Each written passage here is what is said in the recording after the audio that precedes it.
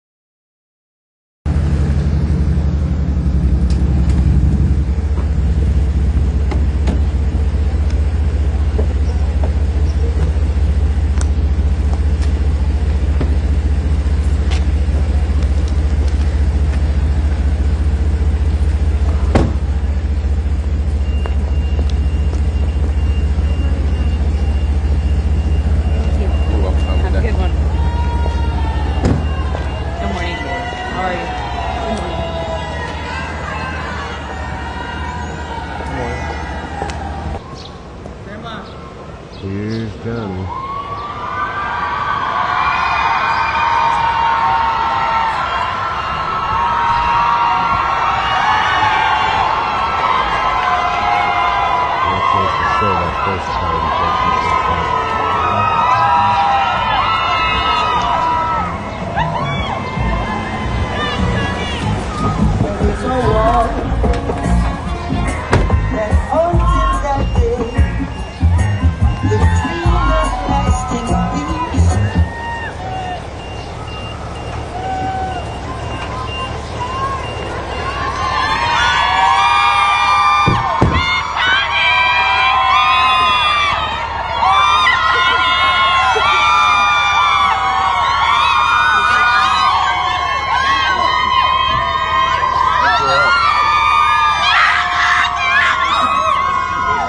Those are relatives, all relatives.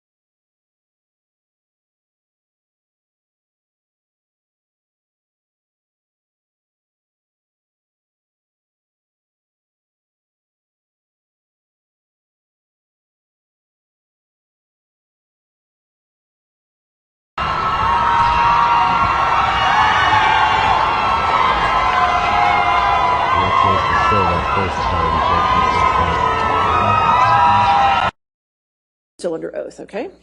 All right, next question. Thank you, Your Honor. Amber, when did the first act of physical violence by Mr. Depp occur? Objection asked and answered. No, overruled. Go ahead. That would have been early 2012. And how did you determine this? I reviewed my therapist's Objection, notes. hearsay. She hasn't even answered it, Your All Honor. right, I'll allow the answer. By reviewing my therapist's notes. Objection, All right, hearsay. I'll sustain the objection. Your Honor, but it's not offered to prove the truth of the matter asserted. It's explaining what she looked at. I'll sustain the objection. Okay. When did you earlier believe the first act of physical violence occurred? Well, I had always believed up until recently that it had started later, that the violence started around early 2013, not early 2012. Now, you testified earlier that the first act of physical violence by Mr. Depp related to the Winona Wino tattoo. Do you recall that testimony? I do. Okay. Does that change your testimony, realizing that this is earlier? Was this, in fact, still the first act? Objection, leading. Sustained. What was the first act? Objection asked and answered. Sustained. How do you remember the first act of violence? Well, you never forget it. That's how I remember it. It changes your life forever. You never forget the first time someone hits you like that. I just had the date wrong. Okay. And how is it that you think you got the date wrong? Objection calls for speculation. Overruled. I'm embarrassed to say I think I would have liked to have believed that the period of time in which I had to fall in love with Johnny, in which we fell in love and he was sober and he wasn't violent to me, lasted for a lot longer than it did. I think I would have liked to have believed that I wasn't hit so early in the relationship and still stayed. He was also sober for a period in 2012, which was a peaceful time for us, in which we fell in love. So I had kind of allowed myself, I guess, to forget that the beginning of that period, 2012, before he got sober, was really violent and chaotic as well. I'm embarrassed to say that. Now, you testified that the police were called multiple times. Other than the May 21, 2016, what other occasions were there where the police were called? They were called in December of 2011. They were called in 2012. They were called in 2013 in March by the landlord. I had sought advice from Laurel Anderson as to whether I should call the police. Objection, hearsay. Sustained. Okay. When you filed the domestic violence temporary restraining order, how many acts of abuse did you allege at that time? I gave the last couple, I believe, last two incidents, maybe three. And why didn't you tell of all the acts of abuse at that time? I was following advice from my counsel. Okay. How many instances of abuse were included in the UK trial? There were 14 acts of physical abuse and violence and 3 acts of sexual abuse. Violence. And why were those 17 included in the UK trial? Well, I was not a party, a direct party. I was a witness, so it was whatever their counsel, the Sun counsel, chose. Okay. When is the first time you were called upon to provide a detailed accounting of as many times as you could recall of physical and sexual abuse by Mr. Depp? Objection, hearsay. That's not hearsay, Your Honor. I'm asking her when she was called upon to do so. Well, the objection is hearsay. Right, but it's not offered to prove the truth of the matter asserted, and it's just asking for date. All right, overruled. Thank you. A few months ago, February in 2022, this year, was the first time I was asked to to do so, other than cold in a deposition. Okay.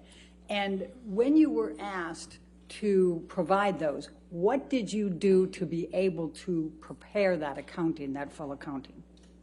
Well, I had the benefit of my therapist. Objection, hearsay. So, Your Honor, she's not saying what the therapist said. I'm just asking. I'll overrule the objection. Thank you. Go ahead. I looked at my therapist notes. I had the benefit of those notes, which we had received in February, as well as I reviewed calendars, photos, text messages, my journals, my diaries, of which there were many. I put all of those together. It took a lot of time to be able to, adequately refresh my recollection and fill in the details over the course of the 5 years we were together. And what did you do when you put that all together? I kind of filled in and collected all of these various pieces of information and gave a fuller account as best I could for each incidents of violence that I had record of. I think it was called an interrogatory. In this case? In this case, All right. excuse Did me. you sign that under oath? I did. Okay. And it was provided to counsel for Mr. Depp? It was. Okay. And was it a pretty lengthy document? It was far too long. And how is it that you didn't just remember all of those events like this? That's not how your memory or my memory works. We were together for 5 years, almost 4.5, and it was a very violent, chaotic, at times very loving, emotional relationship. So as anyone can imagine, there was a lot going on, and unfortunately the violence became almost normal, especially towards the end. It was just, it's hard to say that now, but the violence was almost normal. And, your brain does with trauma what it does, puts it away best you can. So I was frankly, I was shocked to see a lot of the information presented to me through my therapist's notes, because she was taking them in real time. Objection, Your Honor, hearsay. All right, I'll sustain my objection. Okay, we'll move past what the therapist said in her notes. Okay. Now, there's one more. You also provided a declaration in this case early on. Do you recall that, trying to move the case to California? Yes, there was a declaration in 2019. All right. And did you describe some of the events of violence in that declaration? Objection, leading. What, if anything, was said about violent acts in that declaration? I was taking the advice of my counsel. It was to get it moved, I believe.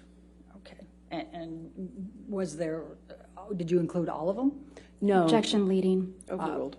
Thank you. No, I did not include all of the incidents of violence. That was not the point of making this declaration. We were making this declaration in an effort to move it to California, because as hard as it is to go through this sort of trial as it is, it's even harder to do so in a place that neither Johnny nor I are connected to. Okay. Now, you testified earlier about guitars, and you said you've never played a guitar. Have you ever played a guitar player in a movie? You could say I posed with a guitar. It turns out I am unteachable. Okay. I'm going to take you to the tape recordings. Why did you and Mr. Depp start taping each other? Well, it was meant to be a way to get to the heart of some of our communication issues, in order to discover in a therapeutic fashion kind of what was some of our issues in our communication. Okay. Now, we heard an audio tape earlier during this trial in which you said the word couch repeatedly. Can you please explain to the jury what that meant?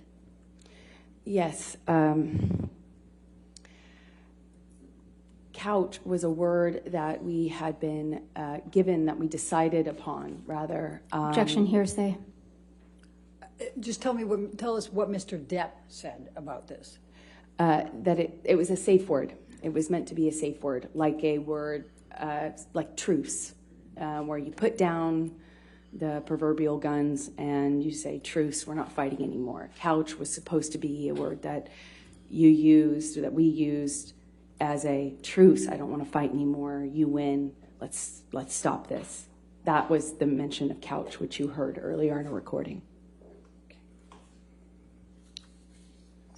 Now, what, if any, discussions did you have with Mr. Depp about threatening to divorce each other or threatening to leave? Objection calls for hearsay to the I'm extent it asking for- calls for misheard statements. I'm asking for discussions with Mr. Depp. Still her. Just tell us what Mr. Depp said. Don't tell us what you said. Can you repeat the question? Yes. What did Mr. Depp say in your discussions about the use of the term threatening to divorce or threatening to leave each other? Objection, leading. Overruled. Well, Johnny would always say the only way out of this was death. But in fights, in particularly heated ones, we had found, we were using divorce in the fight, in some of our heated fights. We tried not to, but that kind of deteriorated after the December incident that I got beat up pretty badly, and after that point, it was used a lot more often. Okay. Now, March 26, 2015, this is after the first Australia trip and after the staircase incident. I'm going to ask, Michelle, can you bring up Depp Exhibit 371A? This is a tape recording, and it's going to be at 1 minute, 1:01 to 2:29. Could you say that times again? Yes, it's 1:01 to 2:29. And if we could, I don't know whether you had turned up that volume. I know it's hard to hear these. Is this in evidence already? I'm moving it into evidence, Your Honor, but these are the tape recordings between the two, which I think we had agreed. Is there any objection to 371A? Your Honor, if you just give me a moment to confirm there's no other voices. Plaintiffs. Yes, that's it. It's not in evidence, though, is it? It's not in evidence, Your Honor, so could you please confirm that there are no other voices? I will confirm that. Okay, all right. And it's Depp's exhibit. Right. It's Mr. Depp's exhibit. Plaintiffs 371A then, any objection? No objection. Okay, 371A in evidence. Thank you. And we may need to, Sammy, if you listen, we may need to turn that volume up. Sometimes your control is a little bit better than what we have, Max. I see somebody who's changing always into different versions of a person that I recognize for a brief moment. And then he slips away. And he disappears. And then I get a different version of him.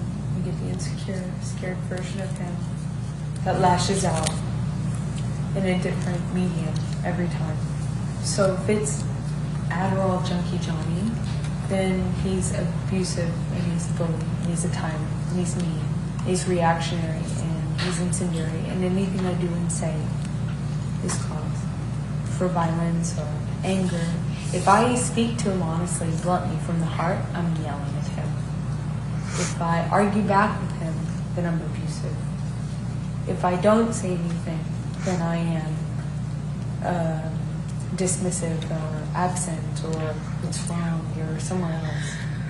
If I engage with him, I'm part of the problem. I'm yelling, I'm mean. If I don't engage with him, then I'm mean. I'm part of the problem. No matter what I do, I'm fucked. Because if I look at him the wrong way, he's a problem. If I say the wrong thing, God knows what it is. I'm the problem.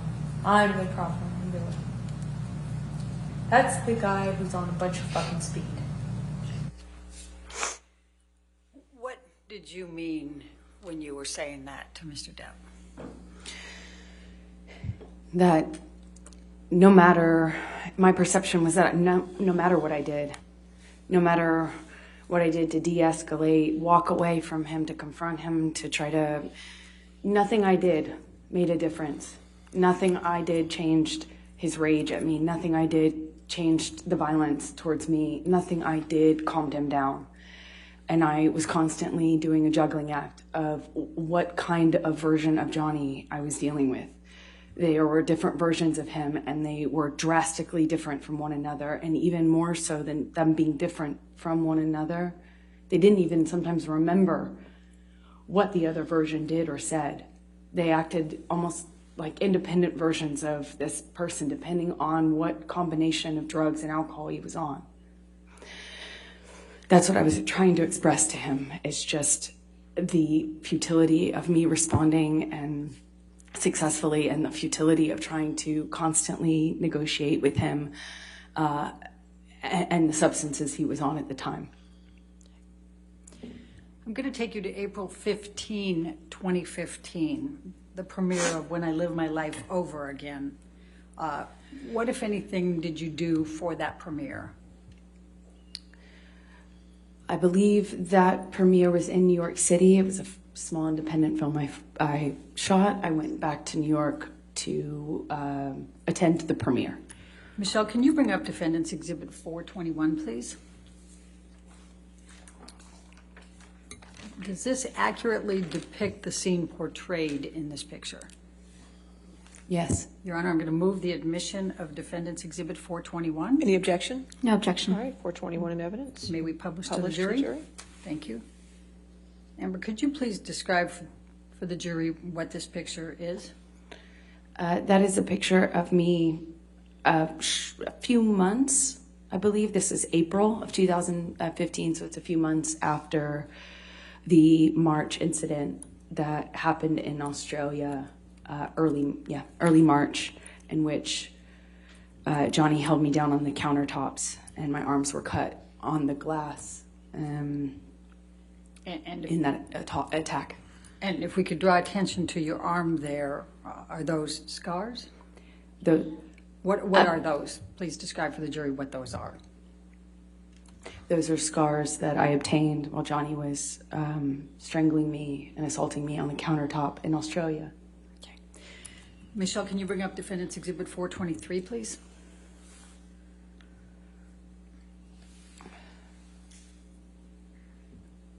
And does this accurately portray the scene shown?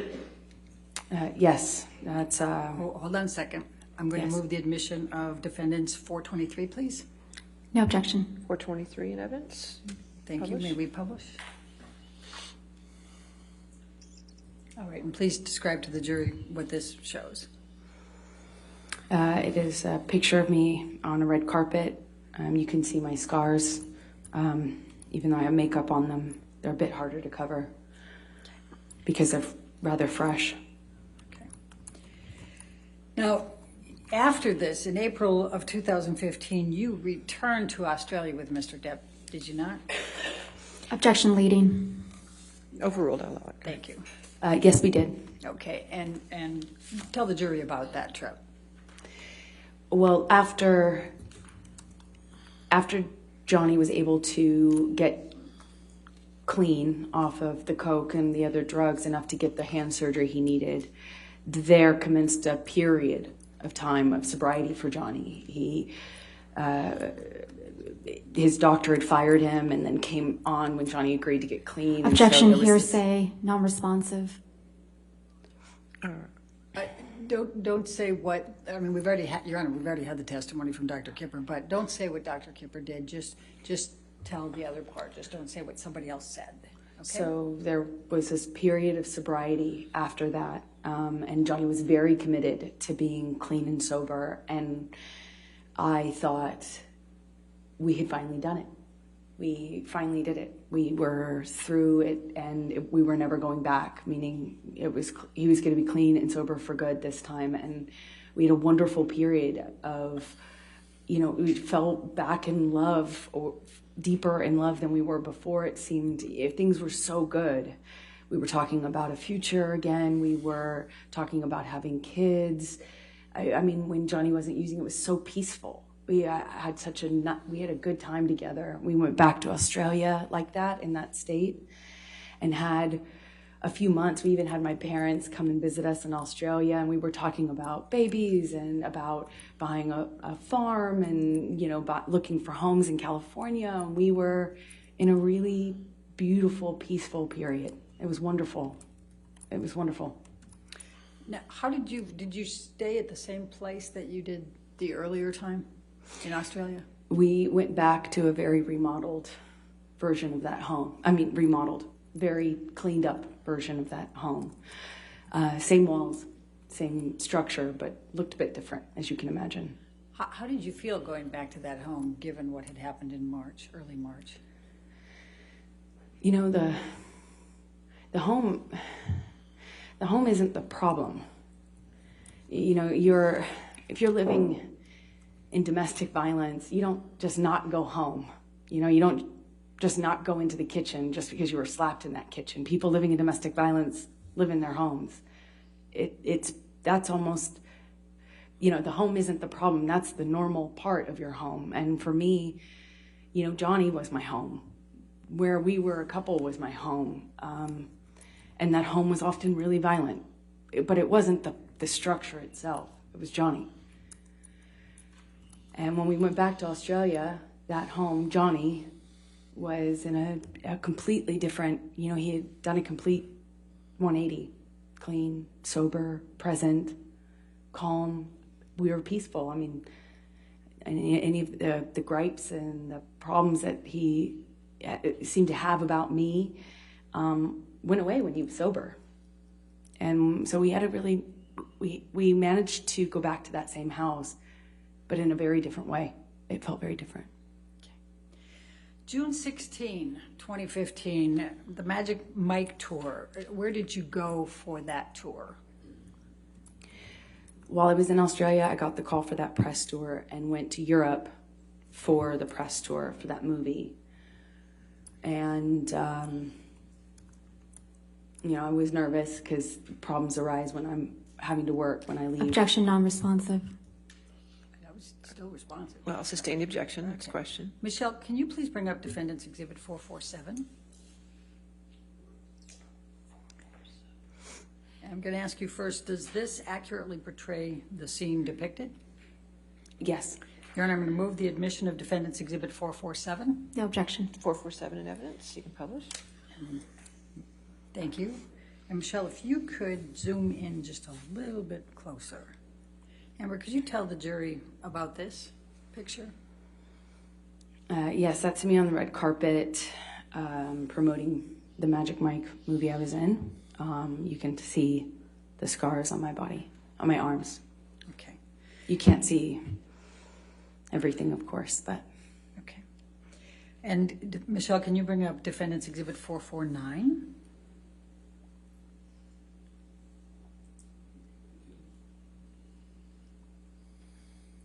And Amber, does this accurately depict the scene portrayed? Yes, it does. Your Honor, I'm going to move the admission of Defendants 449. No objection. All right, 449 in evidence. Okay. Publish. And Amber, could you please describe to the jury what this portrays? This is, you can see the scars on my arm from that attack.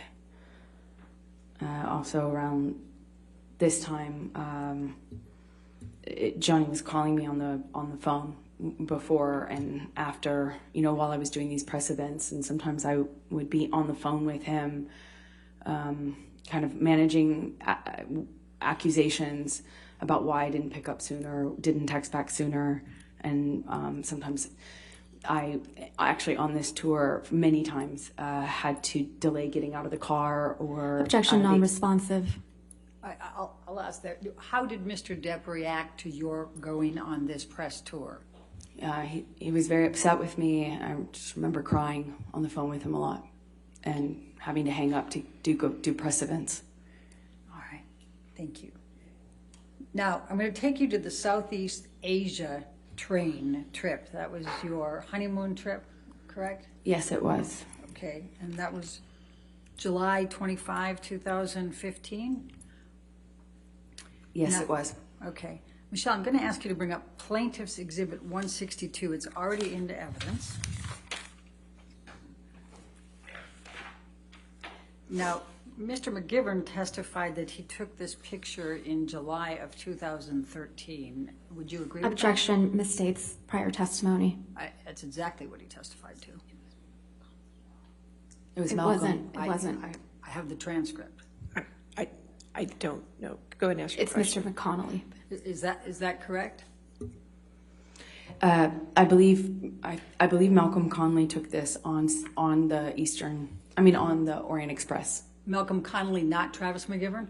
I believe it was Malcolm on that trip with us, yes. Okay, and was it in 2013 or was it 2015? It was in 2015, Okay. July. And please describe, if you can, what transpired during this trip. Well, the train trip itself was peaceful up until Johnny wanted to start drinking brown alcohol. He had already started drinking champagne. When I returned from the press tour, that's what he was drinking, wine and champagne.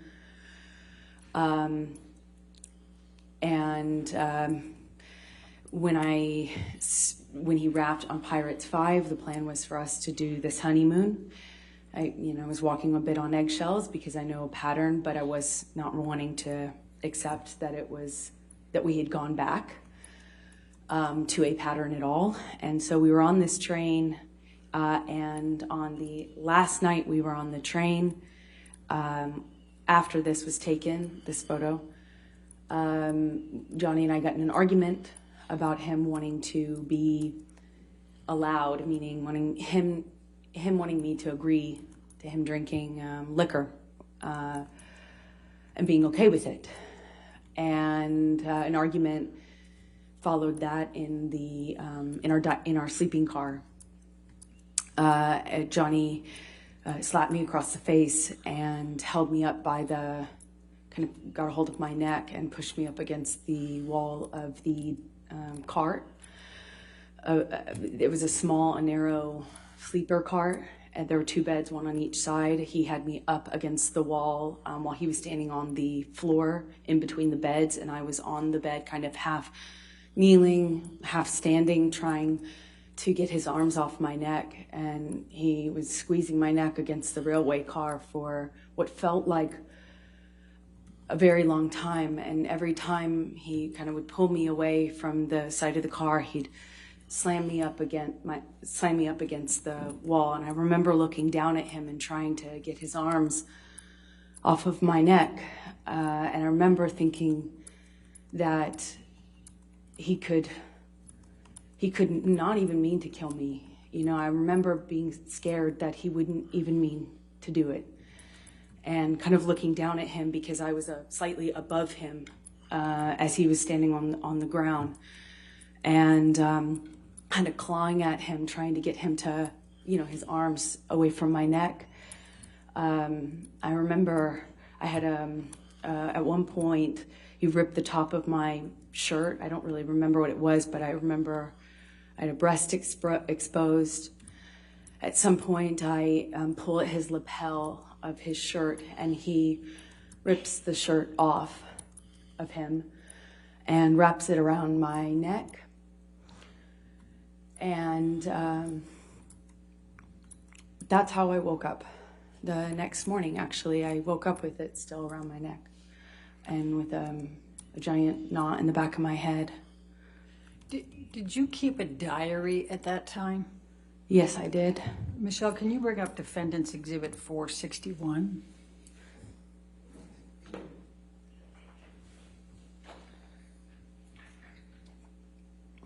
Objection, hearsay.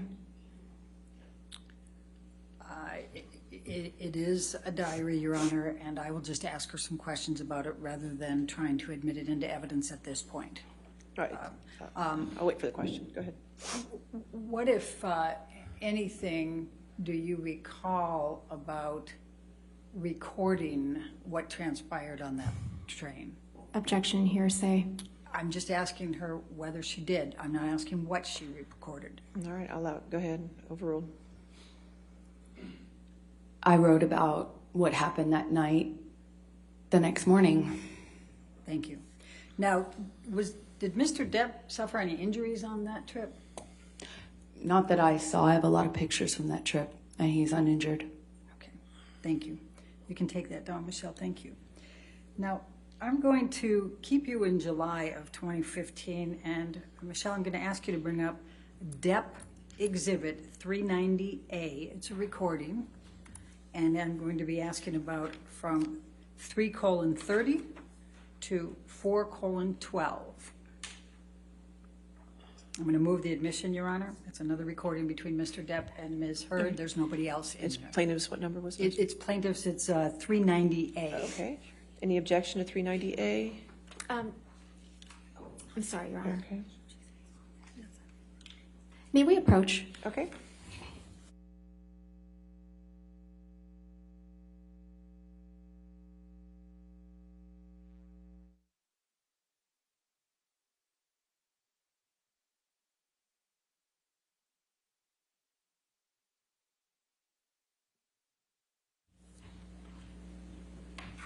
Right. Any objection then? No objection. All right, 390A in evidence. I saw you doing it earlier, whatever. It's fine. It's secretive. It's deceitful. You already you had trouble with me before when you said to me that you didn't feel like you were told when I was recording you. So please stop. You didn't. Please stop. You did not tell me. Please stop. Fucking acknowledge what I'm saying before you keep making demands. You are not a school teacher. Shut the fuck up. Don't Listen shut to me, and then you can fucking respond. Understand? You ain't nobody's fucking mom. You ain't no school teacher. Don't fucking pretend to be authoritative with me. Okay, fine. You don't exist. Leave it on. What were you discussing in that call? We were discussing whether or not it was all right to record each other without the other's permission. And Johnny said it didn't matter anymore, the requirement of that permission from me. I was trying to say, hey, we agreed. Okay. Let's go to August 2015. Please describe your relationship with Mr. Depp in that time frame. You said August? August 2015. August 2015 was a very difficult time. Following the brief honeymoon we had,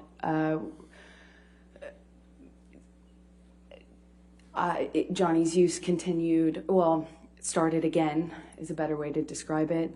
And lo and behold, so did our disagreements, coincidentally, not coincidentally. I got an offer to do a job, which was already a problem, or problematic. I was considering working on a TV series that had James Franco in it. I was asked if I would meet with the people who are making the show. Objection, hearsay. It's not offered to prove the truth of the matter, sir. Overruled. Thank you. And so I was considering taking that job. And there was a possibility it would require brief nudity, which I knew I would have to negotiate down. But obviously that was a problem for Johnny. Didn't want me to do that. Didn't want me to work. And frankly, I needed to. And there was another film I had coming out that I had previously shot. It's called London Fields. It was a source of a lot of fighting between us because of the sexuality in the role. It was a constant negotiation between myself and the filmmakers. They made a film, and Johnny told me that he had heard about it, was unhappy with some of what he had heard. He was unhappy with me having done a sex scene in it that he claimed I didn't tell him about. I did not actually film the scene he was speaking of. He demanded that we watch a screener of it, which is a version of the film before it's released. We got one sent to where we were at the time, Johnny's Chateau in France. It's in a remote part of France. And once again, we're in this remote place, and we're screening this film that I appeared in, and there was a scene, a sex scene in that movie that started before Johnny freaked out because it looked like me. They had used a body double. Unbeknownst to me, without my permission, they used a body double to do a sex scene.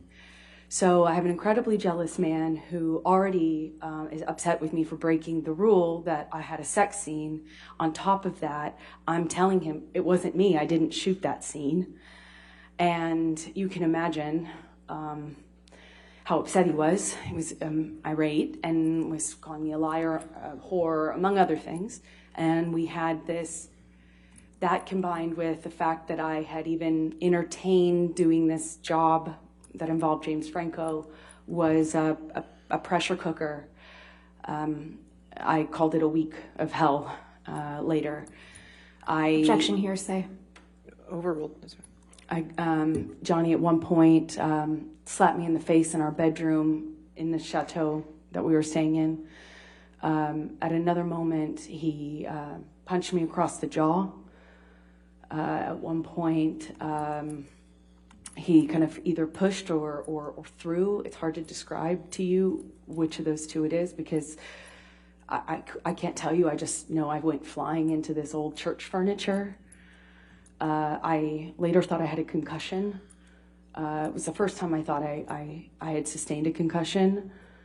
And I wrote about it later.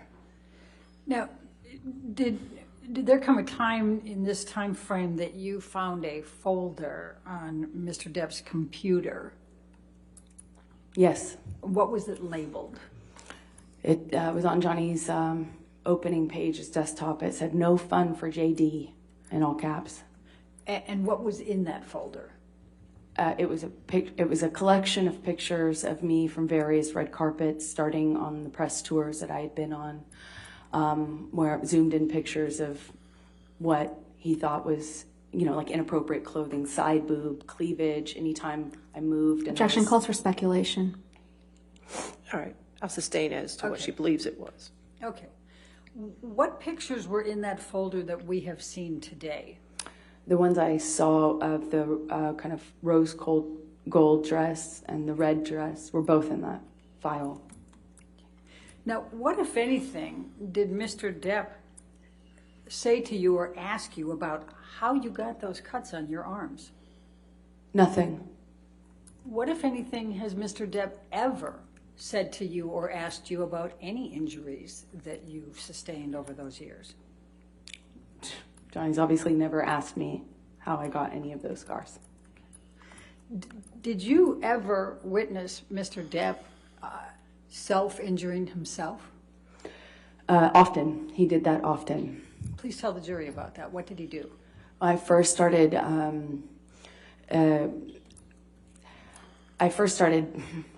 can't tell you what I told my therapist, but I almost called 911 in New York in 2014, August of 2014, I believe, because I thought he had done himself an injury. He often, in fights, would cut his arms or hold a knife to his chest or draw blood superficially at first, but later, like in 2016, especially as our relationship was ending, he also put cigarettes out on himself. He'd flick them at me, and once or twice tried to put one out on me, but mostly he would do it while screaming at me. He once did it right in front of me, screaming at my face as he put the cigarette out on his cheek. Now, I'm going to take you to September 15, 2015, and Michelle, if we can bring up Depp Exhibit, that's Plaintiff's Exhibit 345A. This is another audio recording, and it's 5:54 to 7:55. I'd like to move the admission, Your Honor. Any objection? No objection. All right. 345A in evidence. Thank you. If you can play, Michelle, please. I was gonna pour you one. I'm an alcoholic. You should. I don't have any control over how much you drink. But you don't have any control over whether I tell you the truth or not. Have you changed lately? Yeah, you've changed. Well, your truth is really interesting too. Okay. Yeah. Well, I'm the first Give me a person glass that's of wine, noticed. please, so I can go downstairs. Okay. Yes. Your escape route. I see. Not escaping. I'll be back in 10 Oh, minutes. of course. 15 minutes, just like last time. 15. Just like last time. When I had to pull you out of the bathroom. Well, when you passed out naked in the bathroom in there. Did you pull me out? You tried to. Really? Yeah. Oh, did you get inside? It didn't get inside. Well, how did you try to pull me By out? pounding on the door and waking you up every 15 minutes and then falling asleep next to the door so I could hear you snore in case that you vomited. I could call EMS if you ever stopped snoring. Because you were afraid I was going to die. I thought you would choke on your own vomit, which is very likely with you. Really? Yes, very But I likely. vomit a lot. Yes. What? Yes, you do vomit a lot in your sleep. Even Really? oh, it's news to you? Then this is affecting you a lot more than I thought it was.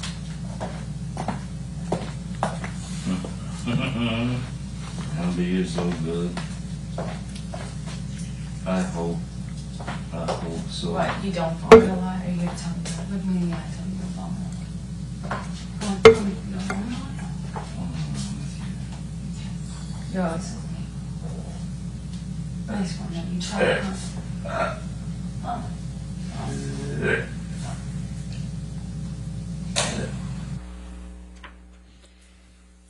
Please explain to the jury what the issue was in this particular tape recording. Well, Johnny at the time was wanting to go and drink downstairs at a bar, and we were talking about 15 minutes because the last several times he had done that, it had been days. He'd disappear on a bender, get really sick, and you know the drill by now, having heard enough from me. So another issue that we were having at the time, or that he was having at the time, that affected me is that he would pass out and vomit, and vomited very, very regularly at this stage. He was obviously drinking again. I'd given up fighting with him on that at that stage. And what I had a habit of doing is turning him over onto his side so he doesn't choke on his own vomit. It's very common for people who do that to asphyxiate. At least that's what I understood. So the advice I got was to turn him to his side, put a pillow underneath his back, and turn his head so that he didn't asphyxiate. And one time I was doing that, and he swung at me, and I told medical. And after I got their advice, I realized I can't say what the advice was, but after I got that advice, I stopped doing that. I tried to, as much as I could, leave him and just be ready to call 911 or help if I heard him choking. And sometimes that happened behind bathroom doors. Well, and that's going to take me to September 27, 2015. Again, Depp, that's Plaintiff's Exhibit 356A, and the recording is 3107 to 3230. I'm going to move the admission, Your Honor. Any objection to that? No objection. All right. 356A in evidence. Thank you, Your Honor. Michelle, thank you. Lie. And that you punched me in the You're right. fucking thing, and you figured in the it face, out. and you said, "No, fucking, no, I didn't. What the fuck are you talking about?" And I didn't watched punch you lie, and then I I didn't said, punch you, and by then the way. I'm sorry that I didn't You, hit punched you me. across the face in a proper slap, but I was hitting you. It was not punching you. Babe, you're not punched. Don't tell me what it feels like to be punched. No, you've been a lot of fights, been around a long time. I know. Yeah. No, when you fucking have a closed You fist. didn't get punched. You got hit. I'm sorry I hit you like this, but I did not punch you. I did not fucking deck you. I fucking was hitting you. You can't I don't know deck what me. the motion of my actual hand was, but you're fine. I did not hurt you. I did not punch you. I was hitting you. How are your toes? What am I supposed to do? Do this? How are your toes? I'm not sitting here bitching about it, am I? You are. Oh, That's the difference you between poor me and toes. you. You're a fucking baby. Because you start You physical are fights? such a baby. Because Grow you, the fuck up, because you start Johnny. physical fights? I did start a physical fight. Yeah, you did, so I had to get the fuck out of there. Yes, you did. So you did the right thing, the big thing. You know what? You are admirable. Every single time. What's your excuse when there's not a physical fight? Then what's the excuse then? You're still being admirable, right? Just by running away? Amber, please explain to the jury what's transpiring in that audio recording, what that's about. Well, there's two different situations that we're referencing in this fight. Two different altercations between Johnny and I involving the door. The first of which we first start talking about, where I'm talking about hitting him, I am talking about what that conversation is about the disparity.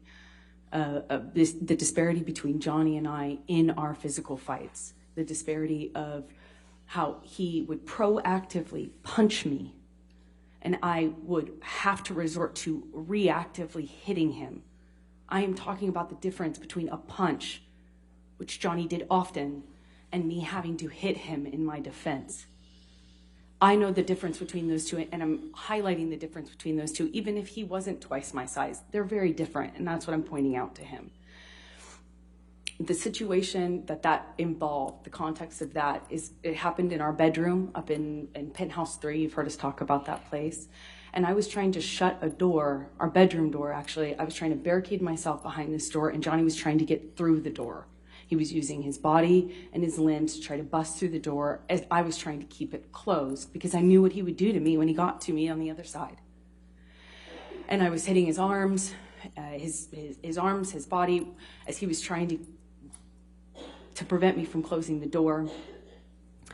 And that is a separate incident that we later talk about in the second half of that recording where we're talking about my toes. That involved a different incident, which was a bathroom door. And it was one of those ones that he was passing out in. And I could hear him passing out, or what it sounded like to me behind a closed doors passing out. I heard a thud. I heard a lot of commotion. I heard a glass break. And I hear what sounds like his body falling against the bathroom door. I open it to check on him, as I was accustomed to doing at that time. Johnny violently reacted to me opening the door, pushed it against me. It ran up over my toes, and he angrily came around the side of the door, swinging at me. I naturally pushed the door off of my feet, responding to the pain and also to the awareness, the knowledge that he was coming for me. Johnny later later he blamed me in his inability to understand what happened, in that he was not in his right mind, and he misunderstood that interaction and tried to blame me for starting a physical fight between us. And he even later went so far as to say, I wasn't even going to hit you. And that was the second door.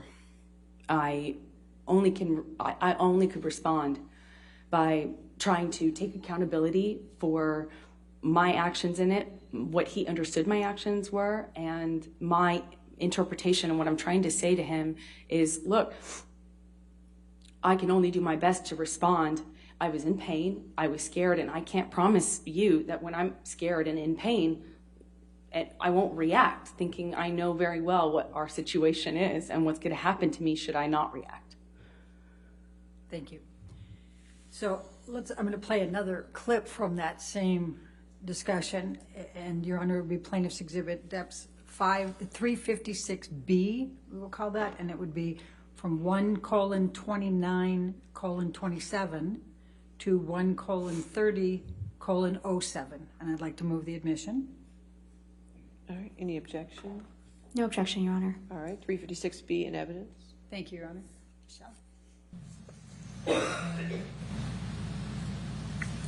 I can't promise you that I'll be perfect. I can't promise you I won't get physical again. God, I fucking sometimes get so mad I lose it.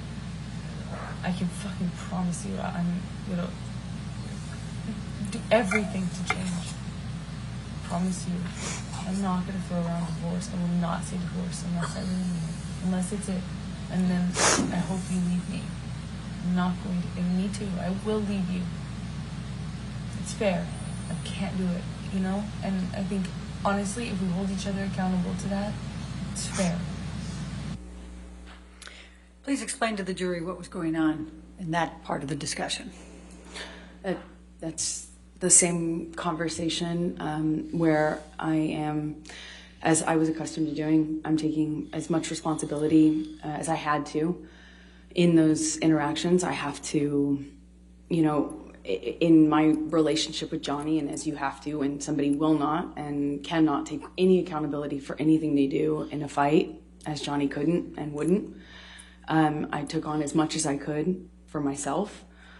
You know, I had the whole relationship been blamed for everything, for his drinking, for him hitting me, for everything in between, blamed for walking away, blamed for staying. I blame myself as well. Blame myself for my part in it, blame myself for staying, blame myself for putting up with it. And frankly, at a certain point, it's easier to take the blame, feels easier. It almost feels better to take the blame for something than to accept the senseless nature of the violence you can't change. You know, it's almost more reassuring to take accountability for it than to accept the senseless nature of the violence that you can't change no matter what you do, no matter what I did. No matter what I did, still hit me. I'm now going to take you to October 5, 2015, and Your Honor, Plaintiff's Exhibit, Depp's Exhibit 393A, it's another recording, 2:40 to 3:43. Move the admission. No objection. All right, 393A, plaintiffs in evidence. The matter is, Johnny, they don't know. None of your friends, whether they saw a tiny fraction. That was the tip of an iceberg. A tip of an iceberg. That was my reaction to, yet again, this happening. That is the tip of the iceberg. And if you want to use that as some sort of like mental excuse or validation of whatever, of telling your friends or whatever they think, or whatever they think about me or whatever, fine. But they only saw a tip of an iceberg. None of your friends Let me ask you and a none question. of this team have actually been there for one of our fights. They've never Oh, boy. actually That's seen. not- that's not true. Really? Have they been in the hallway? Yeah. They've Have heard they everything. seen? Baby, that is absolutely not true. They have not heard everything. Nathan Because could fucking you, quote us. great, he can quote a part of it, but he has not been there. No one has actually been there for a fight in its entirety. No, how could they? No, exactly. So stop using that as some sort of excuse like they see it, they know, they work for you or they're your friends. That Please explain to the jury what you were discussing in that conversation. Johnny would often use the fact that his, paid employees, his loyal staff would back him up in fights, and that he would constantly threaten to call them in to validate him. They threatened to call them to come into the room to have them back up him and say that it was, that my yelling or that I'm at fault, that I'm in the wrong, that it's all me. And he would do that in almost all of our fights, especially by 2015, that he would call his friends and he'd call his staff in to back him up, so that I knew and would accept that I'm at fault and that I'm wrong. And that was, what I had to agree to over and over again, just even hope that we could have a conversation at some point in a more therapeutic sense so we could move the conversation along. That was his MO, if you will. He'd call people that work for him to back him up. I'm going to take you to Thanksgiving 2015. Could you please just tell the jury, and we'll go through this one relatively briefly, but tell the jury about Thanksgiving and any altercations you had with Mr. Depp on that occasion. Thanksgiving 2015, we had friends over. Johnny had Marilyn Manson over, and I had a few of my friends over. We had his son over, and maybe my father. I'm not entirely sure how long he was there. We had dinner together. Johnny was disappearing with Manson, doing coke. Objection calls for speculation. All right, I'll sustain that objection. How do you know he was disappearing with Mr. Manson with coke? That's what I knew of their relationship at the time. And he Objection was calls for speculation. I'll sustain the objection. All right. So Please continue with the he rest got of the up for a longer period of time, not the normal every 5 minutes to go to the bathroom kind, but like he just appeared for a longer period of time. And at this stage, I was really dependent on recognizing the patterns of what he was. I was reliant on trying to figure out what he was on, what combination he was on, so I knew how to deal with him. It was incumbent, on me because it affected my safety. Dealing with somebody who was really high, dealing with Johnny high on coke and speed, meaning Adderall or some version of that, is different from the opiate Johnny, which is different from the booze Johnny, or a different combination. And there was talk of Quaaludes at the time, and Johnny was trying to get it from. Objection, Your Honor, non-responsive. I'll sustain the objection. You want to ask? So I was. Please continue. So I wanted to know what I was dealing with. It was important to my safety to know who. Objection, non-responsive. I think that's why I followed him. Okay. To All right. Your Honor. So what did you do next? I'll sustain the objection. Next question. What did you do next? I went upstairs to the apartment, the main apartment, not the apartment that we were celebrating Thanksgiving in, to try to figure out what was going on. And we had an argument that took place downstairs, and I said something to provoke Johnny. I went up the stairs ahead of him to get back to the party. He grabbed me at the top of the stairs, kind of through the stairs actually, by my shirt. Kind of flung me a little bit, but I just remember I went into the bedroom, kind of retreated into the bedroom.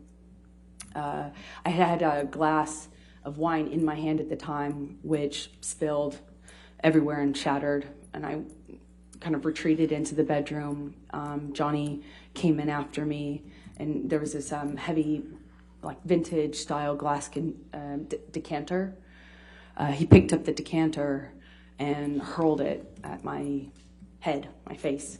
It missed, thankfully, but smashed into a piece of art behind me in the bedroom wall, above the bed. I got past him. I think there might have been a bit of shoving. I can't really recall in the sequence of when that happened, but I wanted to go back downstairs.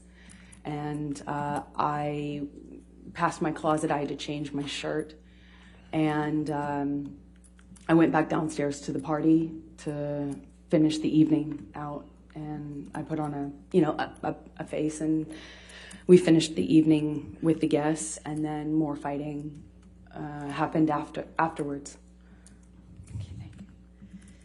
So we talked about December 15, 2015, last Thursday, and also the Bahamas over the holidays. But I did miss one picture. And Michelle, can you bring up Defendants Exhibit 518? Amber, does that accurately depict the scene portrayed? Yes, it does. Your Honor, I'd like to move the admission of Defendants Exhibit 518. No objection. All right, 518, defendants in evidence. You can publish. And this is from December 15, I believe. Could you just please tell the jury what this depicts? Yes, it's a picture of my bruised temple, and Johnny had his hand on my on part of my face with my face down, and he was punching my head. I'm repeatedly punching my head. That's what caused that bruise in my temple. Thank you. Now, we went through the Bahamas before, and you returned from the Bahamas sometime late December, early January, correct? Yes. Okay. I'm going to take you to January, February of 2016. Can you please describe to the jury what was going on with you and Johnny in this January timeframe after this December 15 and the Bahamas incidents? After the Bahamas, Johnny's sobriety fell apart. There was just none of it. It was, so he stopped communicating with the medical team that he had hired. Objection calls for speculation. How do you know that?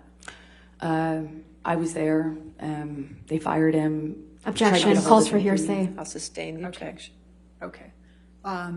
Without telling what the medical people did, go ahead and tell what was going on with you and Johnny.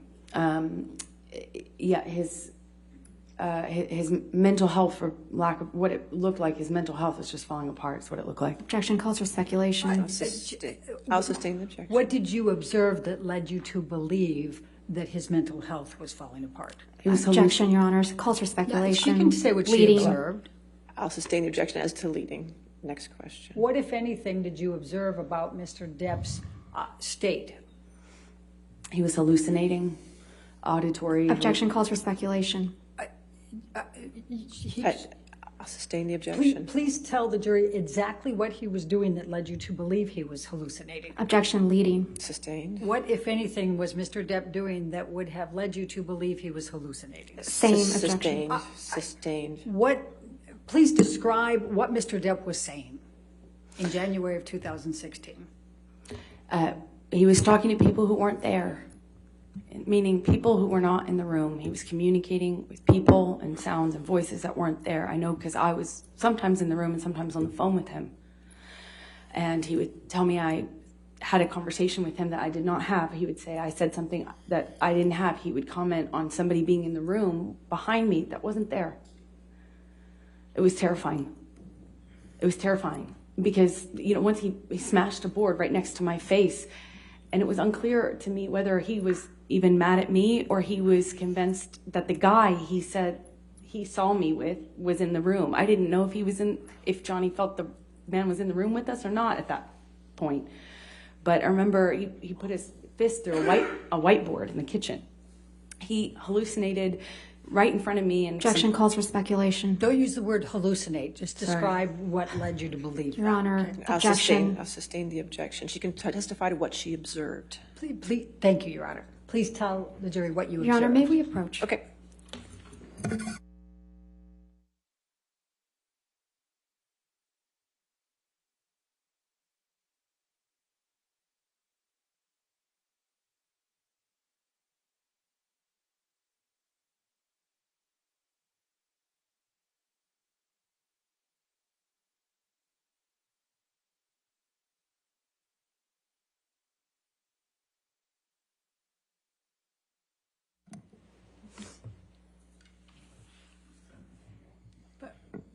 Please tell the jury what you observed. I observed behavior from him that was erratic, irrational, and didn't seem connected to the reality that we were in. Okay. Now I'm going to take you up to the beginning of February of 2016, February 8, February 9. Please tell the jury what transpired then with respect to Mr. Depp. Around this time, Johnny was, again, behaving in a way that was very scary. It was terrifying. And sometimes he didn't know. Objection calls for speculation. I think she can describe what she's. What are you describing what you're observing? Yes. Then please continue. In these kind of discussions I would have around this time, early February of 2016, sometimes in the argument he would accuse me of something, some person in the room with me that had just walked out or I was hiding, for instance.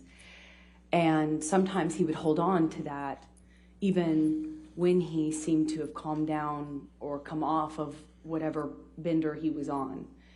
And it was almost as if I had to confront what delusion he had or what belief he had or what accusation he made of me in a new fight altogether. Sometimes he didn't make it clear to me whether he was mad at me or he knew he was mad at me. It was terrifying because I bore the brunt of it. And at around the 8th or 9th, we were in his Sweetser compound, the West Hollywood collection of homes that he has.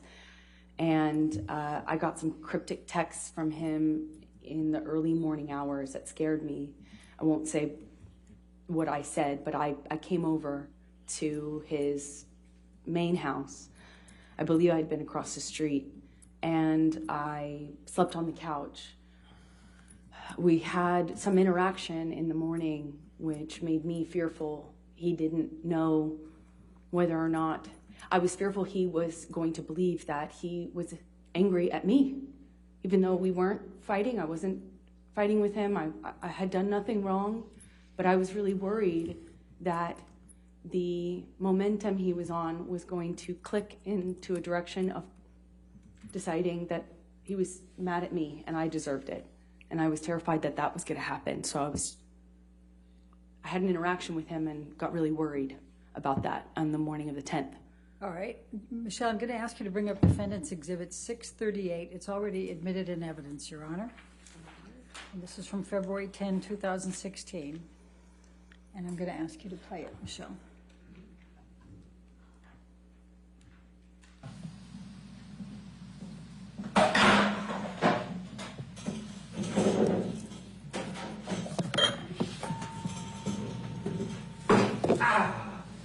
Motherfucker! Motherfucker! What happened?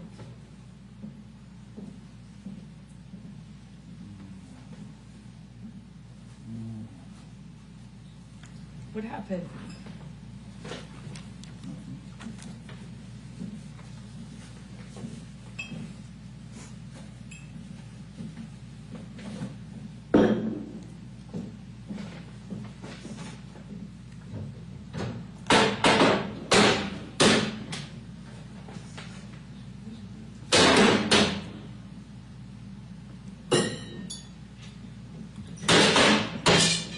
Nothing happened this morning, you know that? Were you in here? No. So then nothing happened to you this morning?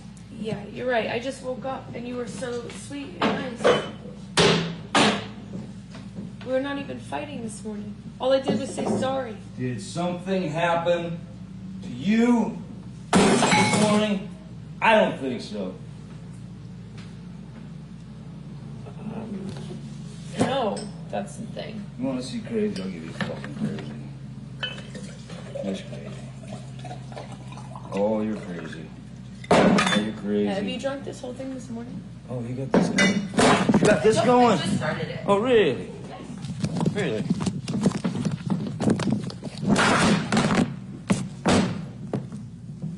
Sneak that shit on me, No, motherfucker. I didn't. You were smashing shit. Oh, bye.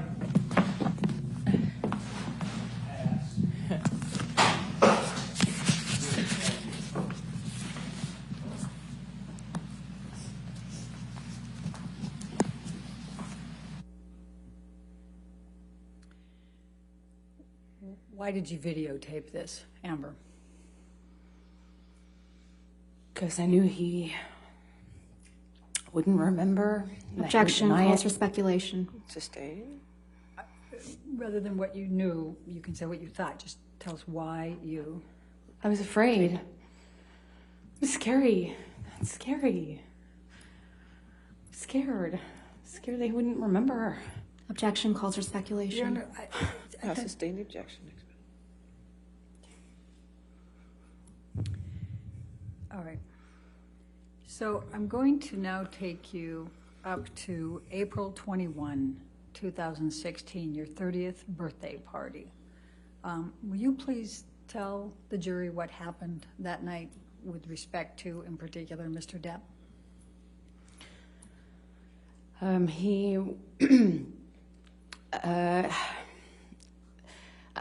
at that time we had a fitting that day or the day before, and he missed it, and he was kind of disappearing at that time, like at night, vaguely saying like meetings. He had meetings, but then he'd be gone for sometimes like 2 days, just not coming home and that sort of thing. Coming home after a bender Calls for speculation worse. as to Bender.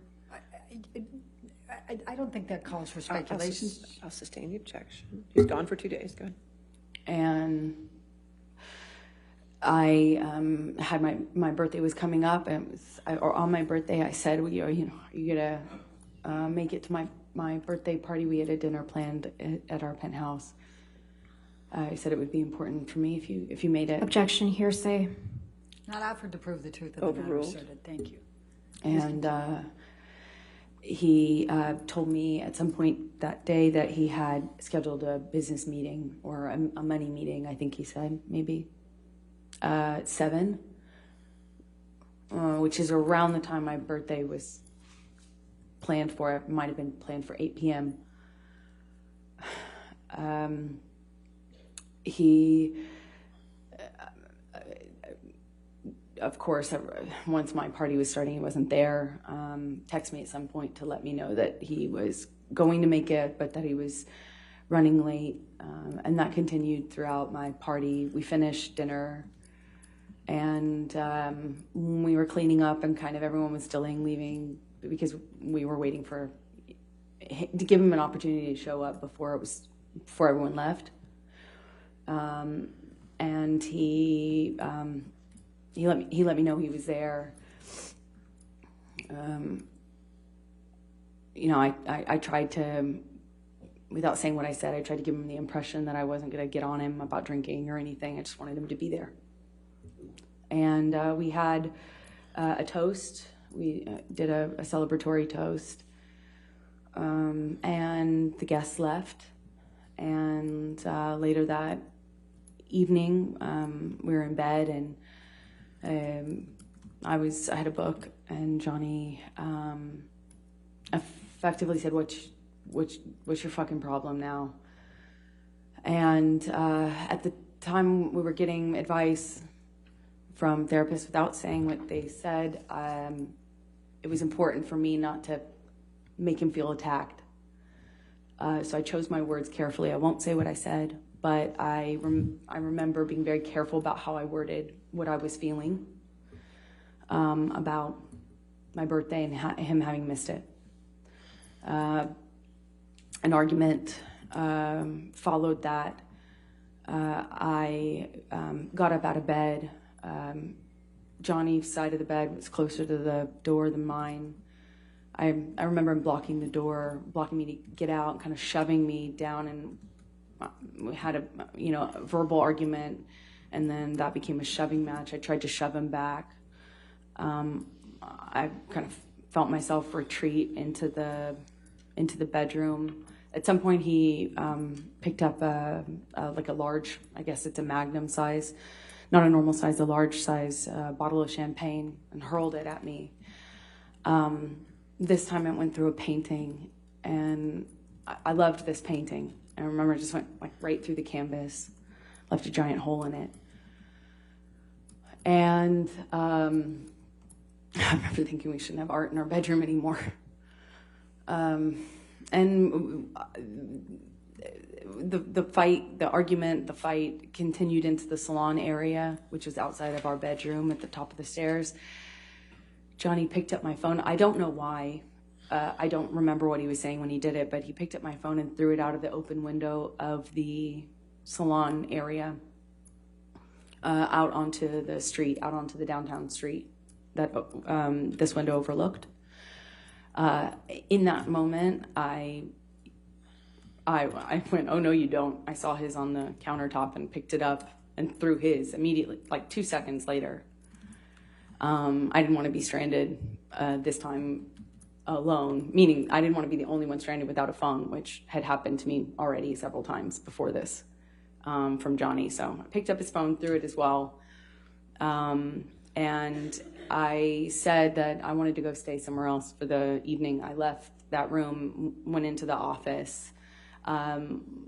We were still screaming names at each other and screaming at each other. And I walk around the side of his desk, and the next thing I know, he has me by the hair, and he pulls me down, kind of, I hit the side of the desk. I remember things flying off of the side of the desk that I hit with my body. I remember trying to fight him off of me. At some point, we're back in my main bedroom, and I believe I was getting my toothbrush out of that bathroom, and when I came out, we had another shoving match, but this one, he kind of like, I remember he chest bumped me in this like bro-y way, chest bumped me and fell to the floor. And when I got back up, he kind of held me down by the shoulders down on the side of the bed, kind of held me, wrestled me down on the bed. I remember I got up once or twice before I ended up on the bed, and he grabbed me, did this thing that he did sometimes, and he would taunt me, grabbed me by the pubic bone, pubic area. Just as best I can describe it is he kind of just pushed me down, held me down by it, and kind of pulled me into it, and he was asking me, kind of taunting me, asking me if I thought I was so fucking tough. I think you're such a fucking tough guy, huh? Are you so tough now? Look who's so tough. You want to be a man? Tough like a man now? That happened for a bit of time. I'm not quite sure. I think at some point he left. I remember at some point shortly after that, I remember he was still in the apartment when this happened, but I remember kind of collapsing on the floor and being exhausted. It's just, I remember feeling exhausted and crying and kind of throwing in the towel, if you will. I remember saying to him, just, can we not fight like this? Like, can we start over? Is there anything that we can do? Like, this is really messed up, but can we just not do this, please? Can we stop doing this? Just don't leave. It's my birthday. Let's just call it couch. Let's call it truce and not have it end like this. I don't want to have it end like this. I was just so tired and hurt. And I remember crying and feeling ridiculous that after this I would be crying and saying these things. I'm embarrassed saying it now. He responded cruelly. He told me it's what I fucking deserve, and that I'd wake up alone, and that no one would ever love me because all of this, pointing to my face or body, all of this was going to go away. No one would ever love me. My tits sag, no one would ever love me, and I better get used to waking up alone. And he said this was all my fault and what I asked for. And he left. I heard him come back in the downstairs. You know, you can hear the door slam. I remember hearing it open and thinking, oh God, is this going to happen again? What's going on now? And then shortly after, I kind of peeked around to the top of the stairs where you can kind of peer into the lower level. And I just see him briefly, momentarily, and he just screams at me, happy fucking birthday, and stormed out. At some point, I walked downstairs and saw that he had also left me a note to that effect. How did he leave a note for you? It was written on a piece of paper as best I can recall, but I'm not sure.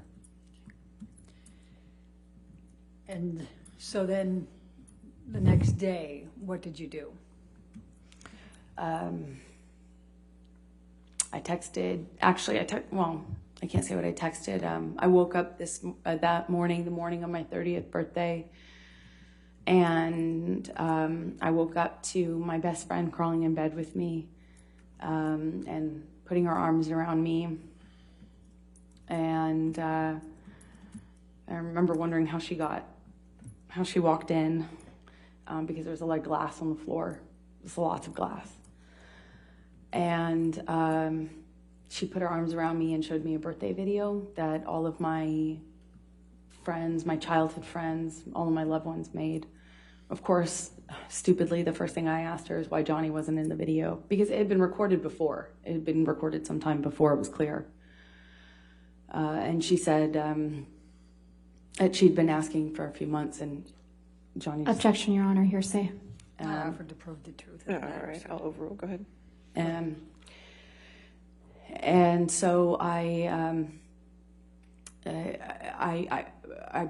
we eventually got out of my bed, and grabbed a few things, and got the dogs. Left for our plans, which our plans had been to go to Coachella, which is a music festival that happens in California. And that had been the plan for a while, that's how we would go and celebrate my birthday. And I remember, as I am accustomed to doing, just trying to move on, and remember in vain trying to put on a brave face and have a good time, even though it was impossible. Let me stop you for a few things. What, if any, plans were there for Mr. Depp to join you at Coachella? He was supposed to drive down, have dinner, stay in the room, maybe do some writing or something like that in the room. At Coachella? At Coachella, where we were. Coachella happens in a different part of California than we lived in. We lived in Los Angeles, and this happens about 2 to 3 hours away. So I finally got in my car back, and I drove with my best friends in the car. And I'm going to stop you again because I just have a couple more questions before we go into that part. You said you brought the dogs. Who were the dogs you brought? Johnny's dog at the time, Boo. My dog, Pistol. We shared them. They're teacup Yorkies, and I believe Raquel, my best friend's dog, which is a mutt. Okay. What, if any, issues did Boo have with bathroom problems, if you will? Objection, leading and relevance. Overruled all that. She had eaten Johnny's weed when she was a puppy and had bowel control issues for her entire life, among some other issues. She was, we regularly had to take her to the vet to try to figure out, well, what was wrong with this dog. Never met a dog that was quite like this. So she had some control issues, hence why she liked to burrow in the bed. She liked to be in the, by the foot of the bed underneath the covers. And it was customary that they slept in bed with us, but Boo, having the issues she had, we have to leave her in bed so that she wouldn't be encouraged to go to the bathroom, which would happen almost immediately once you put her down on the floor. And sometimes it happened in bed too. But yeah. So what, if anything, did you notice about any bathroom issues in your bed before you left for Coachella? Well, Raquel and I were both in that bed with the dogs, and I didn't notice anything, but we left them in the bed while we packed a bag to go to Coachella, so that Boo particularly didn't lose control of her or didn't go to the bathroom on the floor. So we leave them in bed until you're ready to take them outside to the patio, which is their designated bathroom break area. And what, if any, plans were there? How often did you have housekeeping at that time at your house? The housekeepers were there every morning. Okay. Or they came every day, as far as I know. Okay. Now, we'll get you to Coachella, but why did you tell Starling Jenkins that you had been involved in a prank gone wrong? Objection, hearsay, leading. I said why, Your Honor. I didn't say what she said. I'll sustain the objection. Next question. Okay. Did you commit any kind of prank? Absolutely not. Okay. Absolutely not. And why would that not be something you would do? First of all, I don't think that's funny. I don't know what a grown woman does. I was not also in a pranking mood. My life was falling apart. I was at a crossroads in my life that was really serious, and I had just been attacked on my 30th birthday by my violent husband, with whom I was desperately in love and knew I needed to leave. It was not really a jovial time, and I don't think that's funny, period. That's disgusting. And what, if any, understanding did you have of Mr. Depp coming back to your bedroom that night or the next morning? Objection calls for speculation. I'm asking what her understanding was. No, I'll sustain the objection. Okay.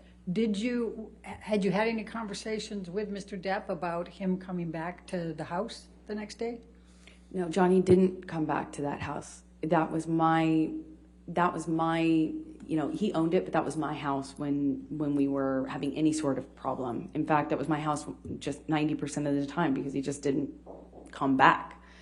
That was not a place that Johnny was going to be in, that Johnny was in, and he had stormed out on my birthday, and as per what we did, he would go and stay at his West Hollywood home, and I would stay at the downtown places. He wasn't going to come back to the Objection calls for speculation. I think she explained her answer on that one. What she I'll sustain thought. just the last part. Okay, next question. Thank you. All right. So let's take you to Coachella. Who drove? I drove. Okay. And who was in your vehicle? My sister, my friend Savannah, I believe, my best friend Raquel, just my girlfriends. I typically surround myself with my girlfriends. It's my sport. Was there any occasion in which you were riding in the vehicle that Starling Jenkins was driving? He picked us up from Coachella in the evening when we, as a group, all were ready to leave. That was the day that we went, which was the day that I took MDMA and mushrooms at the same time. Realized very shortly after what a horrible idea that was, considering the state that my life was in. I highly don't recommend that combination at the time. So I didn't feel like being in a crowd. I didn't feel like being at Coachella. I had intended to try to have a good time despite what was going on in my personal life. And I realized that was just not going to happen. And so I wanted to go home. Meaning to be in a bed. I wanted to be, I just wanted to be held by my best friend and watch a movie. And that's what we did. I didn't feel well and wanted to leave. And when you said you rode back with Starling Jenkins, was it just you, or did you have other people in the vehicle with you? When we left Coachella, it was my entire group. I wasn't ever alone with Starling. I certainly wasn't anywhere near him. I didn't have a conversation with him. I sat in the very back seat with my best friend next to me, and it was a whole group of us. Thank you. Your Honor, I don't know. This might be a good breaking point. All right, that's fine. Okay, ladies, let's go ahead and take our morning recess. Do not discuss the case with anybody, and don't do any outside research. We'll take 15 minutes, okay?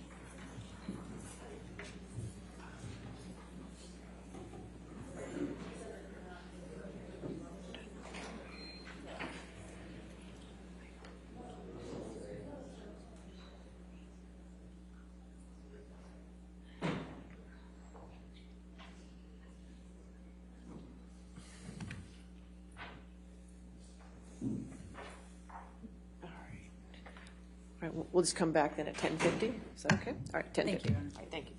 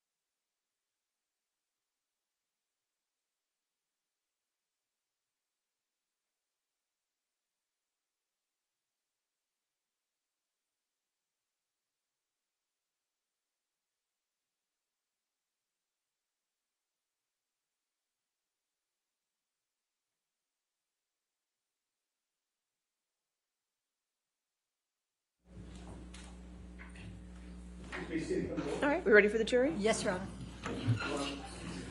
Okay. Sure, sure.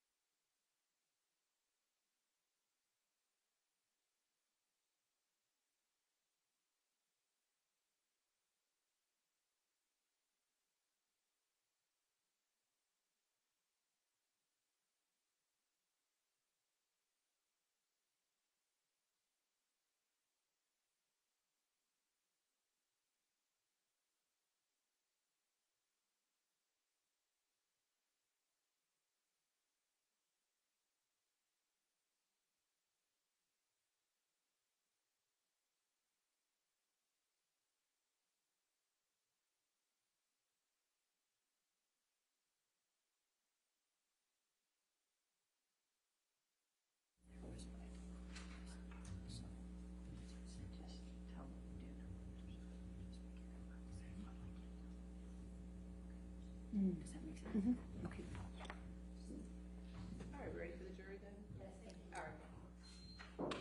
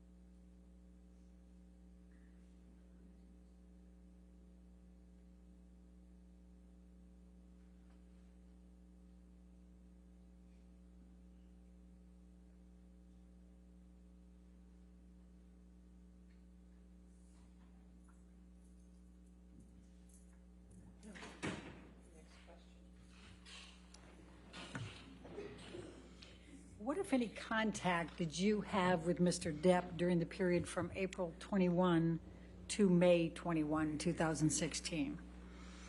I had no physical contact with him. Okay. I'm going to take you to May 2nd, 2016, the Met Gala. Can you please just briefly describe to the jury what a Met Gala is, where it is, and what's involved? It's arguably the biggest fashion kind of celebrity event, red carpet event of the year. It happens every year in New York City. And were you invited? I was invited.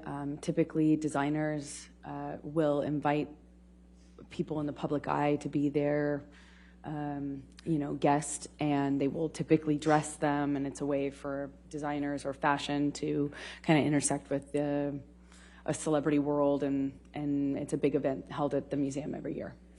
And what, if anything, did you and Mr. Depp do to prepare for that Met Gala?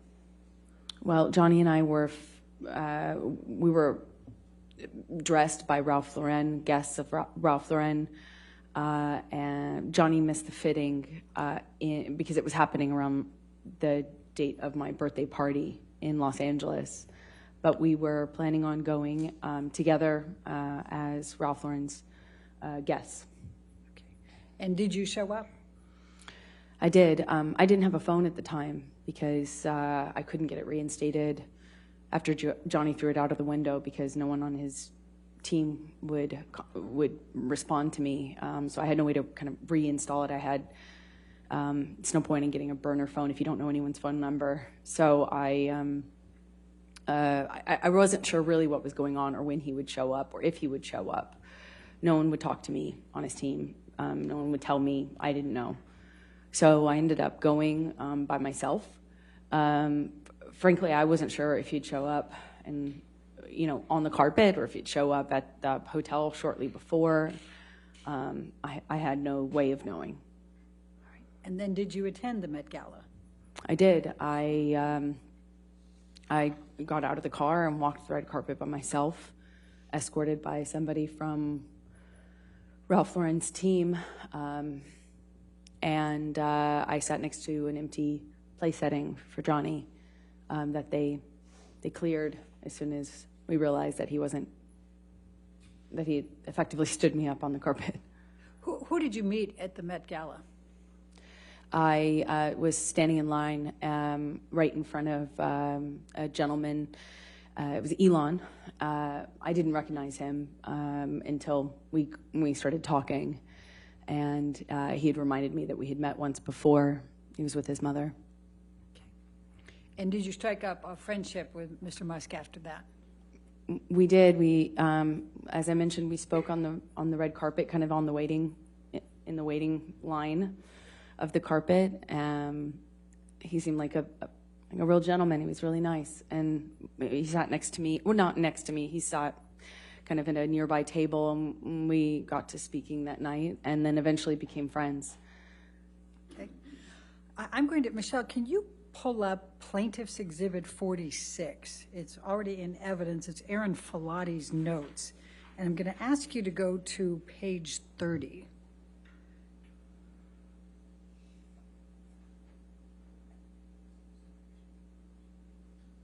And I'm going to direct your attention to the entry for 5/11/2016, where it says, if I can see, here we go. Let me see if I can do some reasonable highlighting here.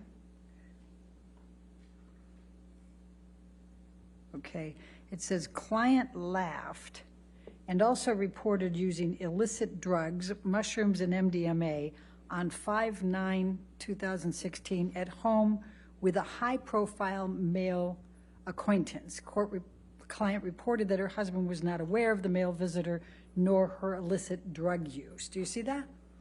Yes, I do. Who was the high-profile male acquaintance that visited your home on 5/9/2016? I don't recall even being in LA at that time. Where were you? I don't recall. I believe I was in London at the time. Okay. Did you have a male high-profile client at your home in or around 5/9/2016? Not around that date. It seems like it's a wrong date. Okay. And did you use illicit drugs, mushrooms, and MDMA with any high-profile client? No, I did that at the Coachella Music Festival, and that was the end of that. I learned the hard way that that was a terrible idea. All right. Well, while we are on these same notes, I'm going to refer to the Coachella, which is up above, and it says it states she ingested mushrooms and MDMA simultaneously while also consuming alcohol, and states she vomited and was high for at least 24 hours straight. Were you high for at least 24 hours straight? No, I was not. I felt awful, but I was at home feeling awful. At home, meaning at the hotel, with my best friend in bed. Okay. Well, while I'm still on these notes, let's go. I know while Aaron Filati was testifying, we recall the 5/21/2016 isn't on here. You'd sent her pictures, correct? Yes, okay. I did. Then let's go to 5/26/2016, and it says, client reports having the hardest week of my life. Client states she cannot deal with the negative media publicity she has received. And then if we can jump that up, Michelle, to the next page, surrounding the divorce she requested from her husband, J.D. Do you see that? I do. Okay. When did you go in for the DVTRO? May 27th. So that was the day after Aaron Filati's note saying you just had the toughest week of your life? That's correct. Okay. While we are still on this one, let's go up to the first page for the client history.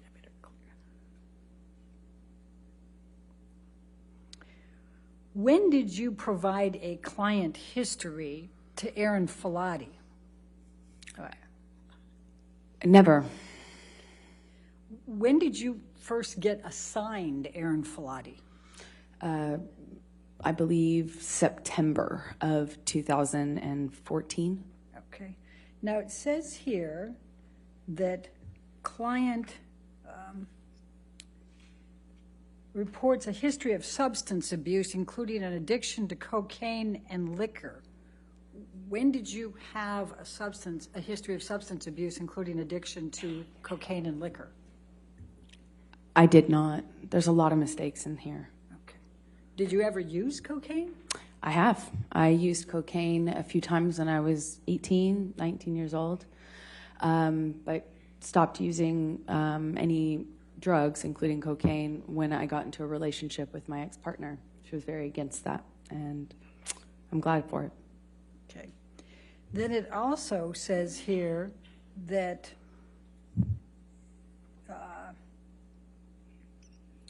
I'm going to move up a little. Here we go. Client admits to history of anxiety, eating disorder, attention deficit disorder, bipolar disorder, codependence issues, and occasional insomnia. When have you had an eating disorder? I've never had an eating disorder. Okay. When have you been diagnosed with bipolar disorder? I've never been diagnosed with bipolar disorder. When have you been diagnosed with codependence issues? I have never been diagnosed with codependency issues, although arguably at the time, from where I stand now, I can see that the relationship I was in with Johnny was certainly codependent. Okay. But I wouldn't have reported that at the time. I didn't know about that. All right, and then can we move up a little bit more, Michelle? Thank you. It has, per report from JD, Debbie RN, Dr. Kipper, client AH has reportedly been experiencing increased anxiety and agitation recently and has had several outbursts of anger and rage. Were you present for this being reported to Ms. Filati? No, this is the detox. Okay. This is Johnny's. And it also says your mood has been labile. What, if any, outbursts of anger and rage and labile mood did you exhibit during the detox? None that she would have seen. None. I was there for Johnny's detox. This is what Johnny was going through. This is not me. Okay. And at the time of the detox, was Aaron Filati your nurse yet? No, I didn't know her, and she wasn't there. Okay. Thank you very much. You can take this down, Michelle. Now, I'm going to take you to May 21, 2016, and I'd like you to describe for the jury what took place that evening in connection with Mr. Depp.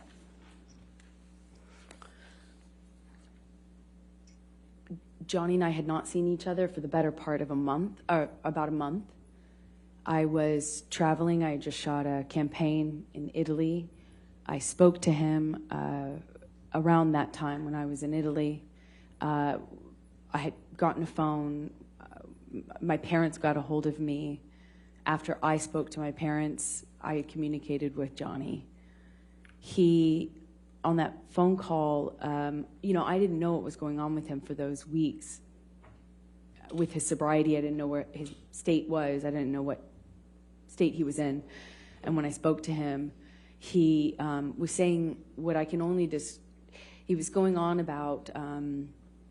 about scientists and DNA and feces, that he had some you know, scientific analysis done and DNA analysis done, and that, you know, as soon as I heard about this feces, he thought that was a prank, and he was going on about all the scientists that he had conferred about the DNA results with. Just thought he was out of his mind, and thought clearly the drinking and the drugs are not getting better. Clearly the delusions aren't better. So Objection calls for speculation. It's not up to prove the truth of the matter. We're talking about what her... I'll sustain the objection. Next question. Please continue. So I hung up from that phone call, assuming that, and then spoke to him once my parents got a hold of me to tell me about Betty Sue. We made a plan, Johnny and I, for him to come over. He said he really needed his wife. He had lost his mother and he missed his wife. He really needed his wife. He said it over and over again. I felt torn. I felt conflicted. I didn't think, obviously, the situation hadn't gotten better with Johnny mentally, and I was afraid that all the work and progress and distance I had finally got on the relationship. For the first time, I had a month of distance on it, you know. I didn't want that to be undone, but I also wanted to be, I was affected by the fact that his mother had passed. So he said he wanted to come over and talk about that, and he said he needed his wife, and we made a plan. We made a plan for him to come over during the day, thinking that might mitigate the amount that he would be drinking. Night is a little bit more dangerous. And in the early evening hours, I get a text from him that he's almost there, or that he's there. I think it was around 7:15 or so. And he came over, and we sat on the couch, and at first it was relatively peaceful. I mean, I could tell he was inebriated, but it makes sense. In my head, it made sense. He wasn't like incoherent. It was peaceful. And then he starts talking about the feces again, and this prank that he said one of my friends had left for him in my bed that he wasn't going to be at. And I tried to point out how that didn't make any sense. I'm not even going to be there. I wasn't there.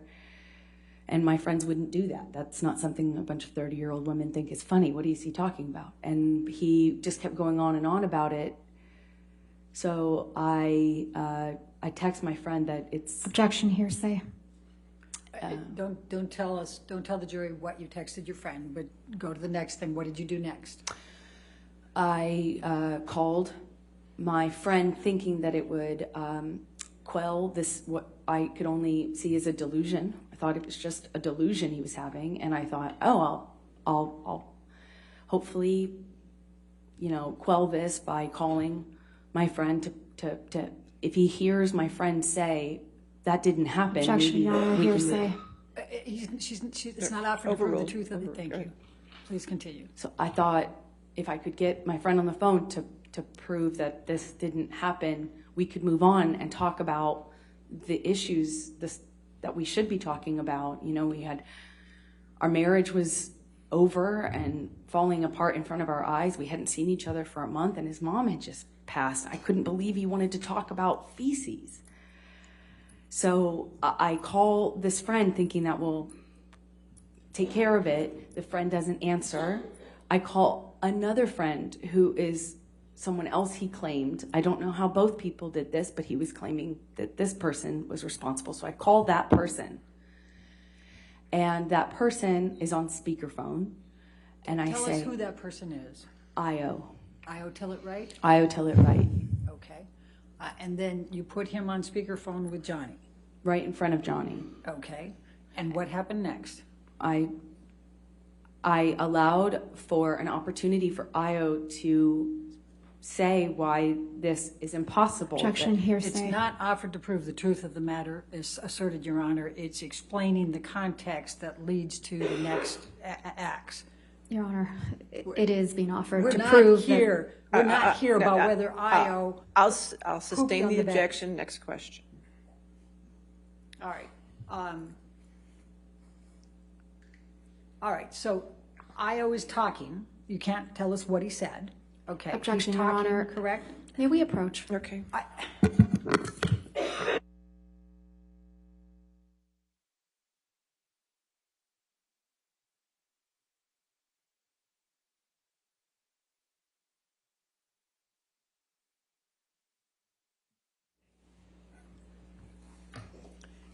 So Io is talking. We can't say what he said. What is the next thing that happens on your end with Mr. Depp? It just made Johnny madder. He got more upset, grabbed the phone, and started screaming at Io. He just started screaming at the top of his lungs, said, "You dyke bitch, you don't know what you're talking," you know, just screaming expletives, insulting names, and telling Io that he can have me and, you know, fuck off, and just screaming at him. That's best I can describe it without getting into the details. He tosses the phone, you know, down on the couch and heads upstairs. I pick up the phone and try to, you know, apologize for the fact that my husband at the time just screamed at my friend on a cold call. I didn't want Io to think that's why I had called Io, you know, to just be screamed at and blamed for something that sounded crazy, for lack of a better explanation. It sounded crazy. Io said something to me on speakerphone, and reminded me I wasn't safe. Objection, Your Honor, hearsay. Your Honor, it's not offered to prove the truth of the matter. It's to show what caused Mr. Depp to be set off and come back. I mean, it's not offered to prove the truth of what he's saying. It's not hearsay. I'll overrule the objection. Go ahead. Thank you. Please tell us what Io said and what then happened with Mr. Depp. Io said, "Amber, get out of the house. Get out of the house now. You're not safe. Get out of that house." Io had been there after the cleanup, or for the cleanup after December 15th, 2015 incident. And Objection, Your Honor, blood out of my non-responsive. pillowcases. I think she can provide the context. I'll sustain the objection. Next question. Okay. So please continue. Johnny hears this when he's on the stairs. He made it up one flight of stairs. Heard this, turned around, came bolting down the stairs, grabbed the phone from my hand, and really started screaming this time. Lit into Io, called Io every imaginable horrible name that you can say to a LGBTQIA person, for one, and any person, any human being ever. I mean, just screamed at Io. Some really nasty stuff, and when he was done, he says, "You know, you want to have my woman now. You want to have my bitch. You can have you take her. You can have her." And he, with that, picks up, just pulls his arm back with the phone and throws it at my face. hit me right in my, it felt like my eye.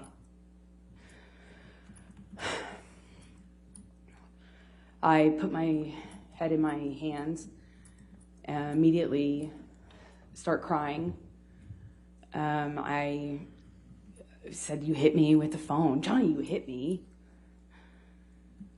And I'm sitting on the couch. I didn't even have time to react, you know. I didn't even have time to put my hands up. I was still sitting cross-legged in my socks on the couch, and I haven't seen him for a month. And last, you know, several times now that I've seen him, he's hit me, and I didn't even have time to react to this.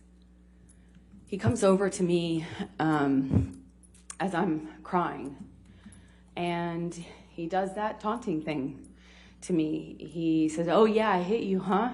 I hit you, yeah?" And he just feels like whacks me on top of my head. Just this heavy ringed hand landed on top of my skull, grabs me by the hair, yanks me up off the couch. I'm struggling to stand up. And I don't know if he was intending to hit me in the face or if he was just trying to grab my face, but he was making this gesture around my face to try to expose my face to him. And he was like, "Yeah, let me see how bad I hurt you. Let me see it. Let me see how bad I hurt you this time. What if I pull your hair back? What if I pull your hair back?" And he yanks my hair back. I'm trying to prevent him from landing the blows to my face. I'm trying to prevent my face from being exposed. And I just remember this mocking taunt he was doing with me as he is yanking me around the room. And then I hear my friend come into the room. I hear her. Johnny hears her too. He lets go of me and turns. And Just tell the jury who your friend is. Raquel, my best friend at the time, who lived in the neighboring apartment, she came in, and Johnny moved towards her, and she ran towards me. Johnny looked at her, looked at me. I retreated to the only place I had to go, which is the corner room where the couch was. I retreated kind of to the couch, and Raquel and Johnny both ran up to me. Raquel got in front of Johnny. She kind of managed to get right in front of him, in between he and I. And I'll never forget it, just very slowly, calm, in just a very slow but very concentrated, very controlled, slow way, just put both of her arms, her hands up like this, and like I've seen people do with horses. That's what it reminded me of. She just went, "No, no, Johnny, no." And she just got in front of us, in between us, put both of her palms out.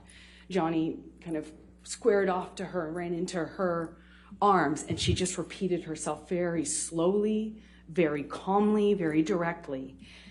He hit both of her arms off of his chest like that and barreled towards me. I instinctively curl up on the couch, and I just feel her arms come around me, next to me. She was sitting on my left next to me on the couch, and I just feel her arms around me. And I'm just looking down at the carpet, feeling her arms. And that's when Johnny, who I can see partially and hear, is right in front of me, and he's screaming at me to get the fuck up. "Amber, get the fuck up. Amber, get the fuck up. Amber, get the fuck up." And every single time he said it, he's screaming it louder and louder and louder. I think he screamed it probably about 10 times, so loudly. The next thing I hear is, "Boss, boss." And I realize that his 2 security guards had come into the apartment after Raquel. I see them or hear them, and Johnny turns to them, and I see Jerry say, "Boss, boss." And I get up off the couch, and I say to Jerry, Objection, Your Honor, hearsay. Not offered to prove the truth of the matter asserted at all. I'll sustain the objection. All right. Next one. So don't tell us what you said to Jerry, just what happened next. Then they tell him something,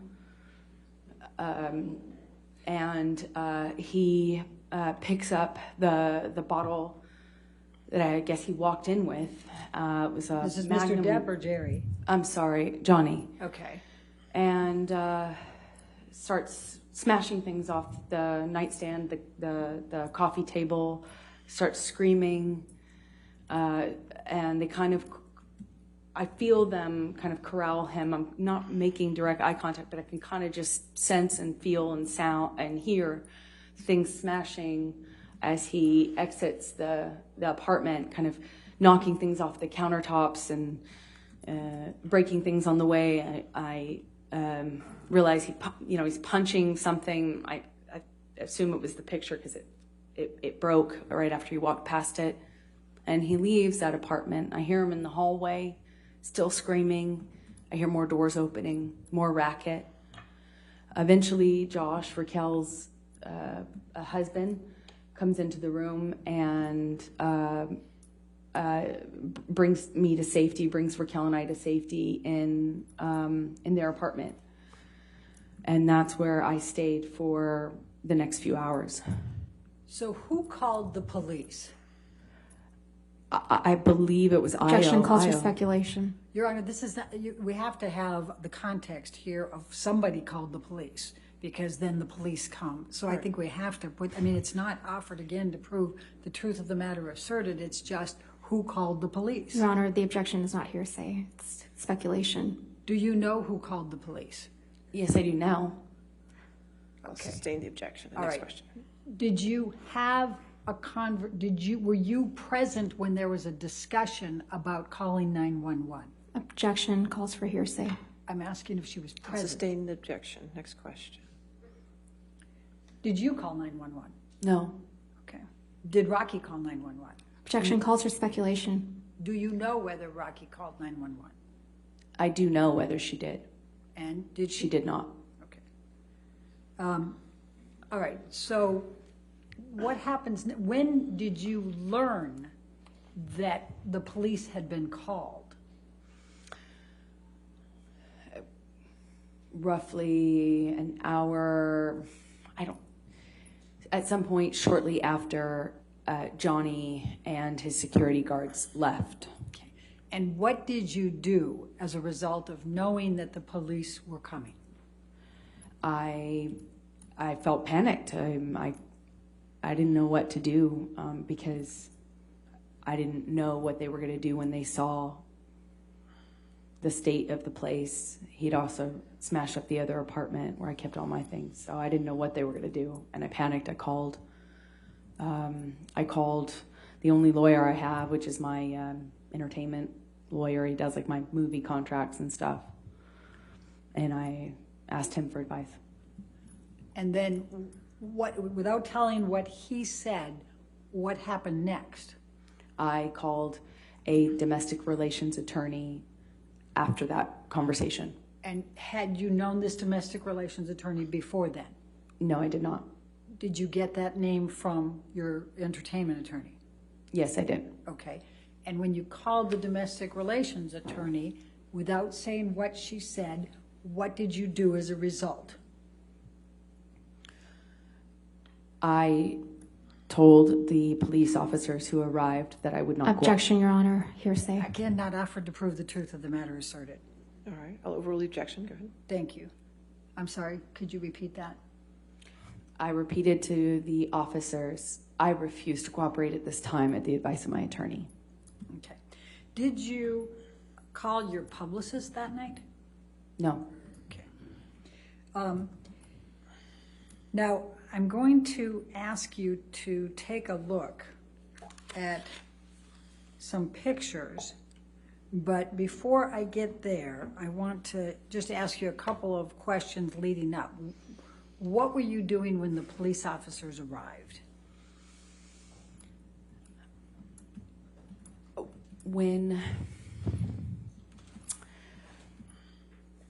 At that time, after I learned that they were coming, my best friend took pictures of me. We took pictures of the house and my face. Okay.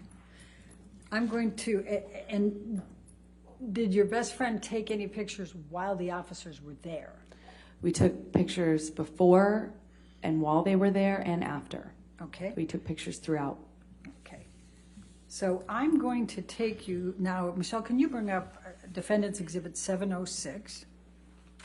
I think we can do the native on this one. Yes, thank you. Does this accurately depict the scene portrayed? Yes, it does. Your Honor, I'd like to move the admission of Defendant 706. No objection. 706 in evidence and published. And would you please describe to the jury what this is a picture of? This is my face after Johnny threw a phone at it. Okay.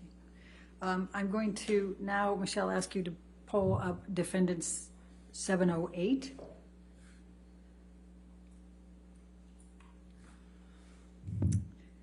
And does this accurately depict the scene portrayed in this picture? Yes, it does. All right. And I also see that there is a little, what we call metadata item on there. How do you get that on a picture? How does that happen? Can you just describe briefly? Objection, Your Honor. That's speculation, lack of foundation. If you want to approach. Yeah.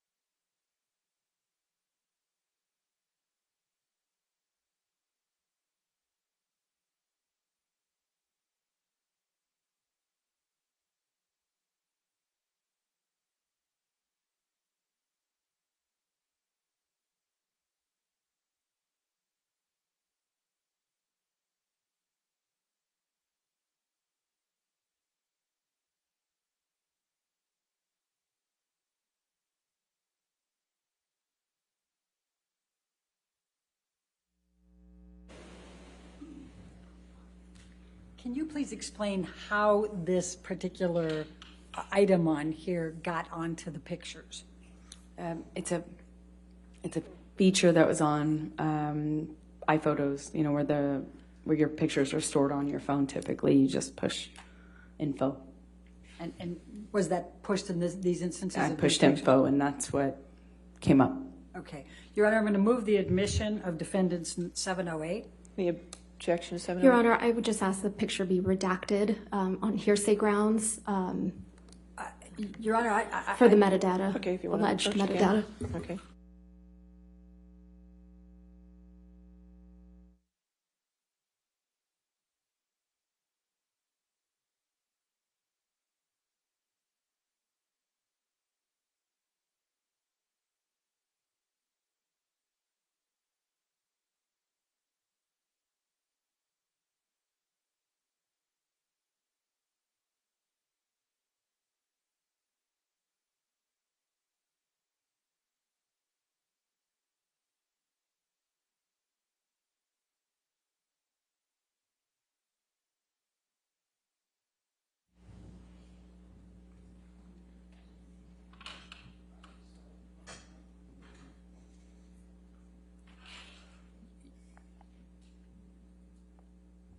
Your Honor, one moment, please. I'm All just right. trying to figure out how to move this fast. Okay, that's fine.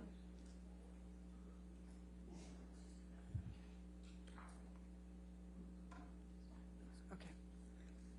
All right. I'm going to move the admission of 708 with the redaction, Your Honor. Okay, any objection to that? There still needs to be another redaction at the top, Your Honor. Okay.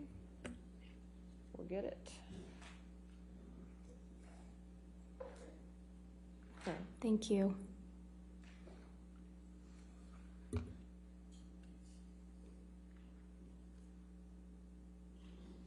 Okay, 708 with the redactions, okay? Thank you, Your Honor. And I would also like the record to reflect that we're publishing this to the jury? Yes, no objection, correct? Okay. Yes. There we go. Okay. I would like the record to reflect that this was the photo that was shown to Officer Sines and Officer Haddon. Objection, Your Honor. That is Your Honor, we that couldn't is put him in inappropriate, Your because Honor. we hadn't identified him. Now the jury should be entitled to know which photo Your Honor, was we ask shown that we as approach. that Okay, exhibit. we can approach. This is inappropriate.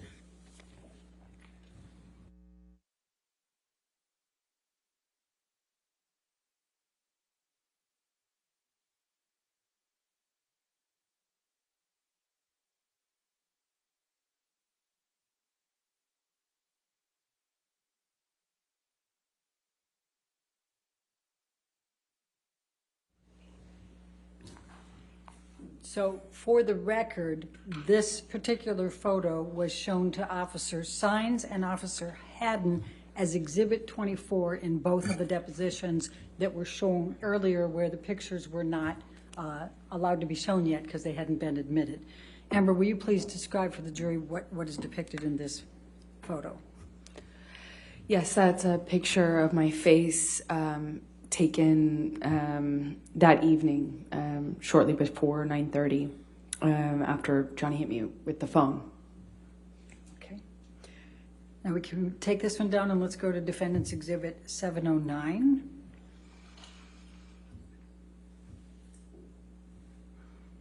And based on the court's ruling, I'm going to ask if you can redact that, Michelle, please.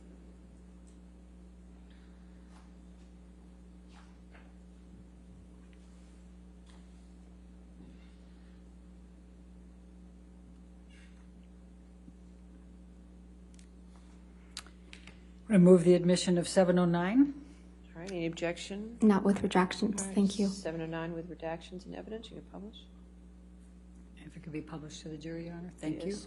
And Your Honor, for the record, this is the photo that was shown to Officer Sines and to Officer Haddon as Exhibit 25 for both of their depositions. Okay. Amber, could you please describe for the jury what's depicted here? That is my face after the phone incident. Okay. It's that night. All right, let's bring Defendant 710, please.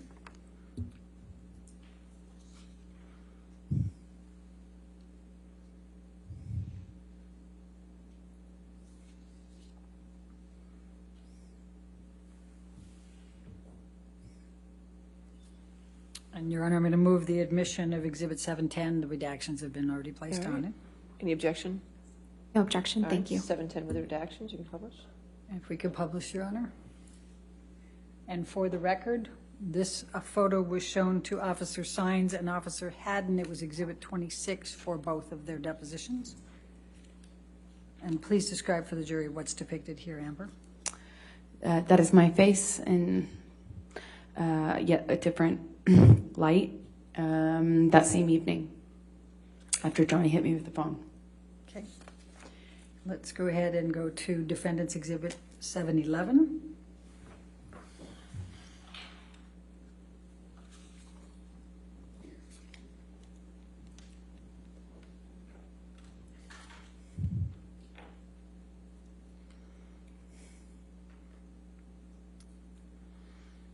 And I'm going to move the admission of 711, Your Honor, with the redactions. All right, any objection? No objection. All right, 711 with redactions and evidence, publish. And for the record, Your Honor, for the jury's purposes, this was shown to Officer Sines and Officer Haddon as Exhibit 27 to both of their depositions. And could you describe what's depicted here, Amber? Yes, that is another angle, another lighting of my face after the phone. And that evening. And when you say angular lighting, what did Rocky do in taking these pictures? Objection calls for speculation. I said, what'd she do? To overrule. Thank you. Raquel took pictures of my face in various places around the penthouse. The apartments have really different lighting, you know, really dark in some places. Anyway, so we just took pictures in different lighting so that we had an accurate portrayal and depiction of what had happened. And why did you take the pictures? Raquel did it to protect me because the cops were coming, and we knew we knew that the police. I think at this point that they were already here. They were with us, but we weren't. Maybe this was right before. I'm not quite sure without seeing the timestamp, but we weren't sure what was going to happen, what the police were going to say, what they were going to do. We didn't know what Johnny was going to do, what he was going to say, so she wanted to protect me. Okay.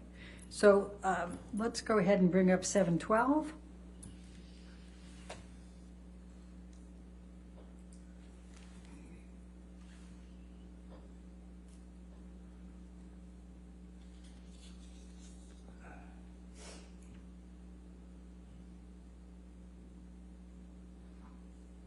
All right, now move the admission of 712, Your Honor. All right, any objection? No, thank you, Your All Honor. right, 712 with redactions, you can publish. Thank you, Your Honor. And please describe what's depicted here. That is another picture of my face, Okay. taken around the same time. Okay. And then let's go to 713.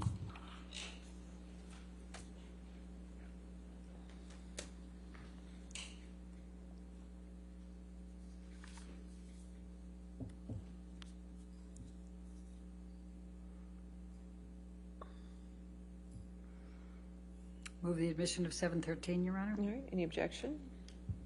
No objection. All right, 713 with redactions, you can publish.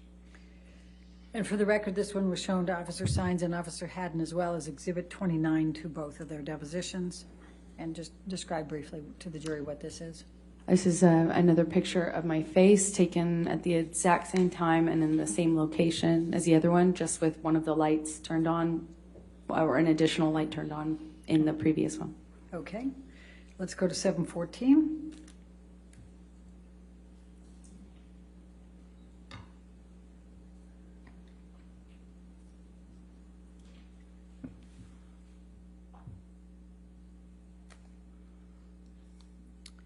Move the admission of 714, Your Honor.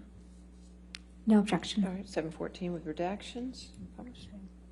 And please tell the jury what this depicts. This is another angle of my face or another picture of my face taken at a different time. I don't know if this is later or before because I can't see the time on it. Okay. You can take that down. Let's go to 715.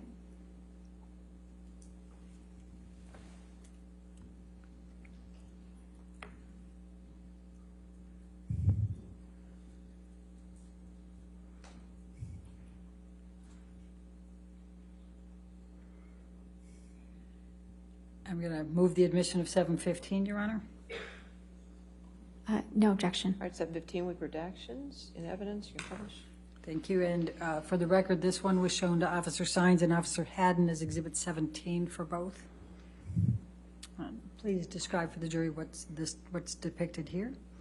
That is a picture of my face. Some point later on in the night, it looks like that was taken in Rocky's apartment, or in the apartment that she was staying in.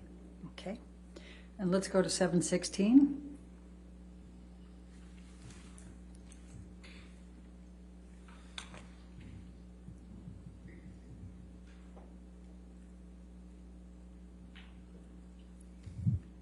Move the admission of 716. No objection, Your Honor. All right. 716 evidence as redacted. And Emma, could you please tell the jury what this picture depicts? Yes, it's the business card that one of the police officers left for me in case I changed my mind and wanted to comment. Okay. And with the pictures that we have just seen before this, were they taken before the pictures of the police card, the card that was left, after, or do you know? Objection, compound. It's not. And calls for speculation. Your Honor, compound is overruled. Thank you. We took pictures before, during, and after. And the question I had for you is the pictures you've seen so far, were those taken before at the time of this, before this card was presented to you and you took the picture, after, or do you know? Some of them were, but without seeing all the timestamps, I can't tell exactly. Okay, that's fair. Thank you. Okay, and then I'm going to ask you to take this one down and go to 717.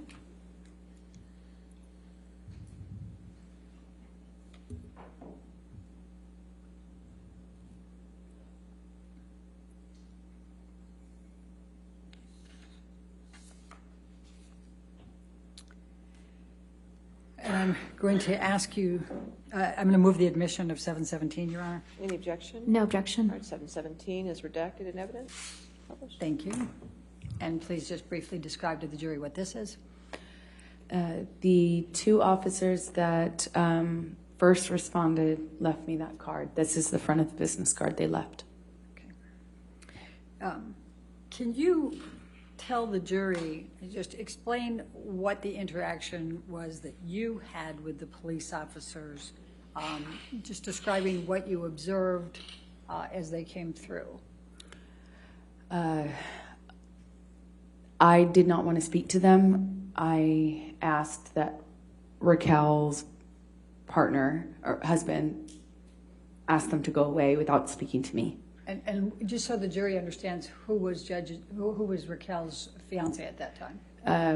His name is Josh Drew, and he and Raquel lived in the apartment at Johnny's invitation across the hall from us. Raquel had keys. We kind of shared keys. They were our neighbors, but had keys to our house. Okay. So why didn't you want to cooperate with the police?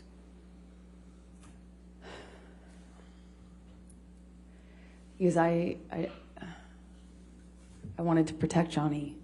I didn't want him to be arrested. I didn't want him to be in trouble. I didn't want the world to know. I didn't want this to come out. I didn't want him to be in trouble. I didn't want this to be... I wanted to protect Johnny. Let's go to Defendants Exhibit 1374.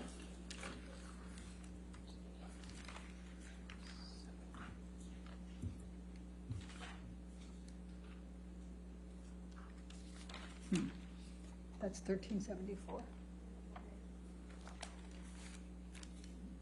One moment, Your Honor. All right.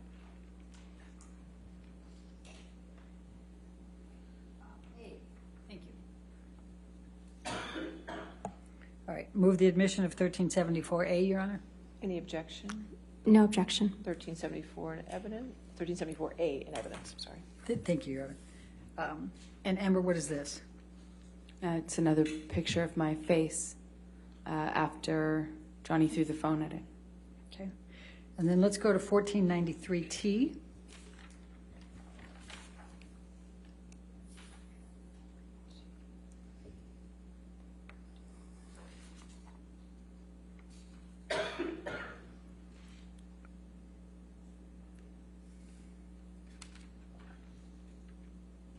And move the admission of 1493T.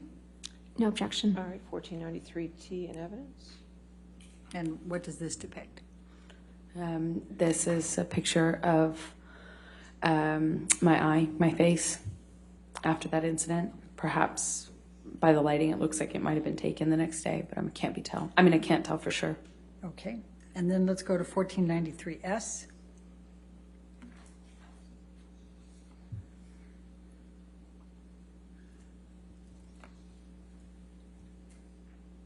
And move the admission of 1493S. No objection. All right, 1493S in evidence. Published. And what does this depict? And this is another picture of my eye and side of my face. Now, were there also pictures taken of the property that you described Mr. Depp destroying or damaging? Yes, there were. Okay. Michelle, can you bring up Defendants Exhibit 700? And based on Your Honor's rulings, we will take off the metadata.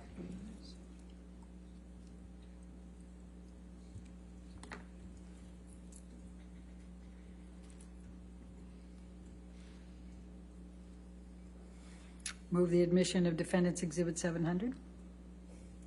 No objection with redaction. 700 with redactions. You can publish. Can you please describe to the jury what's depicted in this photo? Yes, my friend was preparing for a bead show and had displays to show these bead necklaces she made. And she needed some counter space in order to kind of set up the displays that she was going to use the next day. So she asked me earlier in the day if she could use the free counter space in that penthouse, penthouse 5, to kind of set up those display racks.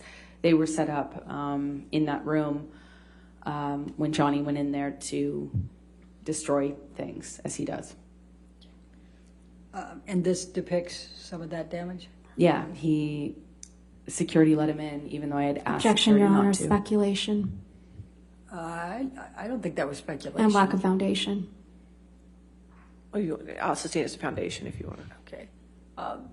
So what's depicted, what's the damage that was done? Well, because Johnny would always smash up my things and destroy my property when he was mad at me. I had asked that they not let him in so that he could do that. I mean, the only purpose for him to be let into penthouse 5 in that state, he doesn't have property in there. The only reason for him to go in there would be to destroy it. And they, of course, let him into penthouse 5. Objection, Your so Honor. that he could go. Yes, ma'am. Lack of foundation. All right, I'll sustain the objection. Next question. Just tell the jury what he did here that's depicted in this. This is just a one corner of the room that shows the destruction. He just went in there with this bottle swinging and smashed a bunch of things. Objection, Your Honor. This is speculation. All She hasn't established that she was there. I'll sustain if you want to lay a foundation. It's fine. Okay. Did anybody else, to your knowledge, go in there and do this? Objection, Your Honor. Calls for speculation. I'm trying to lay the foundation here, Your Honor. I'll sustain the objection. Next Well, question. let's do this. Never mind. We'll let somebody else tell who did it, okay? Sure. Just all I'm asking here is what is the damage? What has been done that's depicted here? This is just one of Raquel's bead racks that he Objection, smashed. Your Honor. Speculation. I'll sustain the All right, objection. let's go to 701.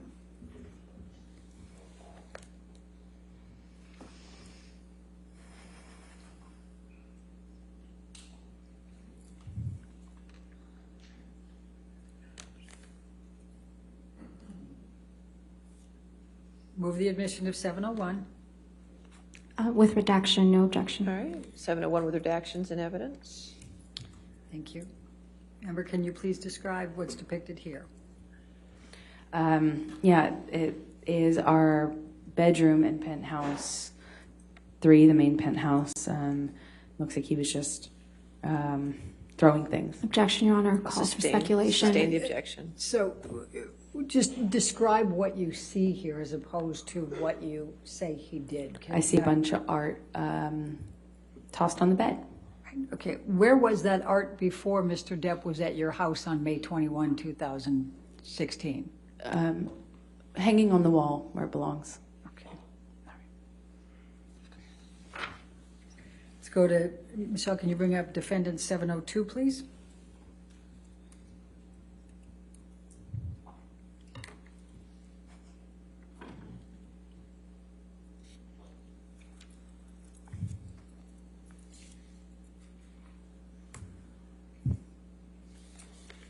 Oh, Your Honor, and I forgot on the last two. For Defendants Exhibit 700, that was shown to Officer Sines and Haddon. It was Exhibit 39 to both of theirs.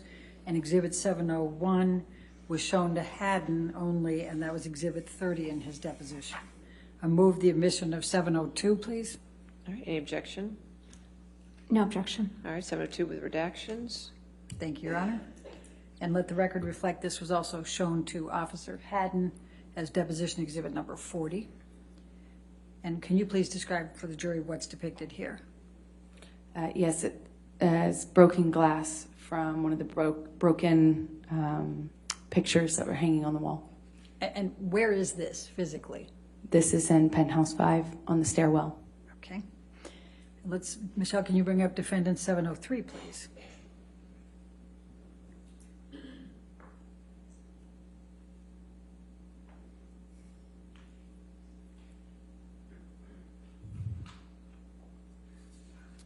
Move the admission of defendant 703.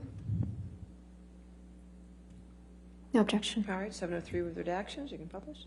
Thank you, Your Honor. And let the record reflect that this was shown to Officer Sines and Officer Haddon as Exhibit 41 for both of their depositions. And Amber, please describe for the jury what's depicted here. It's another photograph of the stairwell in the same apartment, Penthouse 5, which is the apartment where I kept my things. Okay. And is that glass on the stairway? Yes, from one of the broken picture frames on the wall. We had a lot of I had a lot of picture frames on the walls, and many, if not most of them, were smashed. Okay. Let's take this one down and go to 704, please. Defendants. Michelle, thank you.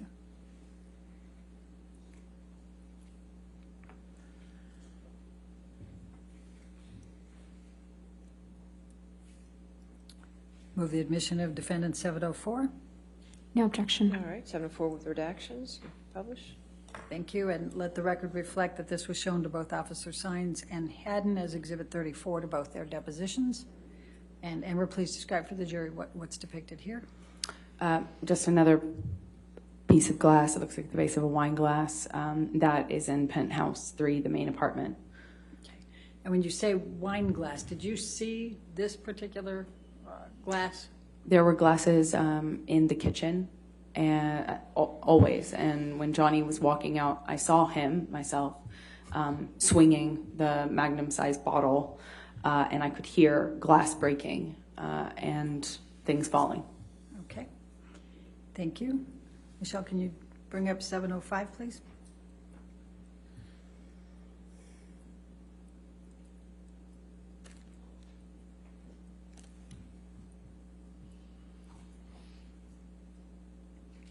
Move the admission of 705. No redaction. No, excuse me, no objection. All right. And let 705 in evidence. with Thank you, redactions. Your Honor. Thank you. Go ahead. And let the record reflect this was shown to Officer Haddon in Exhibit 36 of his deposition. Amber, can you please describe for the jury what's portrayed here? Things knocked over on the kitchen countertop, and I see pieces of broken glass on the countertop as well. Okay. Let's go to 707.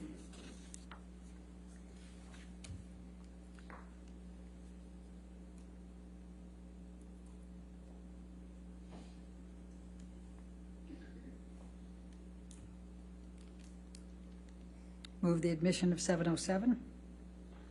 Any objection?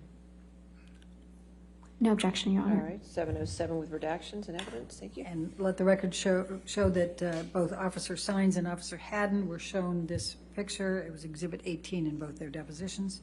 Amber, could you please describe to the jury what's depicted here? This is the hallway leading up to the apartments. So this is the hallway that connects all of the apartments. It's kind of an indoor-outdoor sort of hallway, meaning it's covered, but it's exposed on the far ends of both to the elements. So this is not carpet. It's like a plasticky. I don't know how to describe the material. It's like a plasticky kind of netting, not netting. It's difficult to describe, but it's a kind of an outdoor sort of carpet. All right, and what's depicted there?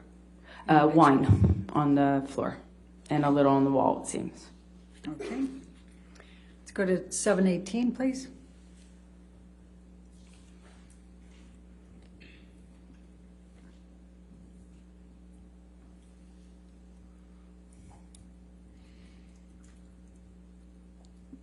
Move the admission of 718. No objection. All right, 718 with redactions and evidence.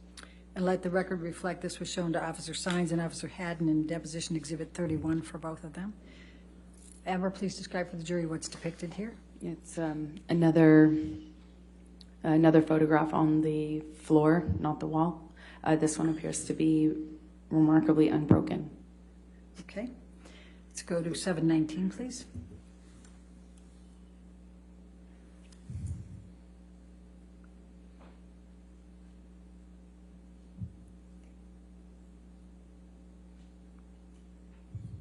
Move the admission of defendant 719. No objection. All right, 719 with redactions. Thank you. Thank you, Your Honor. And let the record reflect that this was shown to Officer Sines and Haddon in their depositions, Exhibit 35 to both. And Amber, please just describe for the jury what's depicted here. It's one corner of the kitchen in penthouse 3. Looks like one of the things that was knocked off of the kitchen island when Johnny left. Okay. Let's go to defendant 720, please. Thank you, Michelle.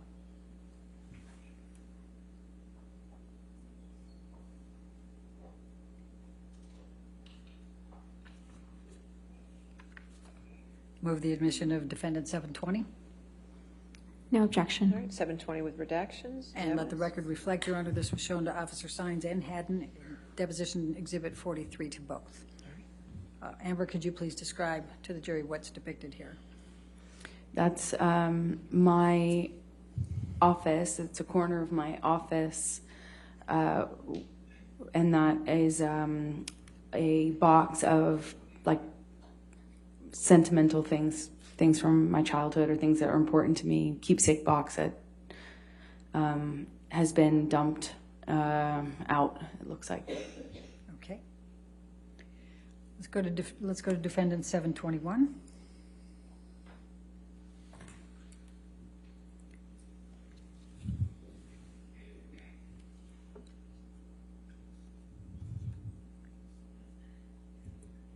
Move the admission of defendant 721.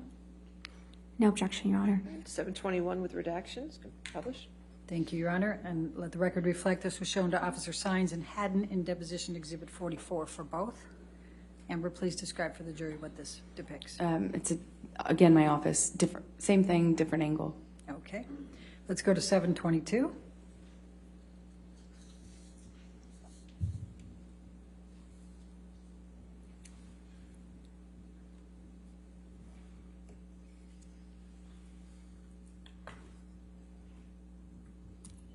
Move the admission of defendants Exhibit 722. No objection, Your Honor. All right, 722 with redactions and evidence. Thank you. And let the record reflect this was shown to Officer Sines and Officer Haddon as deposition Exhibit 42 to both. Amber, please describe to the jury what's depicted here. That's a picture of my friends and I when we were at that London house that Johnny punched. Okay. You saw him punch this? I heard it. Okay. All right, let's go to 723, please.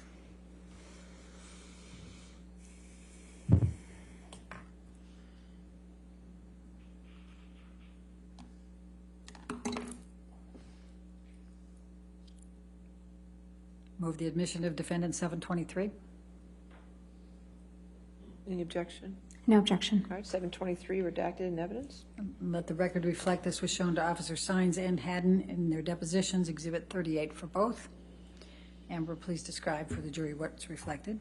One of the, it looks like a Magnum bottle of wine that is empty or spilled on the floor. Can you tell where that is located? It looks like it would be penthouse 5. Okay. Let's go to 724.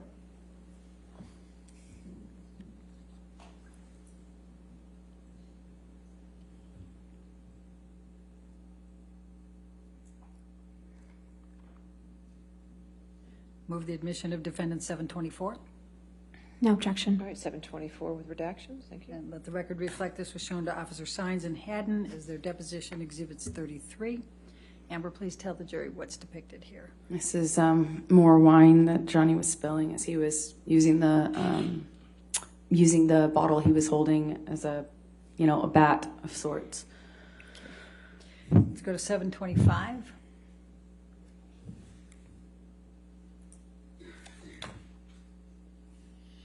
We're almost done, just 2 more. Promise.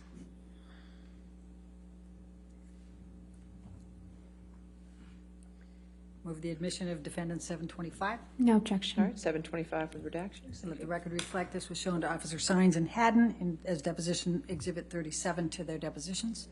Amber, please tell the jury what's depicted here. More spilled wine on the floor. This looks like Penthouse 5. Okay. And the last but not least, Michelle, please, Defendants 726.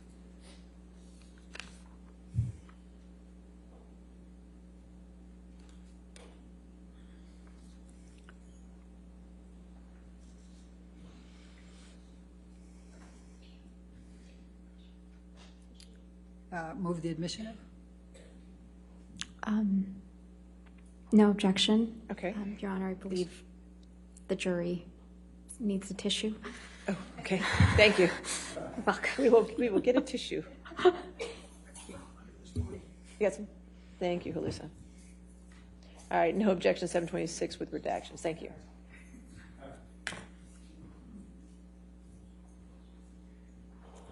All right, and let the record reflect that this one was shown to Officer Hines and Haddon as Deposition 32 exhibit to their depositions. And Amber, please just describe to the jury what's depicted here. More spilled wine on the floor. Penthouse 3 appears. Okay, thank you. Now, when the police officers were there, did either of them take you aside by yourself and talk with you? Yes. Which one, or both? The male officer I did not have much interaction with. The female officer said she needed to speak to me by myself, pulled me aside. We went into Penthouse 3, the main penthouse, to speak there because I had been in Penthouse 1, Raquel and Josh's apartment up until that moment.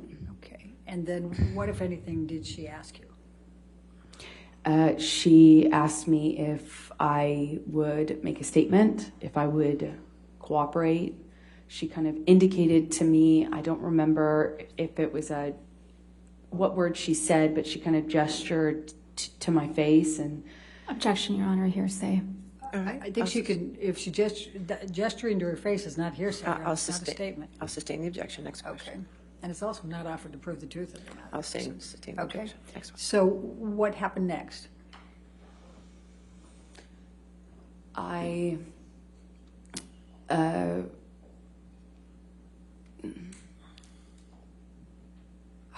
Let's do this. How long were you with the officer when she took you aside? A few minutes, if that. Okay. And as a result of that, did you cooperate? No, I did not, but it was my understanding that I couldn't stop them from walking through the apartment, which is what they indicated to me. Okay. And were you with them when they walked through the apartment? No, Josh, I was with them at the beginning of Penthouse 3. Josh, Raquel's partner, took over from there and showed them around the house up through Penthouse 3, which connects on the top floor to the neighboring apartment, Penthouse 4, and then on to Penthouse 5. They all connect on the top level. So Josh walked the officers through the house. Okay. And what, if anything, did you say about the identity of Mr. Depp? Nothing. Were you asked? Yes. But you refused to tell them? Objection leading. Sustain. Okay. Why did you refuse to tell the police officers Mr. Depp's identity? Because I did not want them to arrest Johnny. I did not want this to happen. I did not want any of this to happen. I didn't want to get him in trouble. So I said, well, I just refused to cooperate. Okay. Now, approximately how long were the police officers there? I don't recall exactly. Maybe, I'd say less than half an hour. I really don't know exactly, but they weren't there very long at all. Okay. Now, after the police officers left, what did you do? We cleaned up a bit because there was broken glass and we had dogs. So we tried to clean up the mess, and especially the glass. And Josh, Rocky, Liz, and I, we kind of just cleaned up and eventually sat on the couch, and they just tried to comfort me. What, if any, knowledge did you have that there was going to be a second set of officers coming later that night? I didn't know about that. That surprised me. When did you learn that a second set of officers were coming to the penthouse that night? I think I learned about it when they were there, when they arrived. Okay. And we've seen the body-worn video on that. Is there anything that you recall outside of what was reflected on Officer Gatelin's body-worn video? I couldn't see much of what was on that video. I just, I remember being surprised that they were there, not really knowing why they were there. I assumed it was because I was encouraged to make a statement by the first set of officers. Objection, Your Honor, hearsay.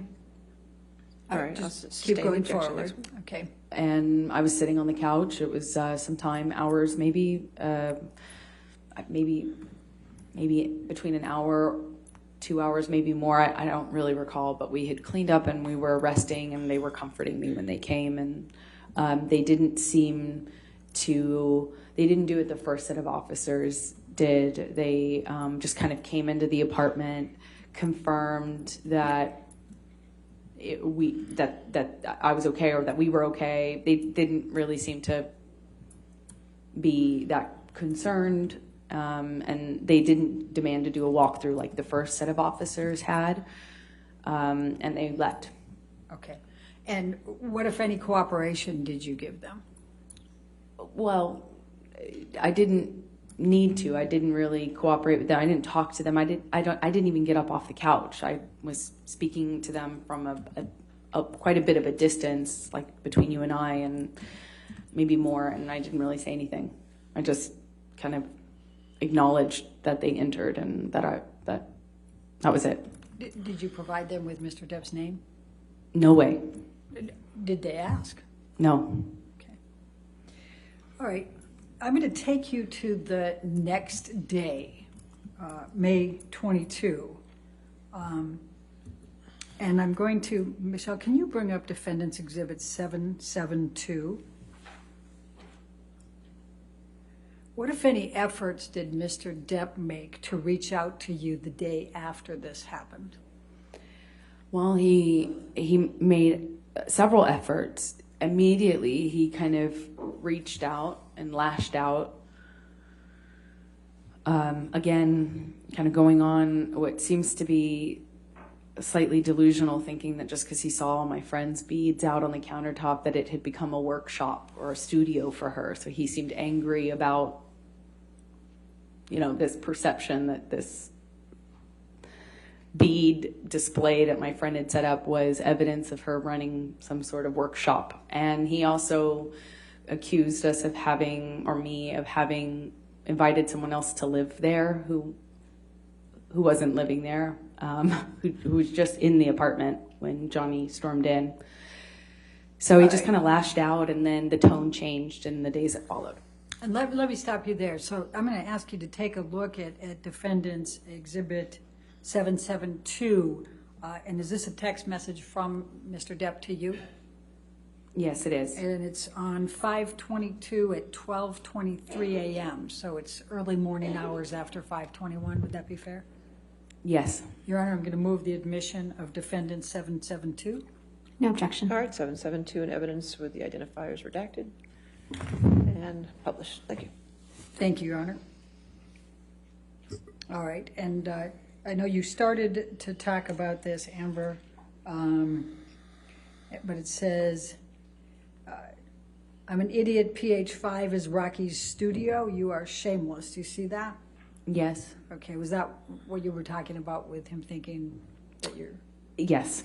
Okay. And then, obviously, we can read that he says, I tried to make it work. You just turned more and more into a spoiled brat.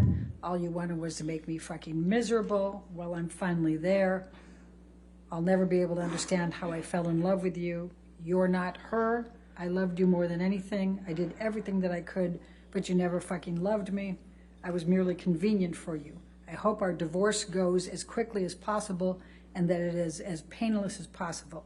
So sorry you were as unhappy with me as you were. Obviously, the purity of whatever was has been gone for a long time. I will miss the moments of beauty and truth. Goodbye, Amber.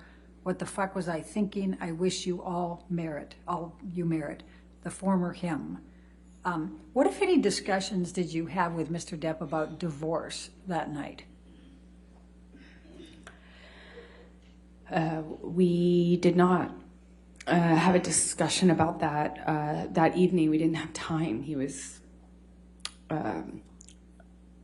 obsessed with dog poop. Okay. That's what he wanted to talk about. All right, let's take this down and let's go to Defendants Exhibit 773.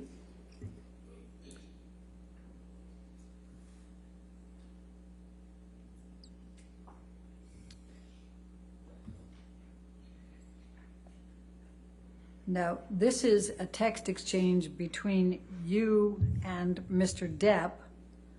It starts with Mr. Depp on 5/21 at 6:58 p.m. just saying here. Does that refresh your recollection of when he arrived at your penthouse on May 21? Yes. Okay. And then the next series are on 5/22. They start at 5:13. And you're discussing talking. You said, sorry, I'm just leaving Amanda's birthday now. Do you see that? Yes, I do. All right. And then he responds to that, correct? Yes. All right, Your Honor, I'd like to move the admission of Defendant 773. Your Honor, if we could just have a minute to review this exhibit. Yes, ma'am. Is it just this page? No, there's 3 pages. 3 pages. I'm just reading Michelle's hands.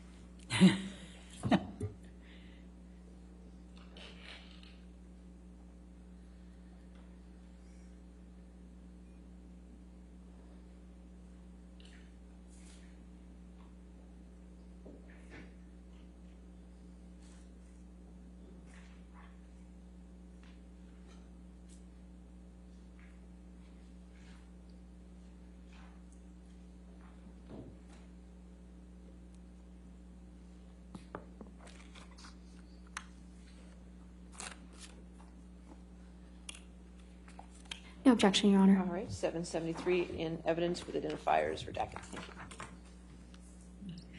Thank you.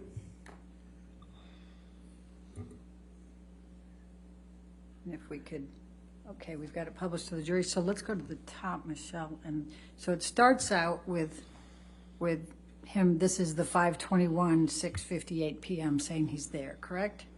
Yeah, but I think he came in later than that. Took him some time. Okay.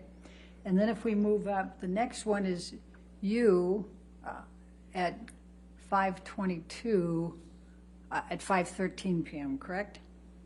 Yes. And then you say, thank you, and then can we still speak in a min? What do you recall of why you sent those texts? I believe we had spoken on the phone. Or I can't control this, correct? The screen. I don't know. We can give you control, yes. Maybe we should do that and clear out my purples. I just don't know what was sent right before this. Go ahead. Your Honor, Well, she can't scroll. She's asking to scroll. Okay, Michelle, let's have you scroll if you can. Just go ahead and scroll through just slowly so she can read the whole thing.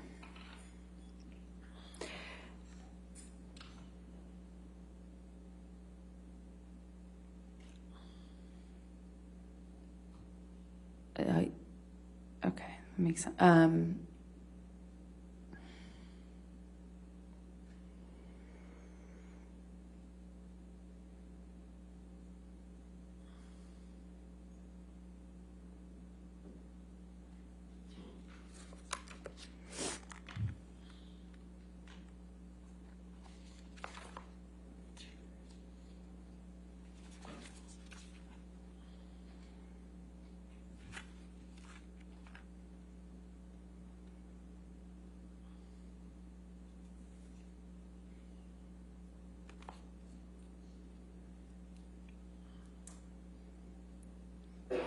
All right, does that help refresh your recollection?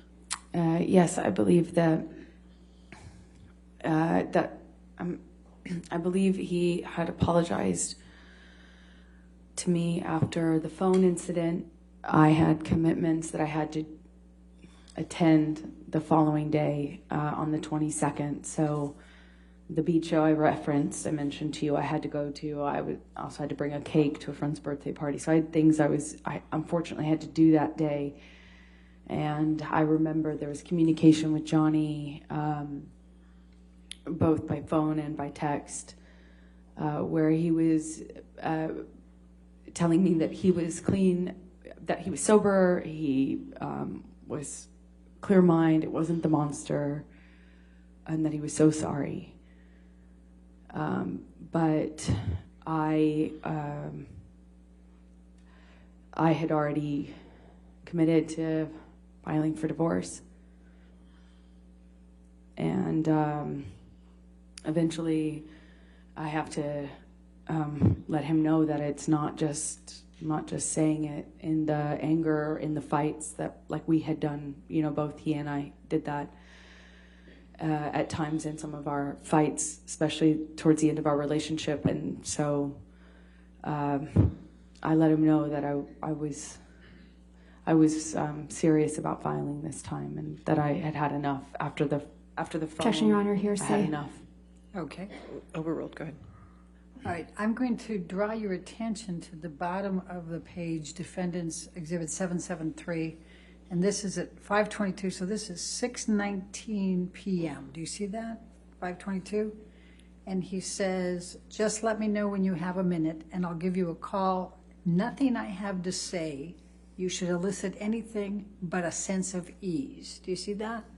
Yes. And then he says, all my love and profound apologies. What was he apologizing for? Objection, Do you calls know? for speculation. What was your understanding of what he was apologizing for? Speculation, Your Honor. I'll sustain the objection. Okay. In his phone call with you, did he tell you what he was apologizing for? Yes. What did he say? He was sorry that he reacted the way he did. He said he didn't mean to hurt me. He didn't mean to hurt me. If he really hurt me that bad, he's sorry.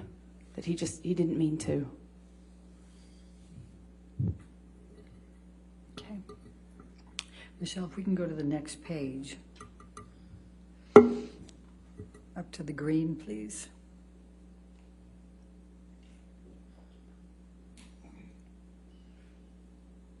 And he says here, I'm sad, I'm scared, and I'm broken, my sweet Slim. And then he says, I want you happy. I have zero harsh feelings. I am clear and I am me. What did you understand him to mean by I am clear and I am me? Objection, Your Honor, calls for speculation. Do you I have know an what he understand- meant. Okay. Your Honor, Did there's he a use lot. that phrase with you? I'll hold on. I'll sustain that objection. I'm You trying to next- get to the Yeah, I next know. one here. Then you can ask your next question. Go Thank ahead. you. Did he use those phrases with you during your marriage? Yes, he did. What did Mr. Depp mean when he says I'm clear and I am me? Objection, calls for speculation. I think I established the foundation. Overruled. Go ahead. Thank you. That he had sobered up. That he had sobered up and he was not the monster again, that he was him. That he was a good guy I loved. The one that I trusted. All right. Now I'm going to ask, Michelle, if you can take that one down and bring in 771, which has already been admitted. Now, those text exchanges were in the 6 o'clock to almost 7 o'clock range. And here, it's 5:22, it's now 8 o'clock, correct? Yes. And he's telling you, sorry if a bit, please know that my hurt towards you is over. My apologies are eternal and belong to you. Solid. Do you see that? Yes. Okay. And was it your understanding he was apologizing again? Objection, Your Honor, calls for speculation. All right. I'll sustain the objection. Okay. Was there anything else he would have been apologizing for that he had done? Objection, calls for I'll speculation. sustain the objection. That's it. Okay.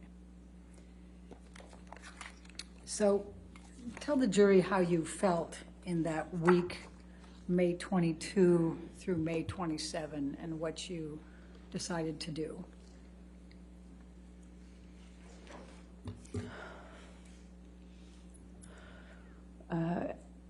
At the time, it felt like the hardest thing I've ever had to do. I had worked so hard to try to make this relationship work. I went to therapy, I went to Al-Anon, I got help, I read books, I did everything I could possibly do, and it didn't work. And I was conflicted. To answer your question, I was conflicted. I knew after he threw the phone at my face that after all that month of not seeing each other, not getting better, not getting clean and sober, there wasn't even, I didn't, you know,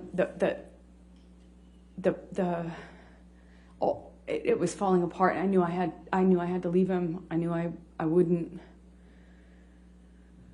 wouldn't survive it if I didn't. So I made the decision to file for divorce. It was hard because, you know, I loved Johnny so much. I loved him so much. And why did you file for divorce?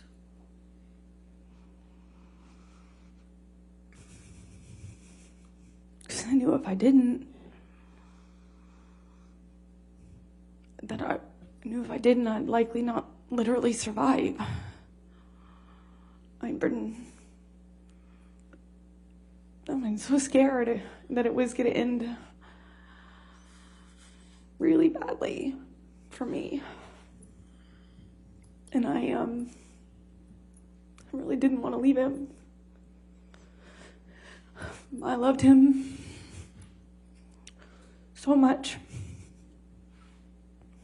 I would have done anything, but I couldn't do that one thing. I couldn't stay. The promise and the hope that I had become less and less regular and more rare. The monster had been this thing that was now the normal and not the exception. The violence was now normal and not the exception. And it was so hard. It was so hard, but I knew I had to do it. I believe he would have taken it too far. I wouldn't be here. Why did you ask for a domestic violence temporary restraining order? I wanted to change my locks. I wanted a good night's sleep. Security would always let him into the house no matter what I asked them. No matter when I begged them to let me know when he was coming over, no matter how much I begged them not to let him in when he was mad or drunk or high. And I couldn't sleep. I'd wake up in a panic. I was losing hair. I was losing weight. I got really sick. I had shingles. I couldn't sleep. I'd wake up in a panic attack. I had panic attacks all the time. I was falling apart.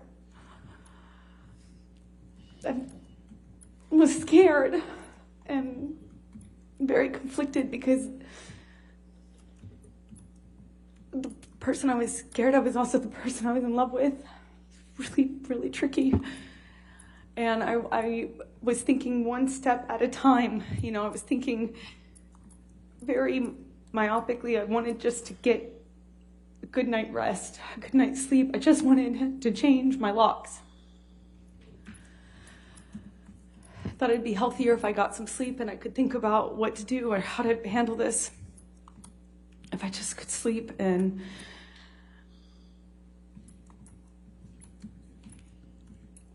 when I did, I realized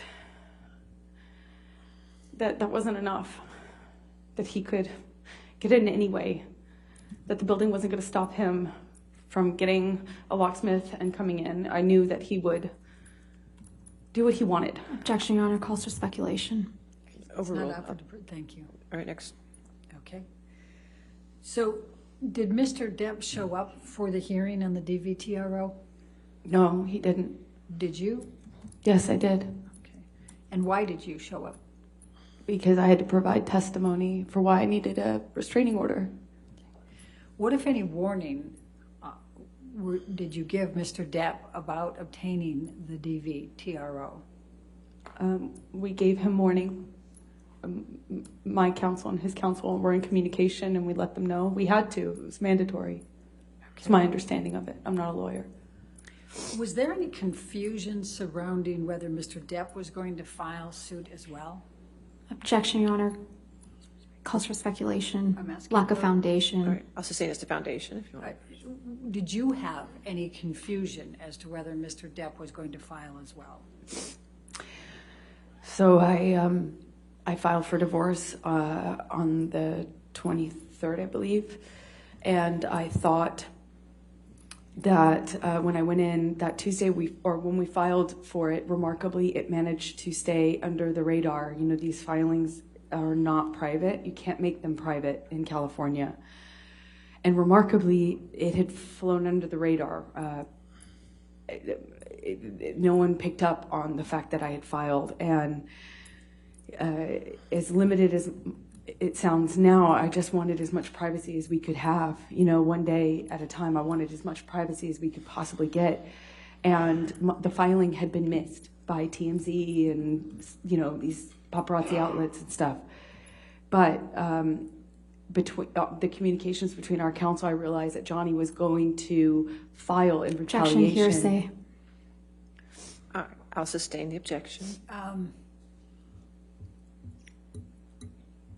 trying to think how to ask this. So, without saying what the counsel said, what was your understanding and what was your concern?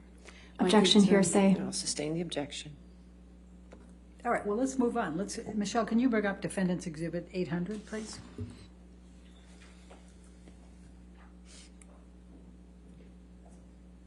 Move the admission of Defendants Exhibit 800. Any objection? No objection, Your Honor. All right, 800 in evidence. Publish. Amber, can you describe for the jury what this picture is? It's a picture of my face while I'm sitting at the courthouse. And were you wearing any makeup? I was wearing nothing, not a stitch of makeup.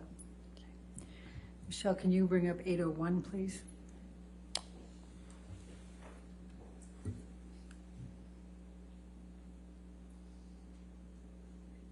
Move the admission of 801.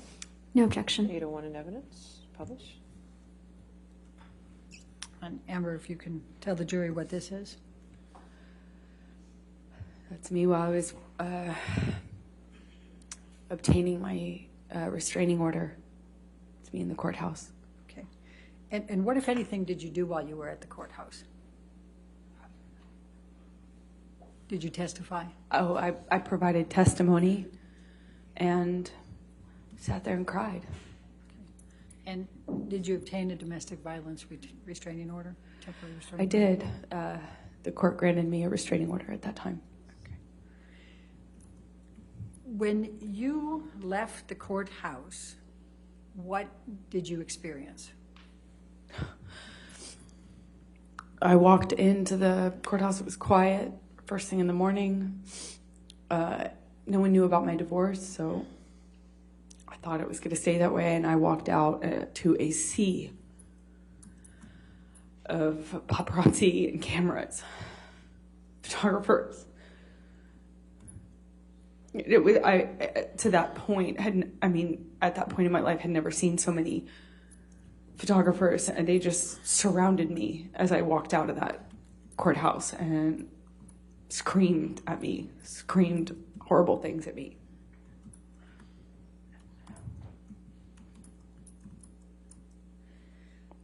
I'm going to take you just for a moment to makeup, and then that would put after good that. break point. Okay, great. That'll be All right, a thank good you. breaking point after the makeup. You right, said yes. that you didn't testify. You didn't wear any makeup that day. We've heard all kinds of things about makeup in this case. Could you please tell the jury what your regular routine was with respect to makeup? Yes, I get up and wash my face like most of us, and I put on right away a moisturizer that has tinted foundation in it. And then I put another foundation on because it has sunblock in it. I have a skin condition that my skin reacts to the sun in a bad way. So I have to wear sunscreen or sunblock every day. Anyway, so I put on both of those. I put on concealer, and I do that before I leave my bathroom in the morning. Okay. That's obviously if I don't have a bruise. Now, when you had bruises or cuts of any nature, what would you do about those? Would you try to cover them up? Would you try to just leave them showing? What would you do? Objection, Your Honor, leading. Overruled out loud. Go ahead. Well, I'm typically photographed in LA when I leave the house, paparazzi type of photograph. So I'm somewhat aware of that anyway. And no woman wants to walk around with a bruise on her face. So if I do have a bruise on my face or someplace visible, the main thing, you have to ice right away to reduce swelling because no amount of makeup can fix swelling, but it's very manageable if you ice it really soon. Arnica is also a great remedy, arnica cream. And then if you want to cover up a bruise, you obviously put foundation first, concealer, and then on top of that, I used a bruise kit. Not a bruise kit, it's a theater makeup kit, a color correction kit, but I called it my bruise kit. And let me, I use this, I think, in opening statement, and it's Defendants Exhibit 155. If you could by the microphone, please. We can't hear you. There you go. May I approach the witness to let That's her what you show? could show the counsel.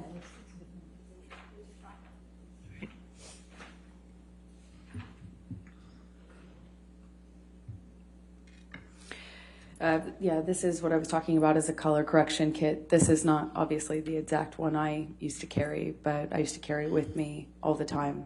Sometimes this pink is sometimes a little bit more purple of a hue, and sometimes the kits are 3 colors. You can get them in 3 or 4 colors. Sometimes they have even more. But the idea is that you want to counteract whatever color you're working with on the bruise. So the first day of bruising, the immediate is red. Red is what shows up right away. So you want to go with the opposite on the color wheel by dabbing on a bit of the green or something to counteract the red. After a day or 2, you get more purple in a bruise. So you'd obviously have to go with more of the red tones, the orange tones here. Day 2 for me was always the trickiest because day 2 I feel like, day 1 and day 2 are hardest for me because that's when you get the most blues and purples and you have to deal with the sensitivity. Bruises don't like to be touched. That's the whole point. So that's the trickiest part. But after a few days, that becomes more of that blue becomes more of a brown, yellowish browns, like 5-7 days in, becomes more of a yellow-green. And then fades into a brown and then into your skin. And whatever color you're working with in the bruise, you want to go opposite color on the color wheel. The opposite, in the first couple of days when you have more of the typical bruise color, the blues and the purples, you want to go more of the orange on the color wheel as opposed to the greens that you start with. And then it progresses from there. I also noticed that bruising on your face tends to heal a lot faster than, at least for me, it was faster healing than bruises on my body, or at least it seemed like that to me.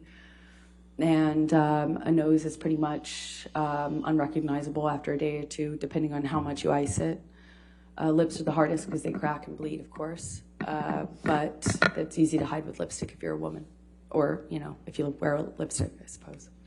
Now, we heard some testimony of people in the week of May 21st to 27th saying that you didn't wear a stitch of makeup. Oh, was that true? Objection, hearsay. Overruled.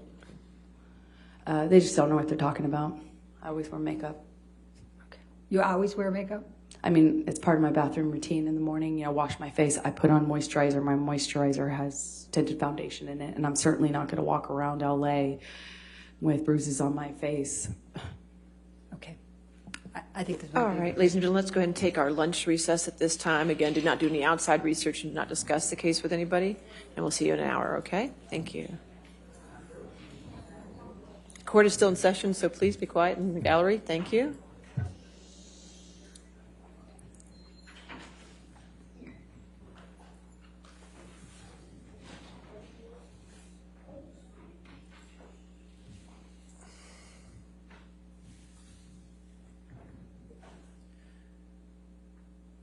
All right. And again, Ms. Hurd, since you're still under oath and testifying, you cannot discuss this case to include with your attorneys, okay? In your testimony. All right. Let's come back then at 1:40. Okay? All right, thank you. 1:40. All rise.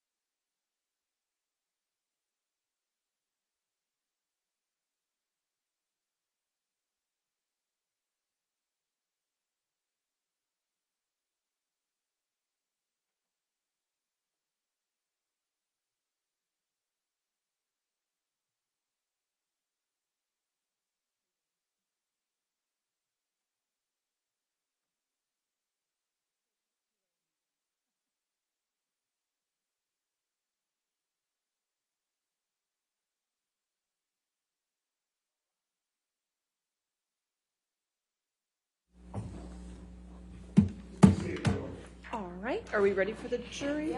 Oh, we have things, okay. Yes, what do we have?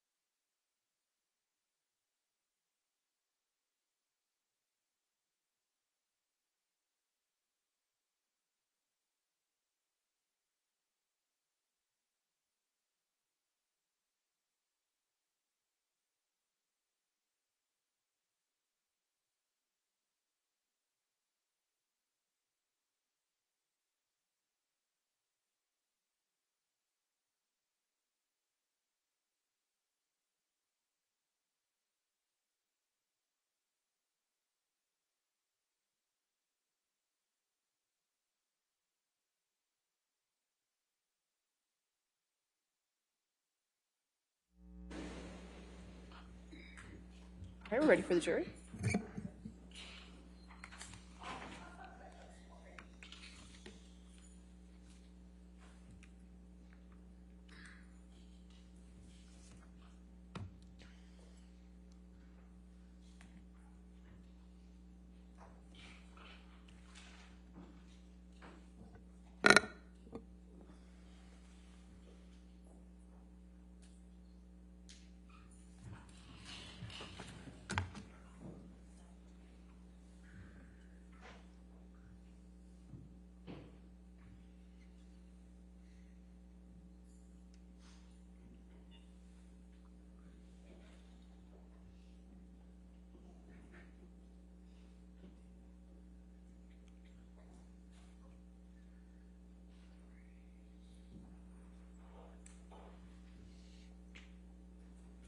All right, thank you. Seated. All right, your next question. Your Honor, I'd like to move the admission of Defendants Exhibit 155. Okay. That's the makeup palette. Oh, okay. Any objection to that? No objection. All right, 155 in evidence. Do we have it? I think it's there. We had pictures for. All right, thank you. All right, 155 in evidence. 155, got it. Okay, yes, ma'am. Thank you, Your Honor. Michelle, can you bring up Depp Exhibit number 357B as in boy, plaintiff's exhibit, and it is a tape recording from June 2016. The timestamps are 4:47 to 7:52.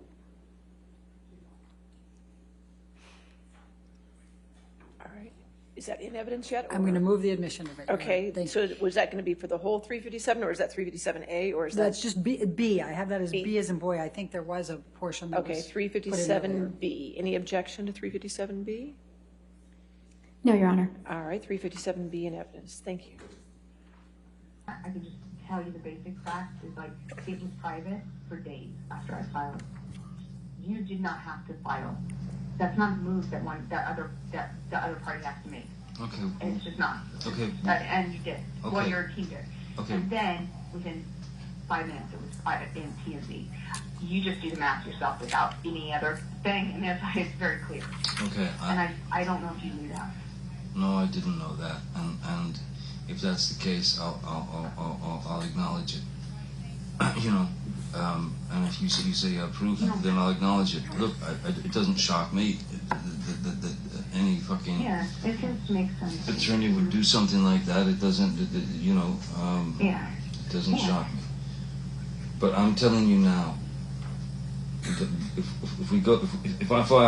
they file the fucking papers tomorrow, which means the shit I gotta file before we go to court on Friday. If they file those papers, it's, first of all, it's very bad for both of us, okay? Well, your team's not gonna file anything that they think is bad for you. Trust me.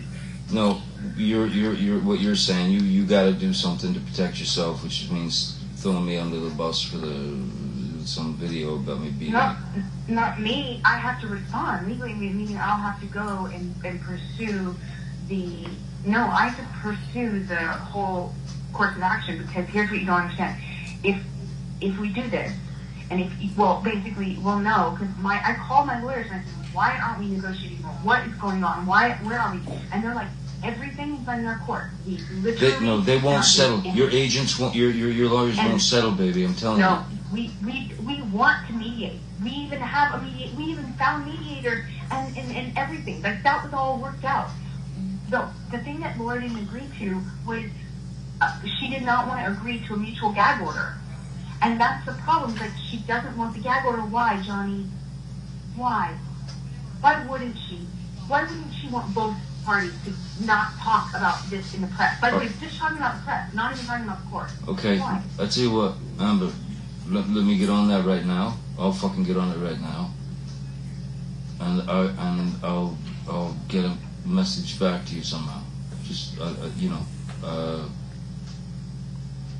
I'll get on it right now. I just want you to know, I've not done anything and have not been doing any moves. Like, look it up, the timeline.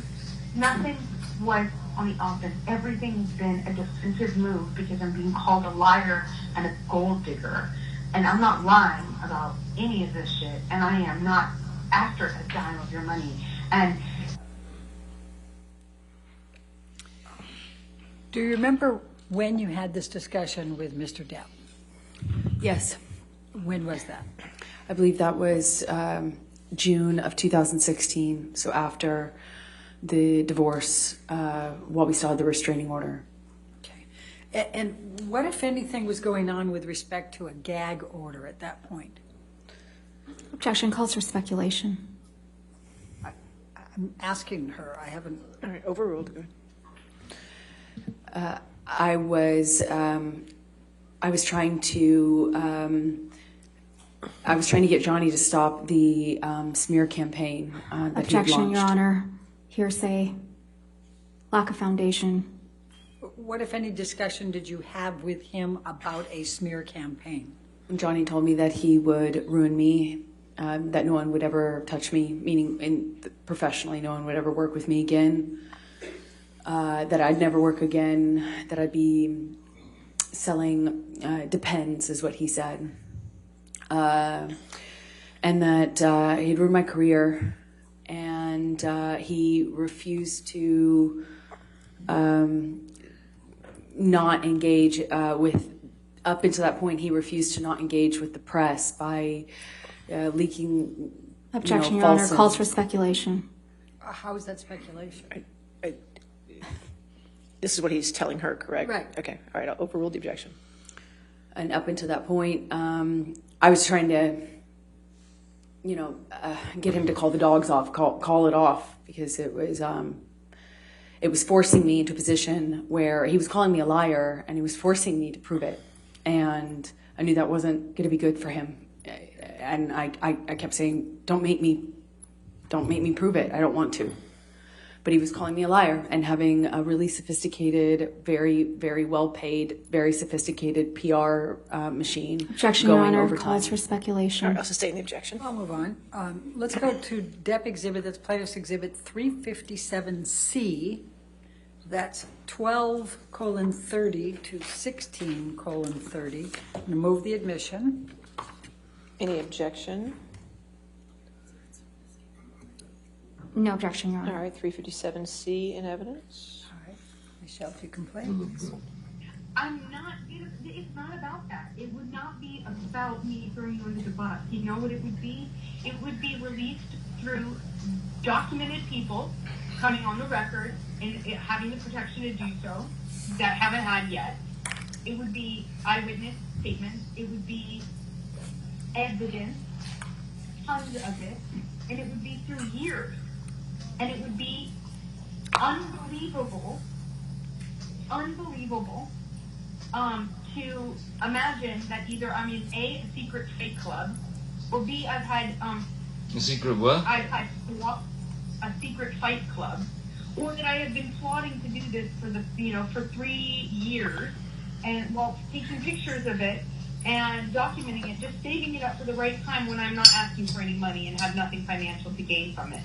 But no one is going to believe that. No one is going to believe that one of the two alternatives, either I'm in a fight club, or I've been going through hair and makeup, or going through makeup through all these years, where I have corroborating text messages between people that match those dates of those timestamp validated photos of either corroboration between people hearing us or corroboration of next day, Whitney sending text message to Kevin, him responding, or, the kind of stuff like between me and people in your life.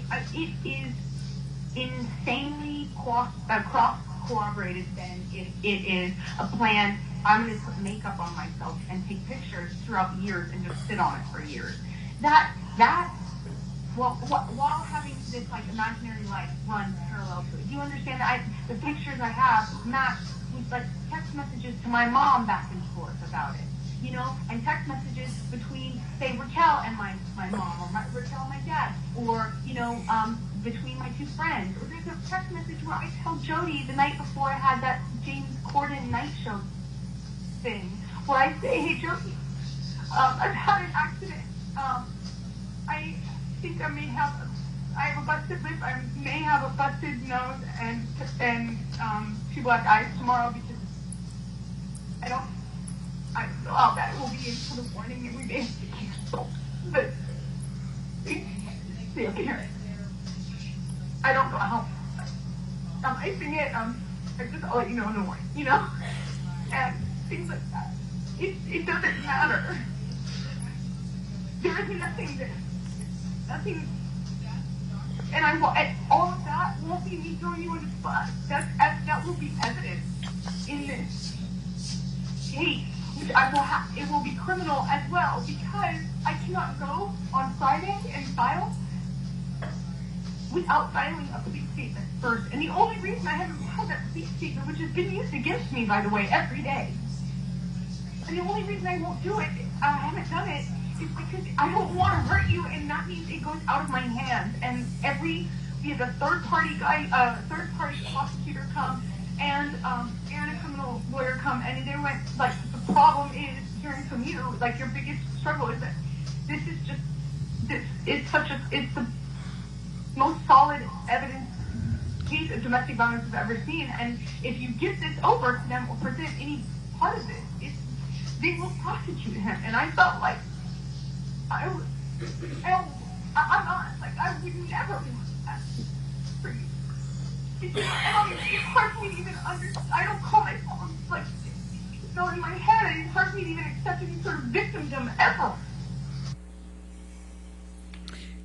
Can you please explain what the context of this was? I was begging Johnny to not make me prove what I've had to sit on the stand in front of all of you and prove and talk about. I was begging not to do this and have to sit where I'm sitting today. I didn't want this. I don't want to be here. I didn't want to be there then. And I was trying to point out something to somebody who I thought did not have a firm grasp on reality. Objection calls for speculation. Overruled. Good. Thank you. I was trying to point out how absurd it would be for him to keep making me prove this by calling me a liar. I was trying to get him to not call me a liar, because everything that I had said to date and everything I've said to date now is the truth. And I was begging him not to make me prove it. that there were photos, that there were witnesses, that there was my testimony. There were years of me with injuries on the dates where we were fighting, and they were documented. I mean, pictures from 2012. So I was trying to say to him, either you'd suppose that people would rather believe this is a hoax, elaborate, well-orchestrated, year-long campaign for what? Or that, what? It just seemed crazy. And I thought no one was advising him in his best interest. I thought no one was telling him the truth. I know he's surrounded by yes men, and I thought nobody was saying to Johnny, this is crazy, don't do this. And I didn't want to hurt him. I didn't want to hurt him. I loved him. I loved him so much. That's why I'm explaining to him why I didn't file criminal charges. I didn't file a police report, even though it was being used against me. I didn't want this to go to a prosecutor. I didn't want this to hurt Johnny. I don't want this to hurt Johnny. Michelle, can you bring up Dep Exhibit 357D as in David? And that is 17:25 to 17:37. I'm going to move the admission, Your Honor. All right, any objection? No objection. All right. Any evidence? 357D. I've Baby. been called a liar. Baby. And I've been called Baby. a gold digger. Baby. Everyone is. Baby. Amber, I didn't call you those things. I didn't call you those things. I'm going to go on now to, can we go to Plaintiff's Exhibit 357E? And this is 21:47 to 22:37. I'm going to move the admission, Your Honor. Any objection? No objection. 357E. Thank you. And you're stronger. And so when I say that I thought you could kill me, that doesn't mean you counter with you also that you lost your own finger. I am not trying to attack you here. I'm just trying to point out the fact of why I said call 911. Because you had your hands on me after using the phone in my face, and I had gotten crazy in the past, and I truly thought I need to stop this madness before I get hurt. Oh my God. And I never think about myself that way. I never defend myself that way. I never see myself as a victim. It's your fault, you know? All right, yeah. And when they came, I did not cooperate with them. It has been used against me, not by the media, by your side. And what are you referring to there?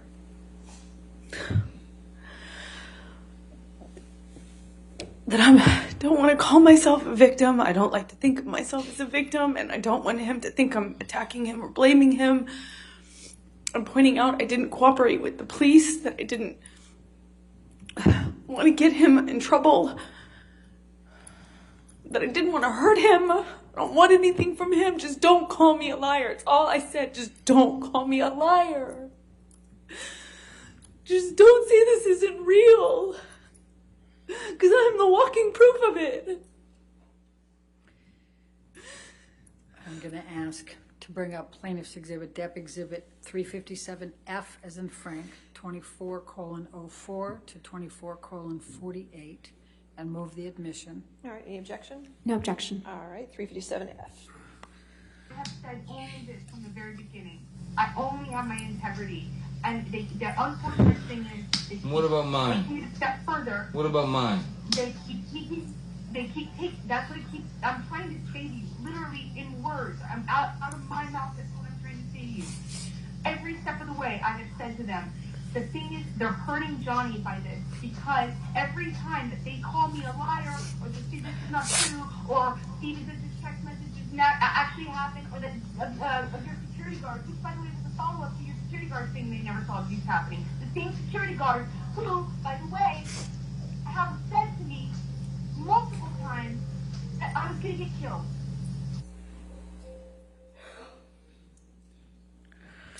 And what are you talking about there, Amber? That even though Johnny told me that his guards would say whatever he needed them to say, that they were the same guards who had told me that I would lose my life Objection, Your this Honor. way. Hearsay. All right, sustain the objection. It came in through the tape, so that's all right. We're fine. Let's go, Michelle. Your let's Honor. go to If we could approach, please. I'm sorry.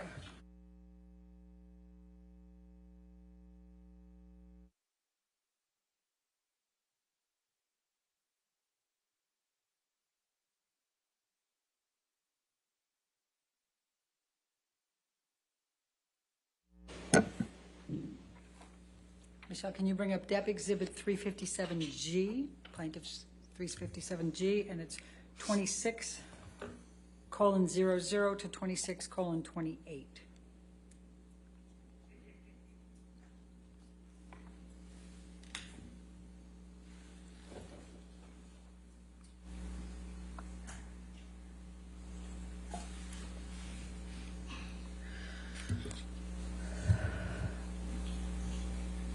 Oh, move the admission. I'm sorry. All right, any objection? No objection.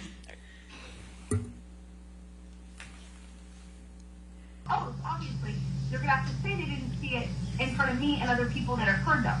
You're going to have to do this under oath too, you know. I will, because the unfortunate part is, I can talk about all of this. Do you believe all this, Emma? Do you believe all this? Oh, yeah, the fuck, yes, yes. You believe I'm an abuser. You believe I'm an abuser. In May, in December, in April. What were you referring to with the May, December, and April? Just listing some of the times in which he beat me up and that he knew about. So I'm going to take you now fast forward into the July 2016 timeframe. There was a mediation that came about during that time. What, if any, intent did you have to reconcile with Mr. Depp at the time of the mediation? I wanted there to be no animosity. I wanted to minimize the animosity. I wanted to reconcile in that way. I didn't want to get back together with him, if that makes sense. Okay. Can you just briefly describe what transpired during the July mediation?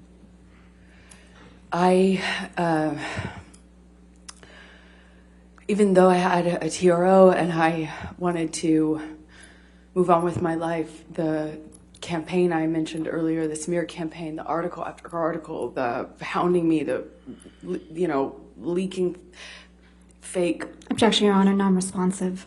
All right, I'll sustain the objection. Okay. Please explain. What I was meeting with him about is because he, put these things out in the media. It seemed like every day Objection, there Your was a new Honor. attack. Calls for speculation, lack of foundation. All right. Did Mr. Depp discuss with you that he was putting these out in the media? Objection, leading. Overruled, I'll allow it. Yes. Okay, please explain. He told me he would tell his team to back off and to back off effectively if I agreed to do certain things. One of which, he wanted me to drop charges. or some version of that. He wanted me to get back together with him and go on tour with him in the tour bus. He wanted me to do certain things that I thought were impossible and that would definitely go against all of everything that I stood for and had earned in getting my TRO, getting my restraining order and moving on. But I had to break the TRO in order to beg him to stop the machine, the press machine, because I was feeling like I couldn't live my life. I was being dropped from commercial opportunities. People were turning on me. A campaign I shot dropped me. I mean, it was just, I had never been inundated with that much press. Every single day, me and my family were, and every witness, anyone who even indirectly supported me got bombarded. And the Objection. media campaign Calls for speculation, lack of foundation. I'll sustain just the last part of that, all right? Okay. Next question. Okay. We heard Christian Carino testify earlier. Can you describe to the jury what your relationship was with Christian Carino? He was my commercial agent, meaning he handled things like campaigns for a short amount of time. And then became Johnny's agent around the time of the divorce. He was a kind of mutual friend at the time between Johnny and I, and so he helped us kind of negotiate or mediate a time where we could meet, and my goal in that was to just beg Johnny to stop doing this. Objection, non-responsive. Overruled, that's right. What, if any, desire did you have to return to Mr. Depp after the divorce? None. Now, you heard Mr. White testify that he engaged in negotiations with you during the settlement process of the divorce. What, if any, discussions did you have with Mr. White? None. The first time I saw him was on the testimony screen in the UK during the UK trial. I've never spoken to him. So he didn't negotiate your settlement? No, he did not. What was important to you in the divorce negotiations? The statement. That was it. The statement. I wanted a mutual statement, and I wanted him to call get the press out of this. Just make a statement, and in that statement, clear my name. I wanted to clear my name. It's all I have. I said this to him too, and he knew this. All I have is my name. I come from nothing. All I have is my integrity. All I have is my name. And that's exactly what he promised to take from me. Why did you agree to accept $7 million as your settlement? I didn't care about the money. I was told if I didn't agree to a number, that it could be overturned. That this would never it would never get completed, it would never settle. Objection, and then it would be hearsay. overturned. What was your Sustained, go ahead. What was your understanding? That if I didn't agree to a number, it would be overturned. So I took far less than what they were offering and what I was entitled to. And why did you donate it to charity? I promised the entirety of it to charity because I was never interested in Johnny's money. And in the divorce, I just wanted my safety. I wanted to move on from my life. I wanted my future. And then he started compromising that, calling me a liar, making it impossible for me to move on by doing so. So then I wanted the truth. I wanted him to clear my name and to leave me alone. I've been saying that since 2016. So why did you donate 3.5 to Children's Hospital and 3.5 to ACLU? Well, I pledged the first half, or 3.5, to Children's Hospital because I'd been working there as a volunteer for well over a decade. I knew the facility well. I'd worked there with another nonprofit is how I got affiliated with them, and I knew they could use the resources. I was familiar with it. And what about the ACLU? And then ACLU because I was a supporter, because I believed in the work they were doing. I believed that they were doing good work for people who deserved it. Why did you make the donations over a period of time as opposed to just a lump sum? Two reasons. The short of it is because I was receiving the settlement in installments. I was receiving the installments over time. Second of all, so I could get the tax benefit of paying overtime. It's my understanding that's how you pay these large sums. You pay it over time. Did you make any payments towards these donations? I did. Okay. Approximately how much? I allowed for the first installment, which is $100,000 to each. That came straight from Johnny in 2016. I followed up with $350,000 that year, 2016. 2018, I did another. Oh, and I also donated $250,000 to Art of Elysium, which is the affiliate I was just speaking about, that does the work in the Children's Hospital. It was not going to count towards my overall pledge, but I did that too. And then I did another donation to each in 2018. And then Johnny sued me, 2019. Before we get to that, did anyone make donations to the Children's Hospital or ACLU on your behalf during that time period? Yes, Elon also, Elon, who was my boyfriend at the time, had his own charitable contributions that he made. He made $500,000 to both in my honor, in my name, in 2017, I believe. And have you completely fulfilled your donations to the ACLU and the Children's Hospital? I have not yet. And why not? Because Johnny sued me for $50 million in March of 2019. And I have spent over $6 million. Objection, Your Honor. This is a motion in limine. That part was supposed to come in. All right, once you come forward, let's take a look.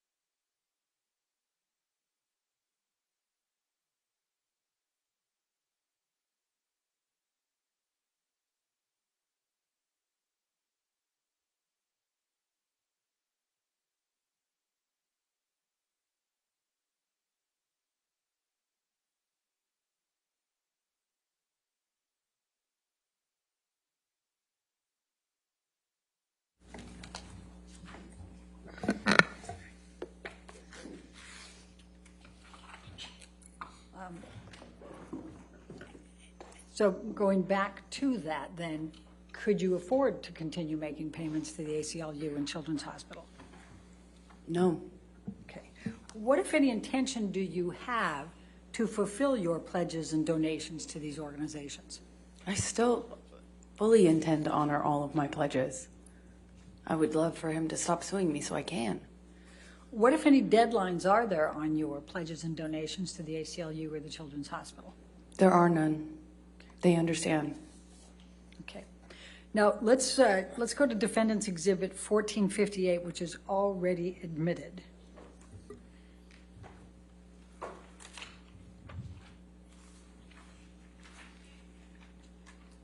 Now, I'm going to just direct your attention to paragraph 27, where it says, neither party has made false accusations for financial gain. There was never any intent of physical or emotional harm. Amber wishes the best for Johnny in the future. What, if any, significance did that have to you? That was everything to me. That was what that was the most important thing in the separation agreement between us, is that he acknowledged that I hadn't made a single false claim, that my allegations were not false. I thought that just because he signed his name to it, he'd honor it. I mean, he signed his name to it, and I thought it would mean something.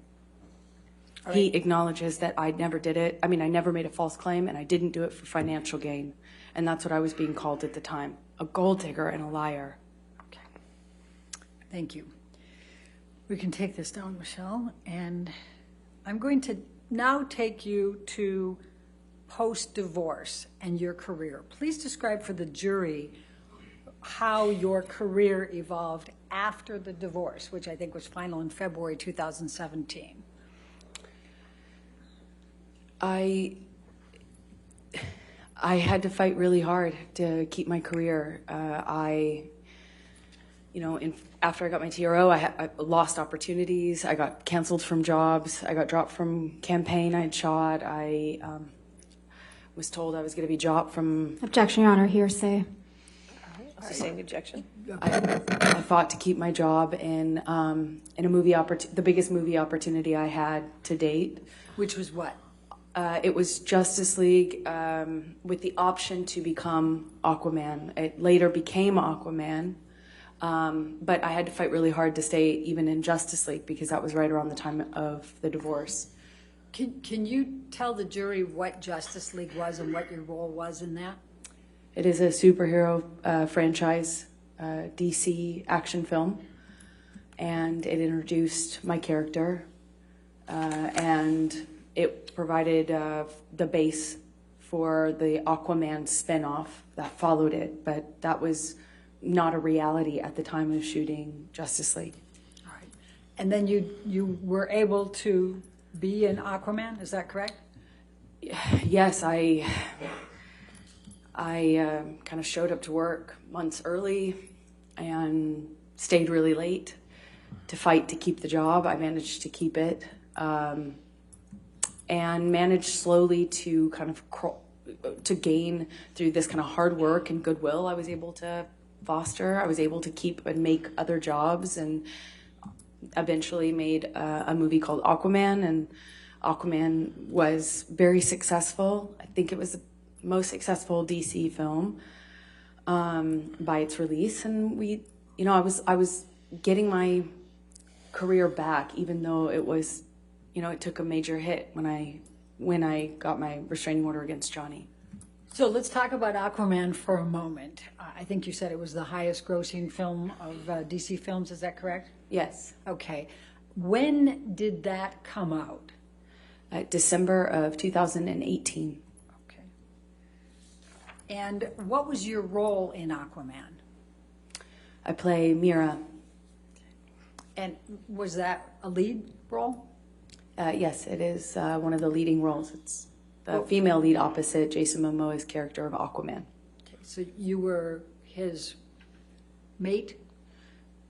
You could say that, yes. I was his love interest, the female, I was the female lead of the movie. Okay. So in December of 2018, as Aquaman's coming out, why did you agree to participate in the op-ed? Well, because I believed in some of the causes that the op-ed was seeking to advance. There was a lot of attention and energy around gender-based issues, gender-based violence issues in general. I had just recently become an ambassador for the ACLU. I was proud of that ambassadorship, and I was looking forward to the opportunity to lend my voice to what I thought was a great cause, which is just a conversation around women's issues and gendered issues that I think the whole country was having at that time, quite a political conversation and cultural conversation at the time, and I was happy to lend my voice if I could. Who drafted the first draft of the op-ed? The ACLU. Did you initially want to include Mr. Depp by name or reference? No. What were you trying to accomplish by the op-ed? I was trying to raise awareness around some of the issues that I just mentioned. There was some legislative reform, Title IX being one of them, and there was just a greater cultural conversation being had around gender issues, and I was happy to weigh in on what I saw as the unique phenomena that women and typically women experience in our culture when they come forward against somebody more powerful, when they speak up about gender-based violence. And I thought I could lend my voice to that conversation. I thought I had something to say about that. Were you trying to boost your sales for Aquaman since it was coming out in that same time frame? It doesn't work like that. I don't think any op-ed, a major motion picture or major franchise like that is not aided by the publication of an op-ed in the Washington Post. I'll put it that way. But the other way around can be said. I was wanting to lend my name at that specific time to potentially advance the causes within the op-ed. Because of your success as Mira with Aquaman? Yeah, just the publicity of the movie and the success of the movie would hopefully, in best case scenario, only add and lend itself would lend attention to the issues that the op-ed aimed to address. What did you do once the ACLU had your agreement to be the spokesperson for the op-ed, to put your name to it? I sought the advice of my attorney. And why did you do that? Well, because I didn't want to get into any sort of legal issue. I didn't want to have any sort of legal problems for talking about what happens to women or people when they come forward and speak about these sorts of issues, especially when they come forward against someone more powerful than them. And that backlash, the retaliation that people face when they come forward is exactly what I was writing about. And I didn't want Johnny to retaliate against me and quite literally prove my point. And so who was the counsel that you hired to review the op-ed? His name was Eric George. Where is he located? Los Angeles, California. How did you know Eric George? Eric George is the attorney who represented me in a different litigation against the producers of London Fields, the movie I mentioned earlier about having a body double and sex scene that I didn't approve of. What was your understanding of Eric George's experience and skills to be able to review that op-ed for you in the context of your concerns? Objection, speculation. I'm asking her understanding. I'll sustain the objection. Next question. Did you have knowledge of Eric George's abilities at that time? I did. I thought he had an excellent reputation and would give me great advice. Okay. And what, if any, what was your experience with him in representing you earlier? I thought he was a fantastic attorney, very smart, and I trusted him. Without going into the content of it, what, if any, of Eric George's advice did you follow in the context of the op-ed? I took all of his advice. I made all the edits he suggested. I took all of his advice. And what, if any, of Eric George's advice did you ignore? None. I mean, he's my lawyer. I listened to him. Okay. I'm going to ask you, if we can pull up, Michelle, Plaintiff's Exhibit 1.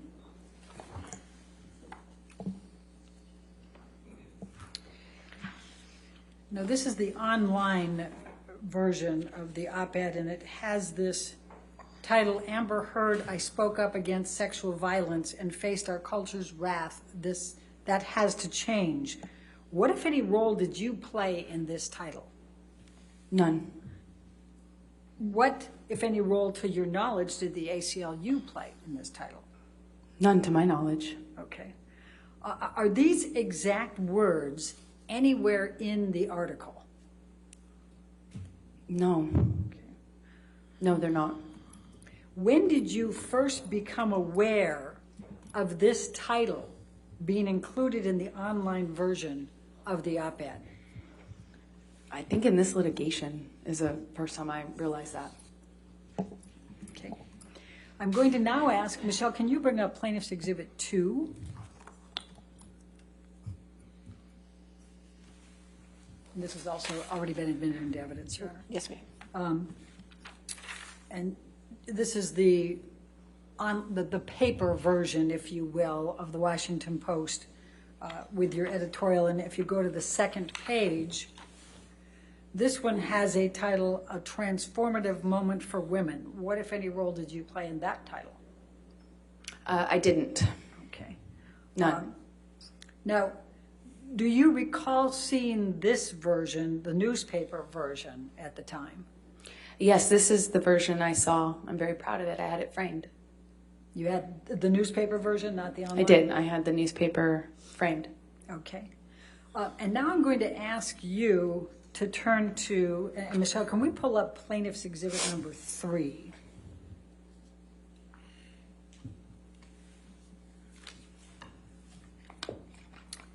And do you recognize this document? Yes. Okay. Your Honor, I'm going to move to admit Plaintiff's Exhibit number 3 into evidence. Any objection? No objection. All right, 3 in evidence. You If we can could publish it to the jury. Thank you. Now, is it fair to say this is a tweet? Yes, it Okay. is. And can you explain to the jury what a tweet is for those who are not as social media oriented? A tweet is a posting on a social media network called Twitter.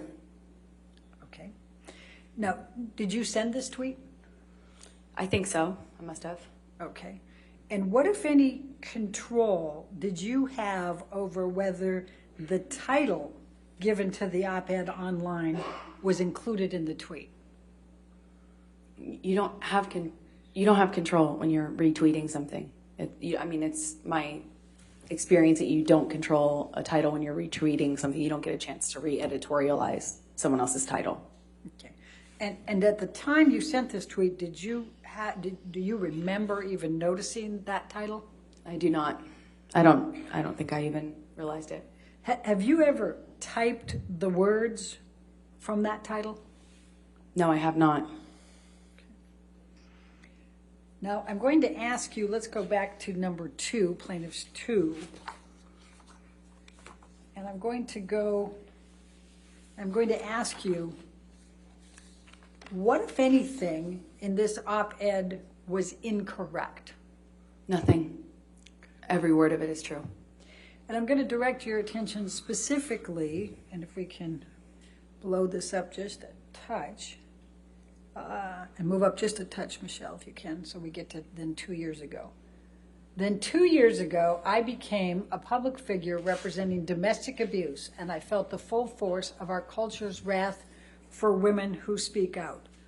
Was this true or false? It's true. Okay. What, if anything, did you do about speaking up about domestic abuse 2 years earlier? Well, I went and got a restraining order against my then husband and walked out to a sea of media and endured to that point 2 years of vitriol from the media and from Johnny Depp supporters in retaliation for having done so. And I guess you're really answering my next question, which is, and I felt the full force of our culture's wrath for women who speak out. Is that what you were referring to for that next? Yes, because at the time, I thought it couldn't be worse. I obviously now, from where I sit today, know it gets a lot worse. Okay. And then, Michelle, if we can move this up a little bit further.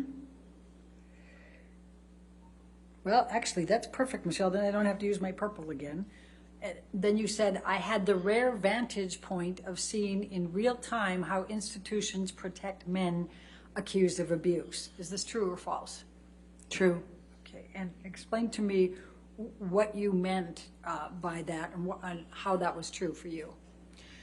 I got a restraining order. I had to prove to a judge that I needed one. I had a bruise on my face. I got a restraining order. I showed pictures. I had proof, and yet everyone, the media, the studios that, you know, both Johnny and I worked for, they were ready to support him. They made statements in support of him. They were ready to fire me. Objection, they Your attempted Honor. to fire me. Hearsay. All right, I'll sustain the objection.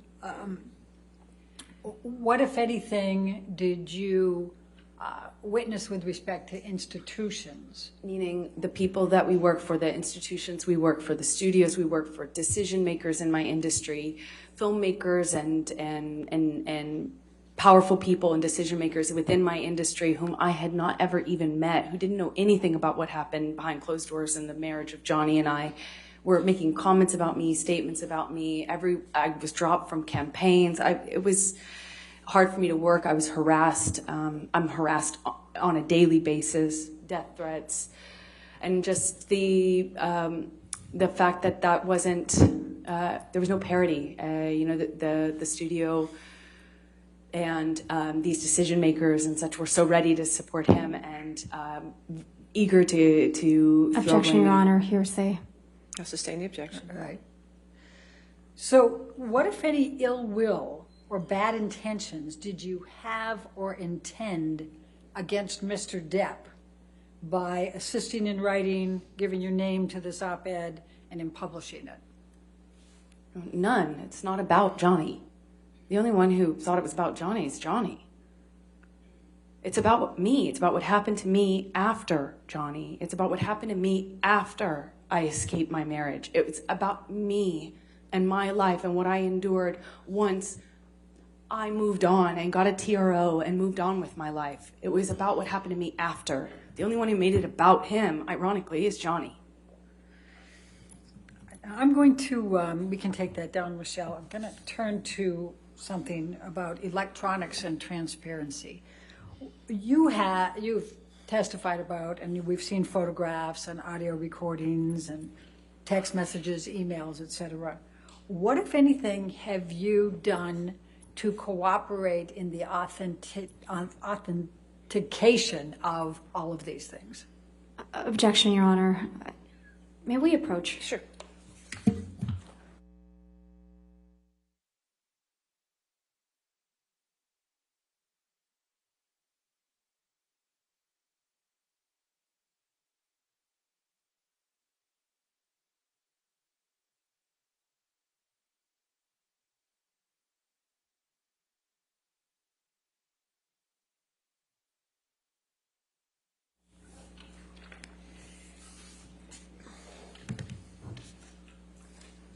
All right, I'm going to turn to your counterclaim. You have made a counterclaim against Mr. Depp in this case, correct?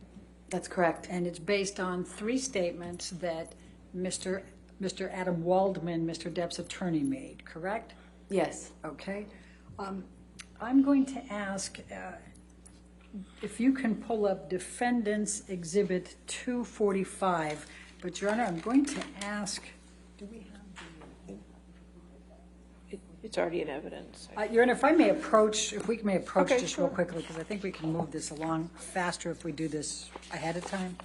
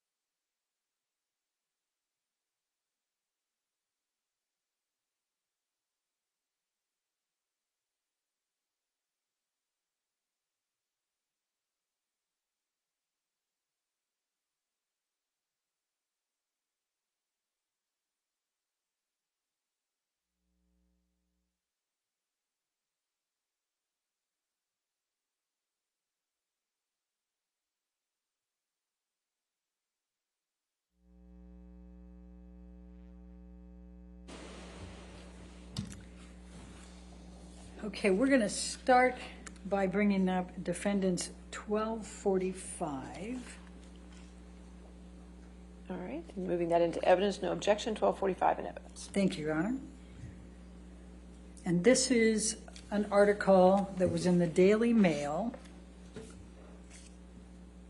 on 8 April 2020. You see that? And then, Michelle, if you can move that to the next page, and perfect. It says, Adam Waldman, Depp's lawyer, said afterwards, Amber Heard and her friends in the media use fake sexual violence allegations as both a sword and a shield, depending on their needs. They have selected some of her sexual violence hoax facts as the sword, inflicting them on the public and Mr. Depp. Do you see that? Yes, I do. Is this a true or a false statement? False. And why is it false? Well, you have to use what I've lived through and what I've survived, calling it fake, saying that I'm harming Johnny with this, I'm harming the public with this. This is what I've lived through, and to say that it's a hoax, that these aren't even real things. I mean, after everything I've lived through and survived, and also I hadn't even spoken about the sexual abuse within my marriage. I had been protective of that. I didn't want to talk about that ever. Adam Waldman was the one who put that out in the world. As remarkable as that is, I had protected that. I had to go to another country to give testimony, and thankfully they allowed me to do so with confidentiality and some protection. And then Johnny, through his lawyer, not only uses that against me, but says it's a hoax. Thank you. Now I'm going to ask if we can bring up, and it's going to be 1246A. And I think I'm moving this into evidence as well. There's no objection, so 1246A is in evidence. You can publish. And this is an article that was published on the 28th of April, 2020. And Michelle, if we can, thank you. And this one says, Depp's lawyer, Adam Waldman, said, quite simply, this was an ambush, a hoax. They set Mr. Depp up by calling the cops, but the first attempt didn't do the trick, he told DailyMail.com. And let's keep going.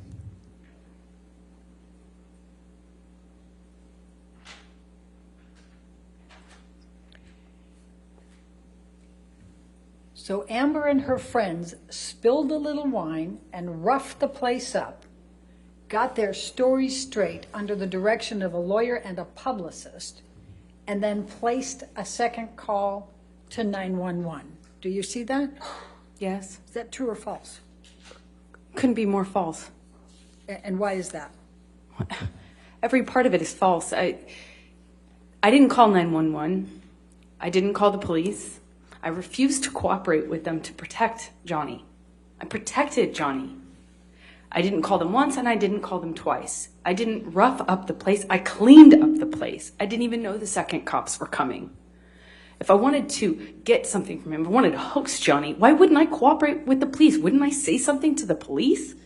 Wouldn't I do more damage to the house and than just knock over the things that you saw pictures of? It makes no sense. And to do it online when there's no fact checking, there's no authorities, there's no one able to, I can't respond. I can't fight this and use these sorts of media leaks and these comments to re-echo over and over and over again online with a network of people that are intent on helping Johnny through a sophisticated PR machine. Objection, Your Honor. Hearsay, speculation. I'll sustain the objection. Next question. All right. And so what, in fact, did you do that night? cleaned up. I protected Johnny. I refused to cooperate with the police, like so many other people do. I tried really hard to keep it private even after that, even when I was committed to filing for a divorce. I tried to protect Johnny. I tried to protect the history of what we had. I tried to protect him. And did the opposite. And I didn't even have a lawyer. I didn't call my publicist. I called my contract attorney to get me another lawyer who could give me advice on how to protect Johnny. Every bit of this was to protect Johnny and to protect the secret that I had fought really hard to keep for nearly 5 years, which was that behind closed doors, things were not what it looked like. Okay. Michelle, can you take this one down and go to Defendants 1247, please? And Your Honor, I'll move the admission. All right. I know there's no objection. 1247 in evidence. And Amber, this is another daily, a Mail Online, and this is published on 24 June, updated on 25 June 2020. And then if we can go further. And this one says, Depp's attorney, Adam Waldman, said, "We have reached the beginning of the end of Ms. Heard's abuse hoax against Johnny Depp." Is this true or false? False. And why is it false? Because, unfortunately, all of this is real.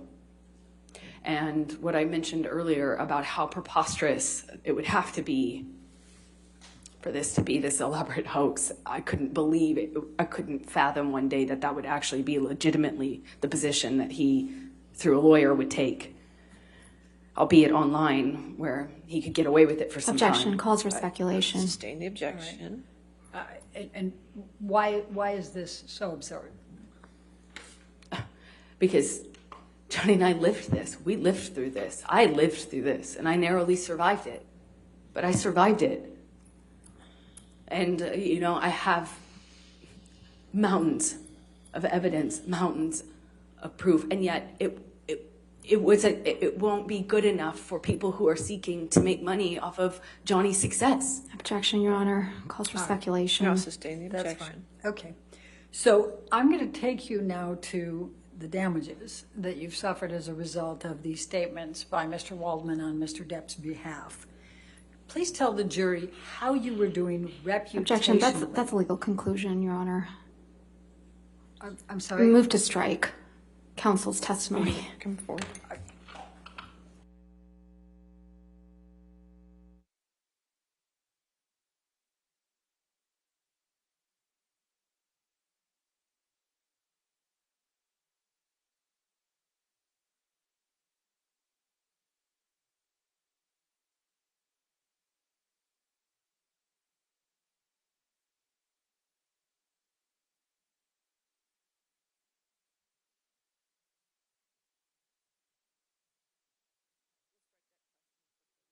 From the record, we'll disregard that question. All right, your next question. What was your understanding of on whose behalf Mr. Waldman was making those three statements? Objection. Lack of foundation. Calls for speculation. If you want to approach again, that's not what we just said here. I just want.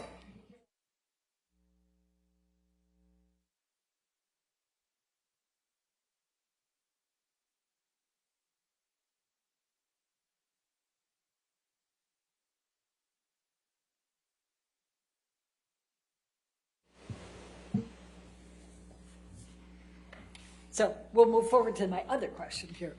How were you, please tell the jury, how were you doing reputationally before these three statements were made, beginning April 2020? April 8 was the first of them. Objection, Your Honor. I'm going to object on lack of foundation. She can talk about her reputation. Overruled, I'll allow. It took hard work. It took a lot of hard work on my part, but I was able to work, get my life back on track. I was taking care of my myself emotionally. My career, I was working really hard. I was able to star in a major success. I worked on a TV series that I had been attached to for a very long time. I became an ambassador for several nonprofits that I deeply care about.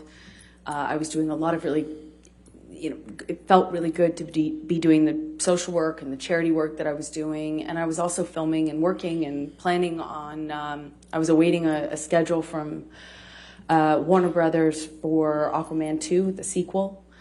And I had wrapped on that TV series I mentioned, and I was waiting to start doing publicity for it to promote it. And I had a campaign, a global campaign, as a spokesperson for a major beauty brand. So things were, the trajectory was positive. So how did things change after these statements were made? I remember around the time, unfortunately, I lost my mother on the 1st of April. And I remember it was when I was grieving her that I got a call that I should be expecting a script for my role in Aquaman 2. Objection, Your Honor, hearsay. It's not offered to prove the truth of the matter. Overruled. Go ahead. So I was waiting a schedule and a script for that. Feeling concerned that, I wouldn't have enough time to grieve before having to get back into work. I had a press schedule to promote the TV series I was doing, and I was shooting things for this beauty brand. And then I remember at that time the beauty brand had to suspend posting what I just shot for them because they were getting bombarded. Objection, Your Honor, this is hearsay. I'll sustain the objection. Okay. All right. They said no. I mean, they suspended what I had shot. Objection, Your Honor. That she can testify to that, Your Honor. She has to be able to testify. I'll sustain the objection. Okay. Were you actively involved in campaigns for L'Oreal before these articles? I was. Were you actively involved in campaigns with L'Oreal after these articles? No. Were you, with The Stand, you were talking about the TV series, that was The Stand, correct? Yes, the TV series that I had already completed. All right. And were you actively involved in publicity for The Stand prior to these articles? Yes, I was. Were you actively involved in the publicity after these articles? No, shoots were canceled. Things were canceled. With respect to Aquaman 1, Aquaman 2, you'd already starred in Aquaman 1, right? Just so and they called it Aquaman at that time, but now there's an Aquaman 2, just right for... That's correct. Okay. So were you actively scheduling timing for filming and scripts for Aquaman 2 before these articles? Yes, I was. Were you actively scheduling after these articles? No. The communications stopped at that point. All right. I'm going to... Michelle, can you bring up Defendants Exhibit 1258?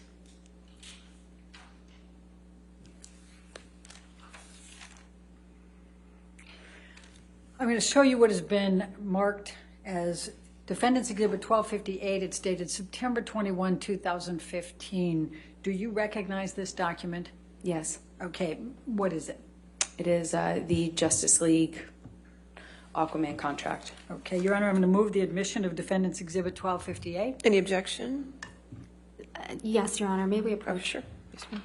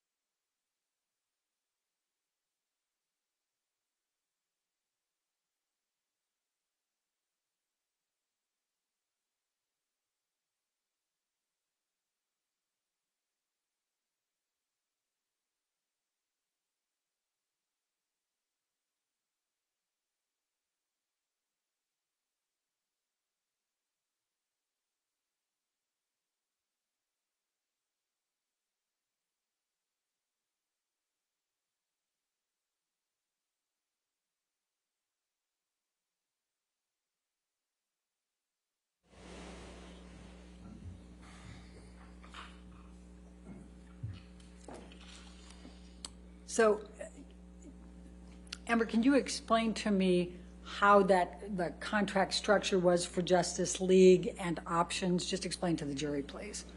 It's structured like a three-picture option. I signed on to do Justice League, where my character was introduced. The fee is, small relative to what it will become if and when you do the other options or movies in that under that umbrella. So it was the contract for Justice League, which could then become Justice League 2, or it could be Aquaman, or it could be some other movie within the DC universe. And the second picture ended up being Aquaman. And then the third picture, Aquaman 2. Each time the fee goes up, but... Objection, Your Honor. This calls for speculation, lack of foundation. Overruled out loud. As far as the contract is concerned, that's what the contract says. All right. And if we go to page 6, so what was your fee going to be for Aquaman? And what was it for Aquaman? $1 million. Okay. And then was there also box office bonuses, opportunities? Yes, I believe. Okay. Yes, there are box office bonuses. If it makes a certain amount in the box office, you get a bonus. Okay. And it says picture number 2. At the time you entered into the contract with on Justice League, did they know what the picture would be? No, as I mentioned before, when you do the contract... Objection calls for speculation. All right, I'll sustain that objection. Okay. So ultimately, what was picture number 2? Aquaman. All right. And then what was it for picture number 3? Aquaman 2. Okay. And what was the fee under the option agreement at that time? $2 million. Okay. Now, did you have contracts with L'Oreal? Yes, I did. Okay. And can you just describe for the jury what was involved with L'Oreal? You talked about being involved in campaigns and then not. Just explain that to them if you can. As a spokesperson, I'm just involved with the brand as a representative, and a certain amount of commitment you have to do throughout the year on social media and on red carpets promoting various products or causes they're advancing. Generally, it's just like a brand ambassadorship. Okay. And did you, let's pull up 1262.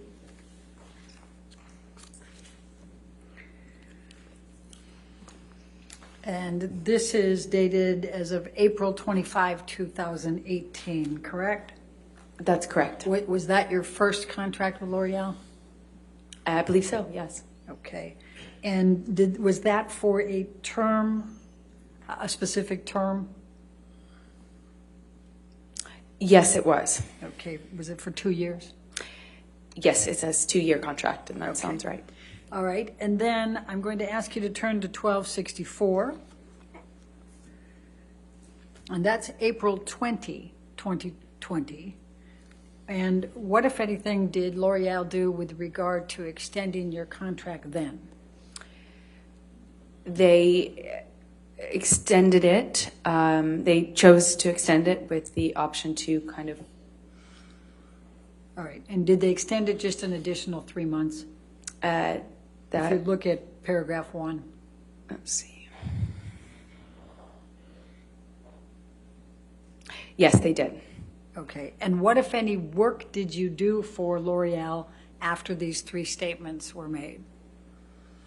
I have only been able to participate in, I believe, 1 live event that they also couldn't promote or use the material from because of... Objection, Your Honor. Calls for speculation. I'll sustain the objection. Okay.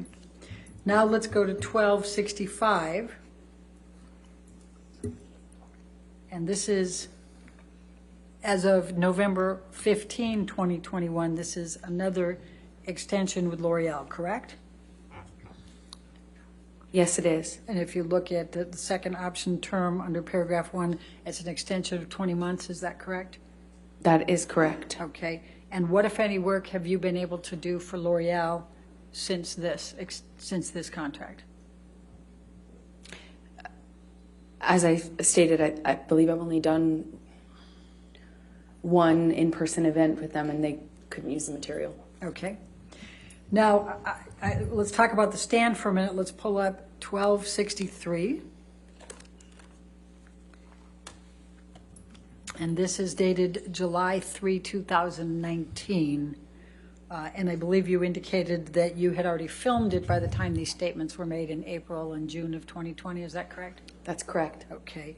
And what, if any, marketing opportunities were you participating in prior to those articles? We had appearances, talk show, press, the normal kind of group cast press junket, promotional material, photo shoot.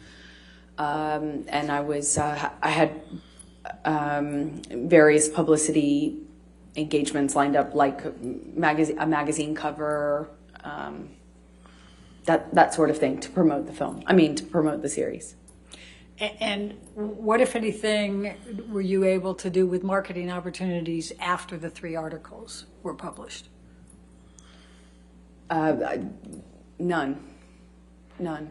What, if any, covers were you on after that for the stand? They pulled the offer for that, so none. Okay. And while we're on this agreement, if you look at the second page, how much were you paid for the stand? It's at 6C.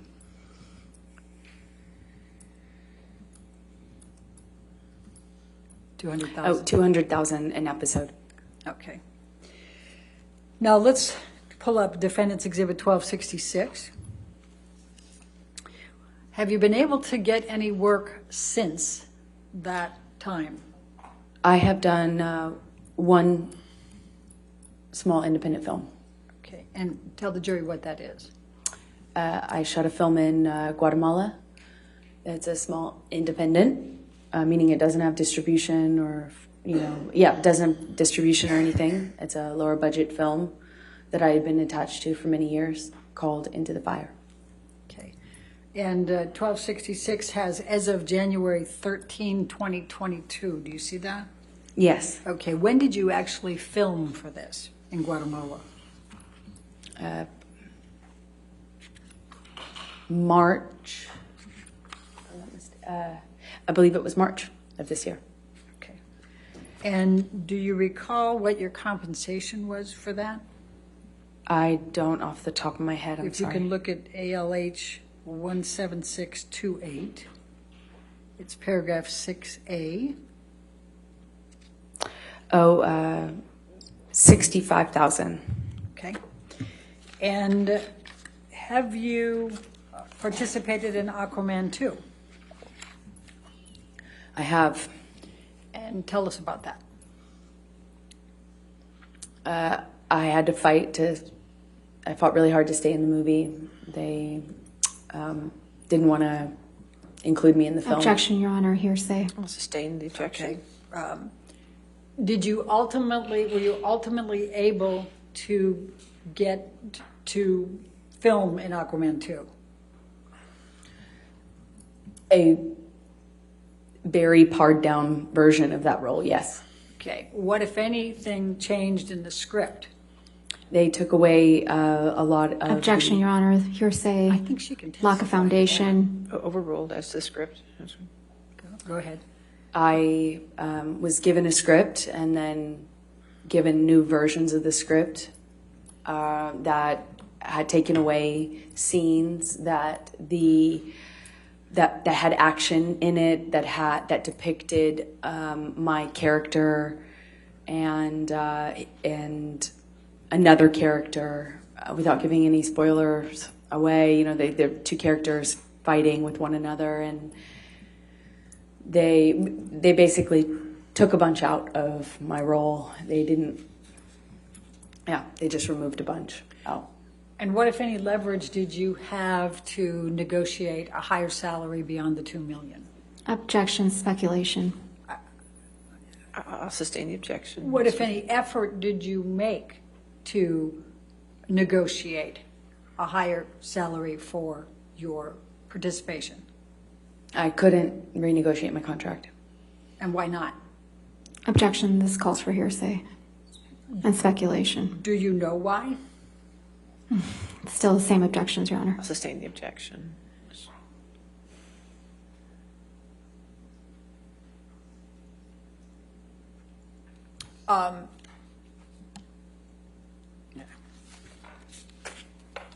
All right. Amber, I'm going to ask you to describe to this jury the emotional impact on you of these three statements that we have talked about, these three counterclaim statements. Please describe how this has impacted you. These statements are used over and over and over and over again online to reverberate, re-echo, and re-energize. Objection, Your Honor, this is not responsive, lack of foundation, It's and hearsay. responsive, yeah. She gets to give her content for it. Well, the question was your emotional impact of these statements. Okay. The impact it has on me is every time I look at it, which is every day. I am set back. I have to relive it. I have to have the worst, most painful things I've ever gone through, painful memories I've ever had, the things I've narrowly survived at times, embarrassing, intimate details that I never wanted to be known, never wanted to be public ever, and to have them used every single day to call me a liar. I have to relive this every single day that I have to address those claims. Over and over again, the most intimate, embarrassing, deeply humiliating and personal things that I've survived are used against me every day, over and over again. It's torture. I'm in so much pain emotionally. I just wanted him to leave me alone. I wanted to move on with my life. And he won't let me. By making statements like this, he won't let me. I have to be here today. I have to be reliving it every single time. He, with these statements, with these leaks, these comments, once again, makes me have to speak to the most horrifying things I have lived through. It's torture. It's torturous. I want you to have to do that. I want to move on with my life. I have a baby. I want to move on. I want to move on. I want Johnny to move on too. I want him to leave me alone. Thank you. I have no further questions. All right. Ladies and gentlemen, it's probably a good time to go ahead and take our afternoon recess based on that. So go ahead and do not discuss the case and don't do any outside research, okay? We'll see you in 15 minutes, okay? Thank you. Please, court is still in session. I need it to be quiet in the gallery. Thank you.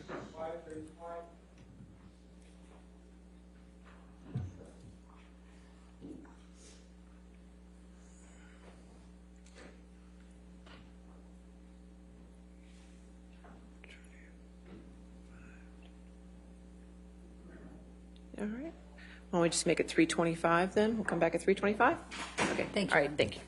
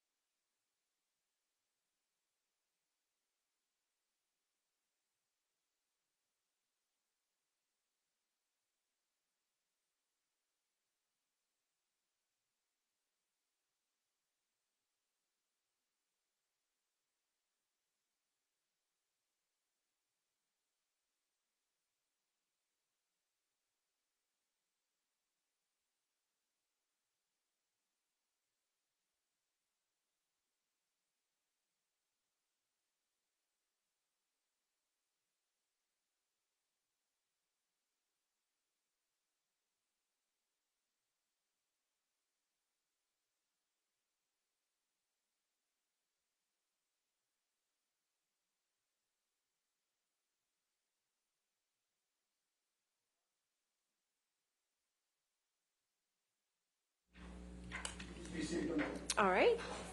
We want to approach? Sure, okay.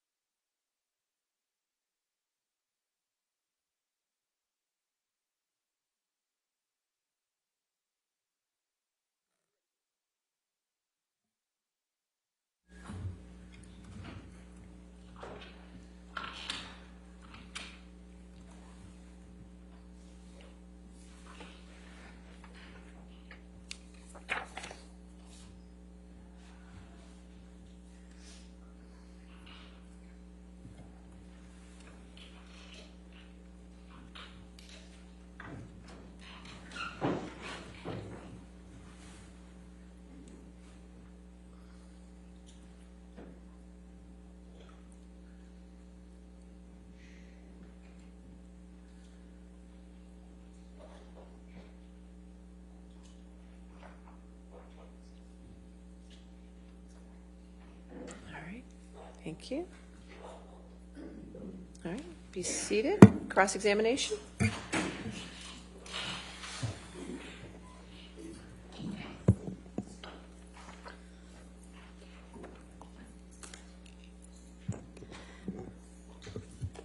Good afternoon, Ms. Heard. Good afternoon. Mr. Depp hasn't looked at you once this entire trial, has he? Not that I've noticed, no.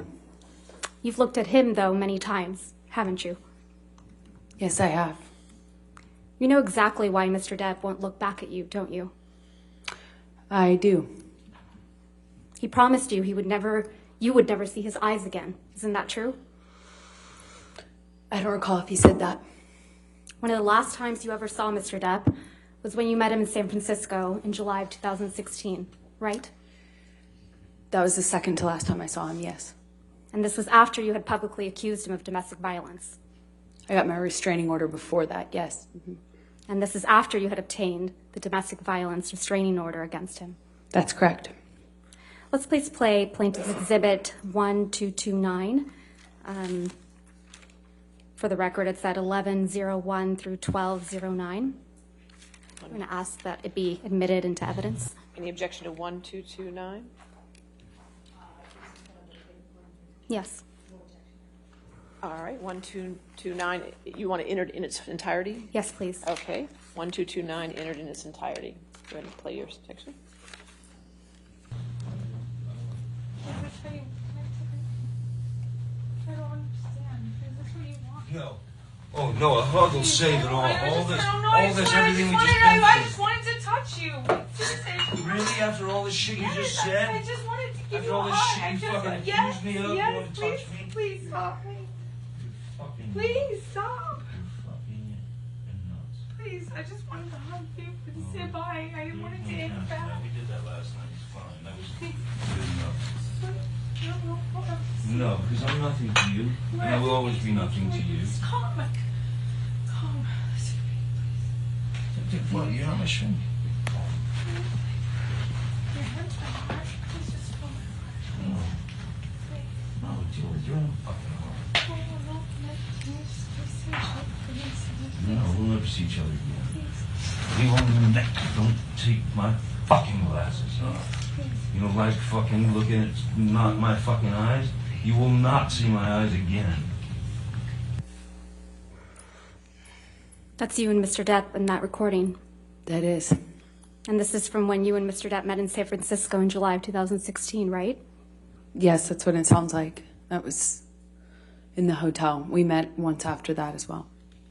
This is after you publicly accused him of domestic abuse. Yes, and got my TRO. Yeah. And he tells you you will not see my eyes again, doesn't he? Yes, he does in that recording. And he kept that promise, hasn't he? As far as I know, he cannot look at me. He won't look at you, right, Ms. Heard? He can't. One of the first questions your counsel asked you on direct is, why are you here? Do you remember that? I do. Let's please play Plaintiff's Exhibit 357A, which is already in evidence, Your Honor. And for the record, it's 2122 through 2140.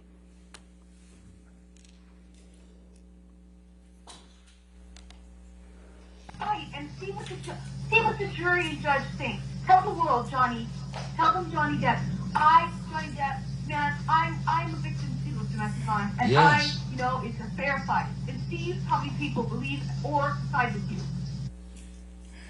That's your voice on that recording, right? Yes, it is. And you were speaking with Mr. Depp? Yes. And you said to Mr. Depp, quote, you can please tell people that it was a fair fight and see what the jury and the judge think. Tell the world, Johnny. Tell them, Johnny Depp, Johnny Depp, a man, a victim too of domestic violence, end quote. That's what you said, right? I was saying it to the man who beat me up, yes. I thought it was preposterous. And the man you beat up numerous times. Right, Ms. Heard? I could never hurt Johnny. You're here in this courtroom because Mr. Depp finally told the world that he is a victim of domestic violence. I know that he is suing me and has sued other people or corporations that have said that as well. You didn't think he would tell the world he was a victim of domestic violence, did you?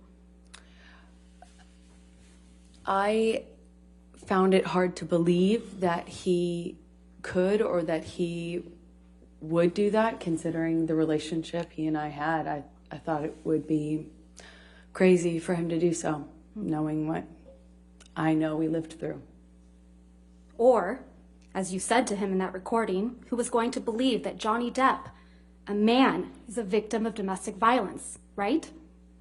With all due respect, I wasn't saying it because he's a man. I was saying it because he was a man who beat me up for 5 years. Mr. Depp is your victim, isn't he? No, ma'am.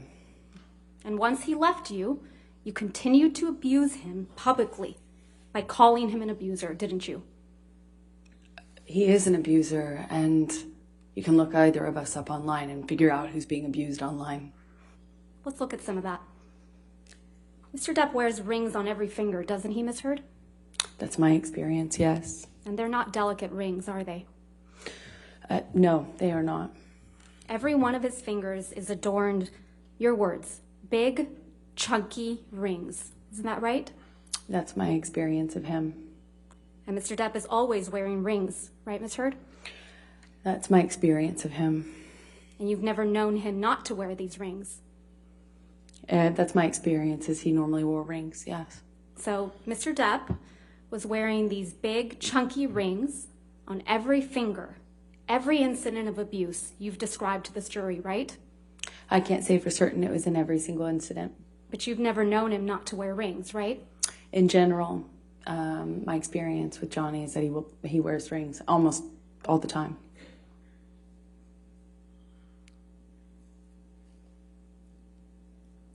Ms. Heard, do you recall giving testimony in a deposition in this matter in January of this year? I do.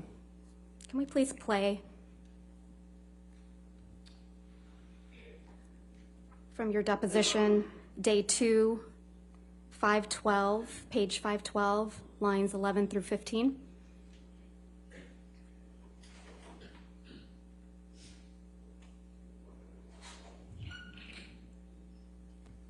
You said he hit you and he was wearing rings, right, Ms. Heard? So he hit you with rings on every finger? I don't know if I've ever known Johnny to not wear rings. Yeah.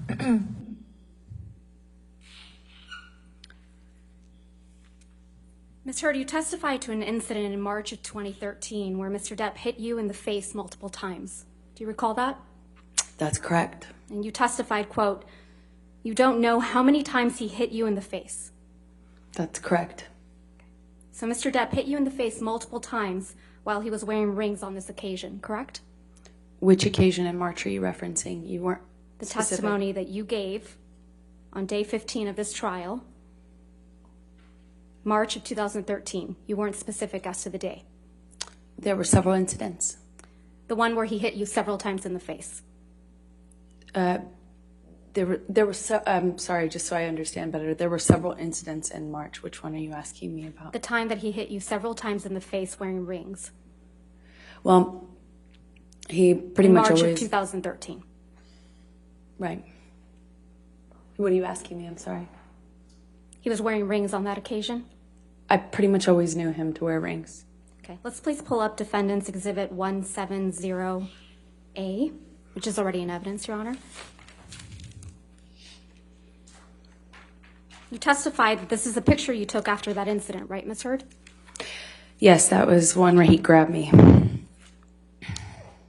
And hit you in the face so many times that you don't remember. Isn't that correct? That's correct. And there's no injuries to your face in this picture, are there? Not that this picture shows. And there's no medical records reflecting that you sought treatment after this alleged incident either. I did not seek medical treatment at this time. So there's no medical records reflecting any injuries to your face after he hit you several times. I did not need to go to the doctor at the time. Despite hitting you several times that you lost count with rings on his fingers. That's correct. I did not seek medical attention, other than my therapist. You testified to another incident in March of 2013 where Mr. Depp hit you while he was wearing a lot of rings. Do you remember that testimony? Yes, ma'am. And you testified you felt like your lip went through your teeth and it got a little blood on the wall. Yes, I remember that. There isn't a picture of you with injuries after that alleged incident, is there? I don't know if I've seen one. I can't recall. There are a lot of pictures. You didn't produce any photographs after that alleged incident, did you, Ms. I don't Wright? know if I took one or if it's included. I'm not quite sure which ones. You didn't show any pictures to this jury after describing that alleged incident, that your teeth, your lip went into your teeth. You don't remember that, right? You didn't show any pictures to this jury after describing that incident, right? I don't believe I've seen that picture admitted. That picture doesn't exist. I don't know which one you're talking about. We have pictures from March 2013, yes. The only picture that you've produced and shown to this jury is the one that was just put up on the screen, where you said he hit you multiple times in the face, and you appear to have what is a bruise on your arm, correct? I believe this is the only picture that's in evidence right now. That's the only picture you've shown to this jury from March 2013, correct? I believe so. You testified about an incident in Russia on or about June 26, 2013. Do you remember that? Yes, that's correct. You testified that Mr. Depp, quote, whacked you in the face. That's correct. And you went to the bathroom after that, right? I did. And then, according to your testimony, when you came out of the bathroom, Jerry Judge, Mr. Depp's security guard, who's passed away, pointed out that your nose was bleeding, right? He did that in the hallway. And you said you hadn't known that your nose was bleeding until Jerry Judge pointed it out to you? Yes, that's correct. I was unaware until he brought it up to me. I didn't see it when I was in the bathroom, but I wasn't looking. So it's your testimony that you went into the bathroom and didn't look in the mirror, which I assume was in the bathroom, to notice that your nose was bleeding? That's not why I went into the bathroom. I went into the bathroom crying. I don't even know if I paid attention to the mirror. I certainly didn't enough to notice any blood. And you didn't take any pictures of your bloody nose either, did you? I did not. But pictures were taken of you in Russia, though. Isn't that correct? Yes, that's correct. We had a dinner. Let's please pull up Plaintiff's Exhibit 1248. Ms. Heard, this is a picture of you and Mr. Depp in Russia, correct? That's correct. I'm going to move to admit. All right, no objection. 1248 in evidence. You can publish. And this is you and Mr. Depp in Russia for the Lone Ranger premiere, correct? It was a dinner function, I believe, in promotion of the movie. Wasn't the premiere, if I recall. You don't have any visible injuries to your face, do you? None that you can see. Let's look at Plaintiff's Exhibit 1249.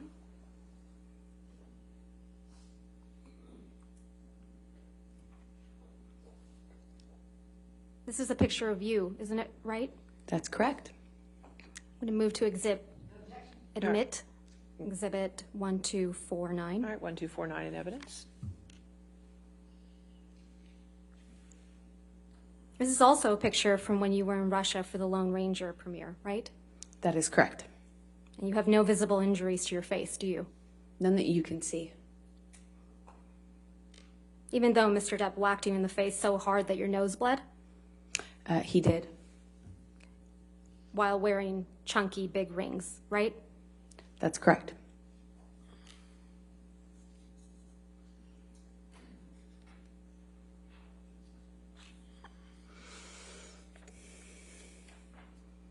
You also testify that Mr. Depp, again, whacked you in the face after the Met Gala in May of 2014, right? That is correct. You testified that you thought he hit you so hard he broke your nose. That's correct. You said your nose was, quote, swollen, discolored, red. That is correct. I took a picture of that. You testified you took a picture of your face after this. I did. But you didn't show that picture to this jury, did you? I would like to. But you didn't show it, did you? That's not up to me.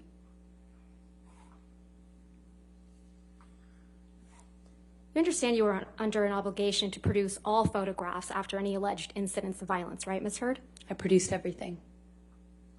You didn't produce any photographs after the Met Gala. I produced everything. You also understand that you're under an obligation to produce all medical records reflecting any injuries you allegedly sustained from Mr. Depp, correct? That's correct. And you haven't produced any pictures or any medical records reflecting a broken nose after the Met Gala in May of 2014, have you? I have given everything to my lawyers, everything. I've turned over literally everything that I have. Is it your testimony, Ms. Heard, that you sought medical treatment after Mr. Depp allegedly broke your nose after the Met Gala?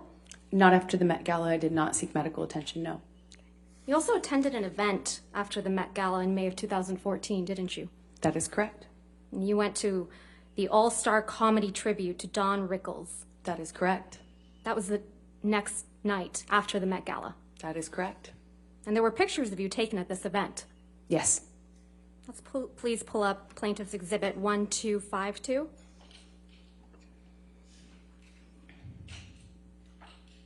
This is a picture of you, Ms. Heard, Yes, it is. at that event, Yes, it is. the night after the Met Gala, Yes, it is. the night after Mr. Depp allegedly broke your nose. I'm not sure if it was broken, for the record, but yeah, you should see what it looked like underneath the makeup. He whacked you so hard in the face that you thought you had broken your nose. Exactly. Right. Permission to admit this photograph. All right, 1252 in evidence. This is a picture of you, Mr. Depp, and Don Rickles, right? That is correct. Let's please pull up Plaintiff's Exhibit 1253.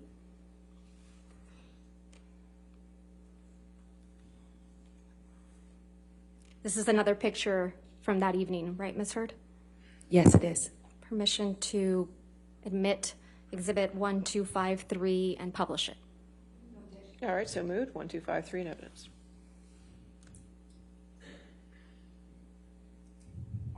This is a picture of you and Mr. Depp at the event the night after Mr. Depp allegedly whacked you in the face so hard you thought he had broken your nose. He did whack me in the face, and I did think it broke my nose. And this is you the night after. Yes, it is.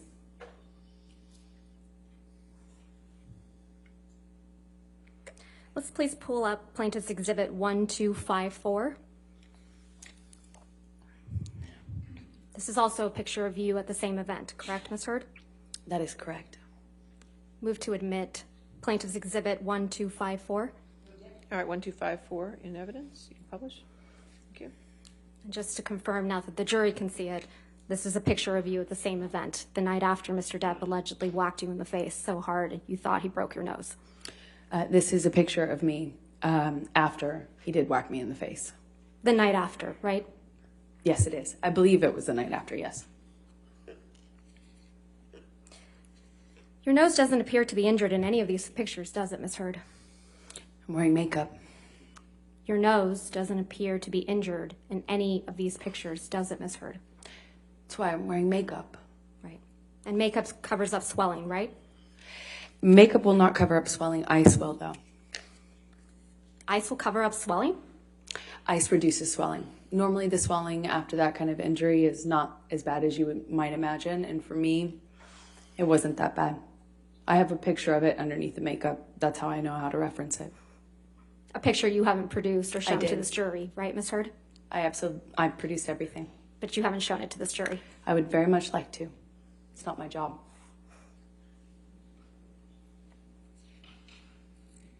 Your Honor, may we approach? Yes, that's fine.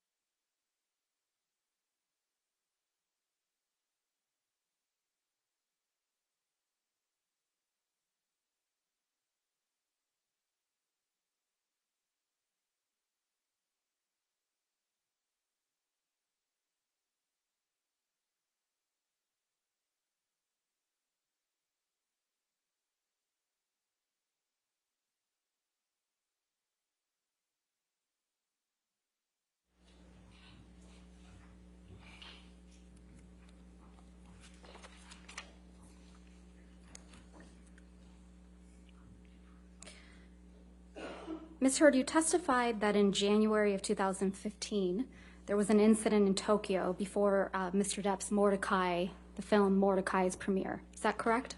That's correct. And you told this jury that on this occasion, Mr. Depp was kneeling on your back. That's correct, in the closet. And you also told this jury that you wore a backless dress to the Mordecai premiere that very same night. I did. And you testified that you were checking for bruises in the car on the way back, on the way to the event to make sure that there were, quote, no visible marks, right? I was checking on my phone after the event to make sure that you couldn't see anything. Your testimony was that you were checking in the car on the way to the event to make sure that there were no marks on your back. Perhaps I misspoke or I misunderstood. It was on the way back from it was after I was concerned. After, concerned that there would be marks in any photographs since we were being photographed at Johnny's press event. And you didn't show this jury a picture of you in that backless dress, though, did you? I don't know what you mean. I'm sorry. You didn't show this jury a picture of you at the Mordecai premiere wearing a backless dress, did you? I haven't had the opportunity to. Okay. I assume you have it? I do. Let's please pull up Plaintiff's Exhibit 1256.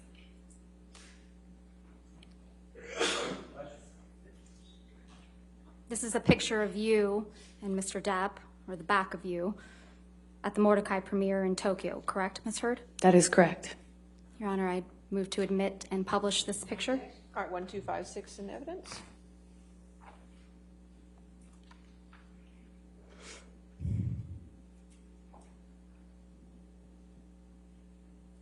This is you in the backless dress at the Mordecai premiere in Tokyo, right? That is correct. You would agree that there are no bruises or visible marks on your back in this picture? No, not that I could see. I'll show you one other photo. If we could please have Plaintiff's Exhibit 1257.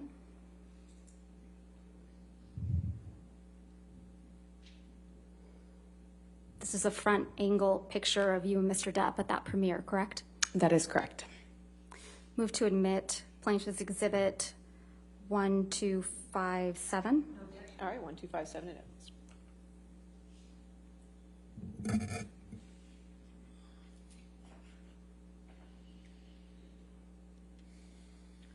I'll show you one more picture. Plaintiff's Exhibit 1258.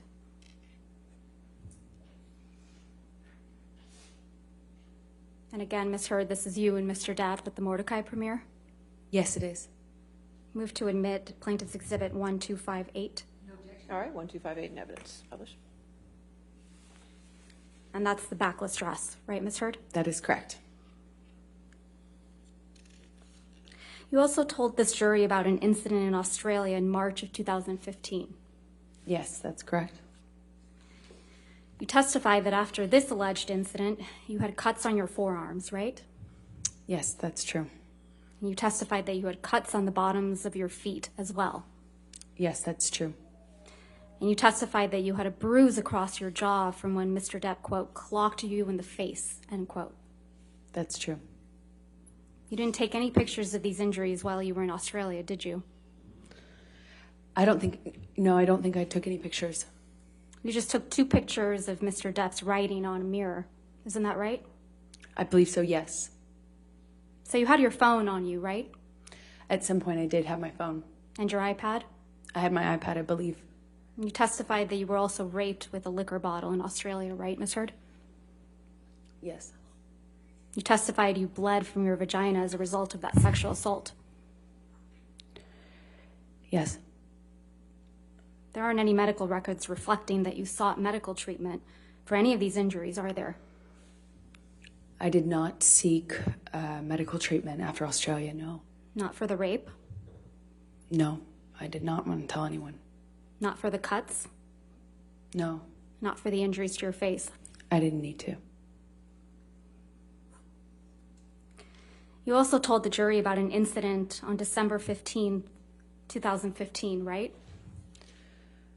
Where? I'm sorry. December 15th, 2015. Yes, that's correct. You told this jury that after this incident, you had a broken nose. It certainly felt like it. Ms. Heard, do you recall giving testimony on day 16th in this trial?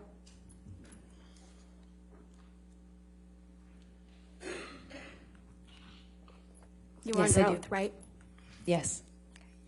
We can have a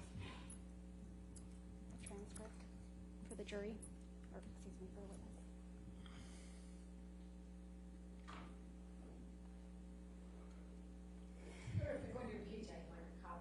witness. Okay. All right, we'll get it.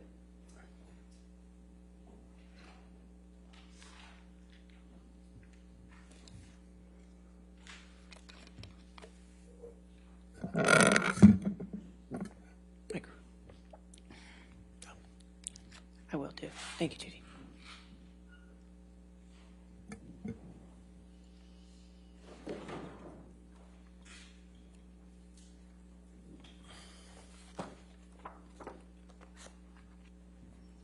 May I approach the witness, Your Honor? All right, yes, ma'am. And would you like a copy? Sir? Yes, please.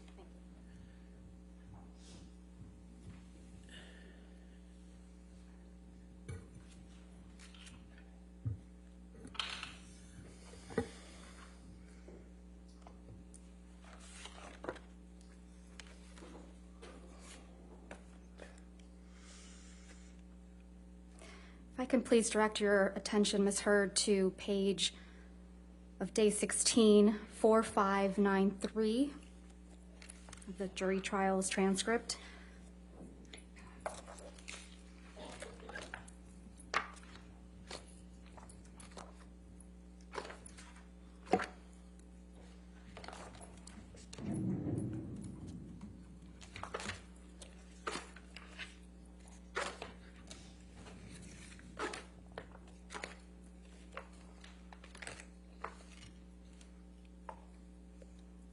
Lines 8 through 13. On which page? I'm sorry. 4593.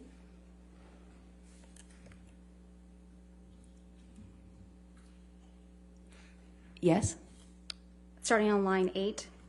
I thought I probably had a concussion and certainly thought, excuse me, strike that, let's start over. I thought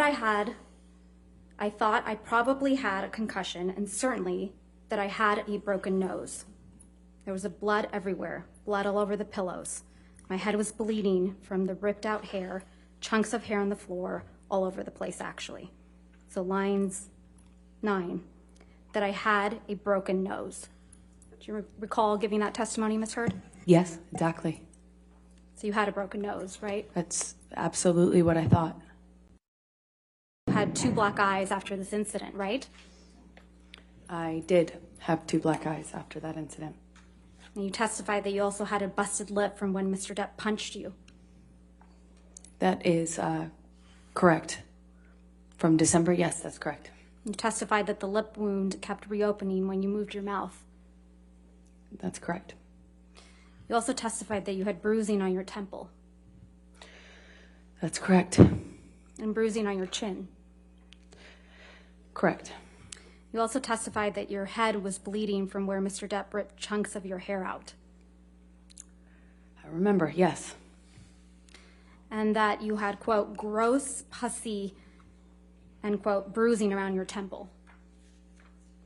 In my scalp, yeah. Now, for this incident, you did take pictures. That's correct. And we will look at some of those in a minute, but I first want to talk to you about your appearance on the James Corden show. Sure. Can I close this? Sure. You appeared on the James Corden show the day after this alleged incident, right? I did. And that was December 16th, 2015? Yes, that's correct. Let's please pull up a clip of your appearance from that evening. If we could, Plaintiff's Exhibit 35. And for the record, we will only be playing a portion of this, so we will call it Plaintiff's Exhibit 35A. All right, any objection?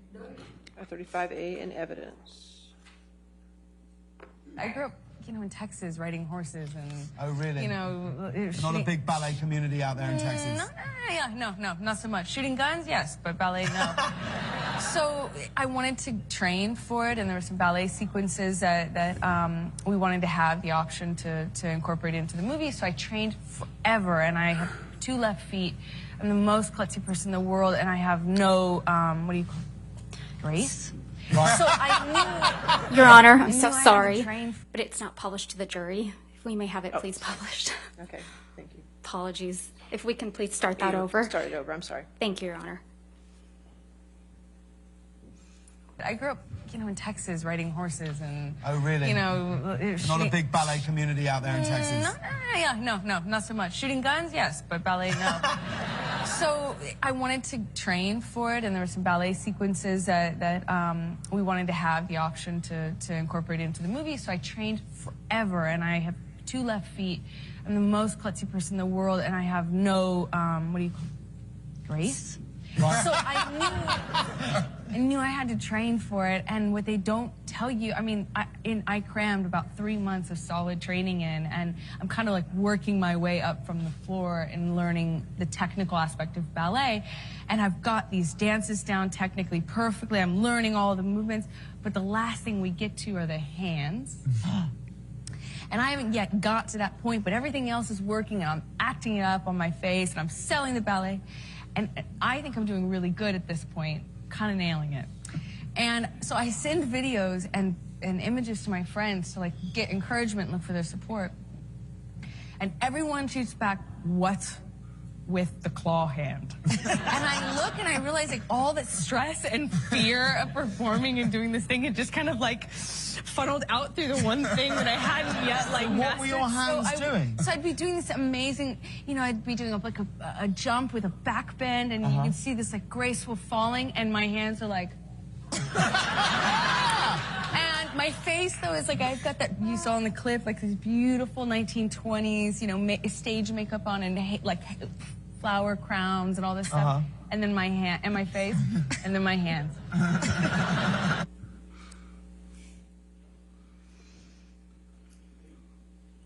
That was you on the James Corden show on December 16th, 2015, right, Ms. Heard? That was.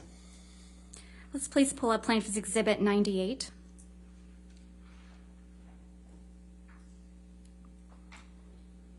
These are pictures of you on the James Corden show on December 16th, 2015, right, Ms. Heard? They look like freeze frames, like screen grabs, stills. They're not it's not like a photo shoot, it doesn't seem. But on the James Corden show, correct? From that appearance, yes. Move to admit and publish Plaintiff's Exhibit 98. Any objection? All right. And Ms. Britton, you could move the microphone and turn it on for you, so Judy and I are having trouble hearing you. Sorry about that. All right, thank you. All right, 98 in evidence. Thank you.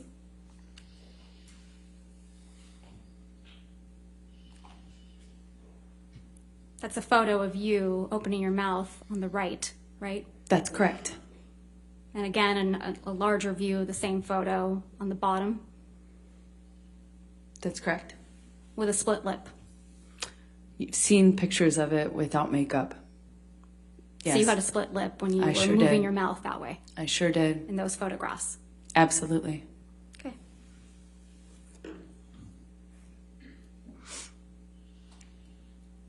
You did take pictures of your alleged injuries after December 15th, correct? And you showed those to this jury? I sure did, yes. Okay. Let's please pull up Defendants Exhibit 516, which is already in evidence.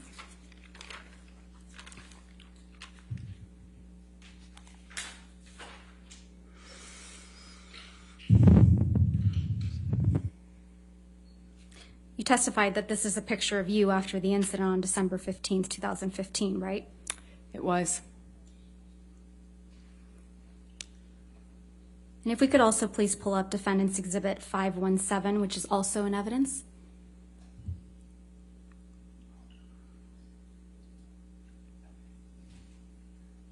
That's fine. Thank you, Your Honor. This is also a picture of you after the incident on December 15th, 2015. That's correct. If we could please pull up Plaintiff's Exhibit 409, which is already in evidence.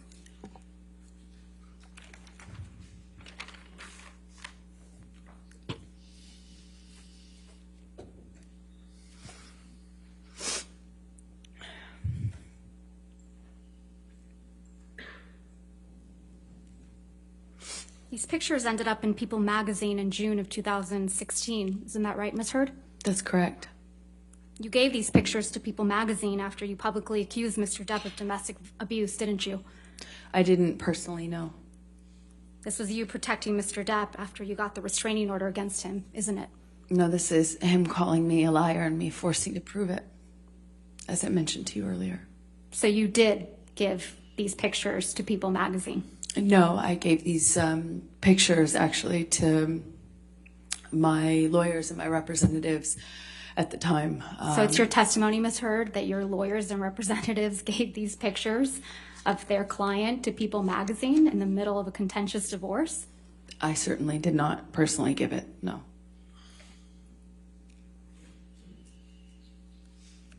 You also have a medical record from after the December 15th, 2015 incident, don't you? A partial one, yes. You went to see Dr. Kipper's office a couple days later. That's right. He wasn't in the office.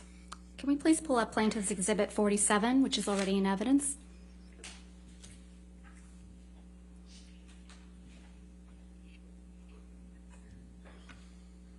This is your medical record for December 17th, 2015, isn't it, Ms. Heard?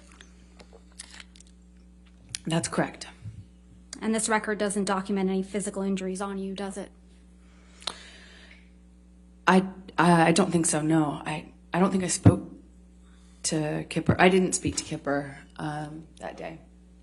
And but you went to Dr. Kipper's office and were seen, correct? I went to Dr. Kipper's office for a concussion check. Right, okay. And this medical record is from that visit, correct?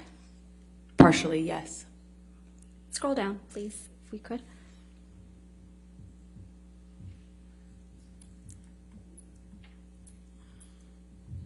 The signature, Kipper, down below. This is the entirety of the medical record, right, Ms. Heard?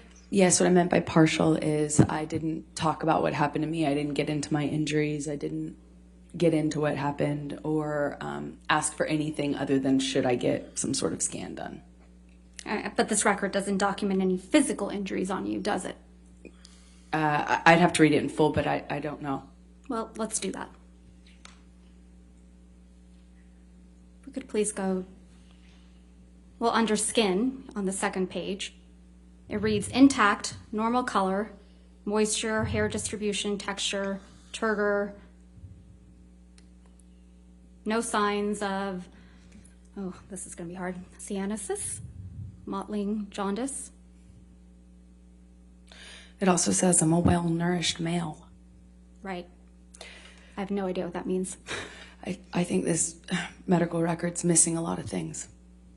Yeah, but it doesn't document any physical injuries. Doesn't seem to be documenting anything. Probably because there was nothing to document, right, Ms. Heard? I disagree with you on that. You don't have any medical records reflecting that you broke your nose during your relationship with Mr. Depp, do you? I saw an ENT after my relationship ended. And you saw an ENT, it's your testimony under oath that you saw an ENT for broken noses that you sustained as a result of Mr. Depp? No, but the ENT told me I sustained Objection. multiple fractures. No, I'm going to move to strike. I'll sustain the objection. I'll move to strike. Okay. Thank you. So again, just to try my question, there's no medical records reflecting that you broke your nose during your relationship with Mr. Depp, is there, Ms. Heard? I don't know what made it in evidence, but I do know that I documented that visit and that everything was given to my attorneys. Ms. Heard, you never went to see any doctor or surgeon to treat a broken nose during your relationship with Mr. Depp, yes or no? I never sought treatment for broken nose while I was with Johnny. Or after you were with Mr. Depp, as a result of any injuries you sustained as a result of Mr. Depp? Afterwards, yes, I did.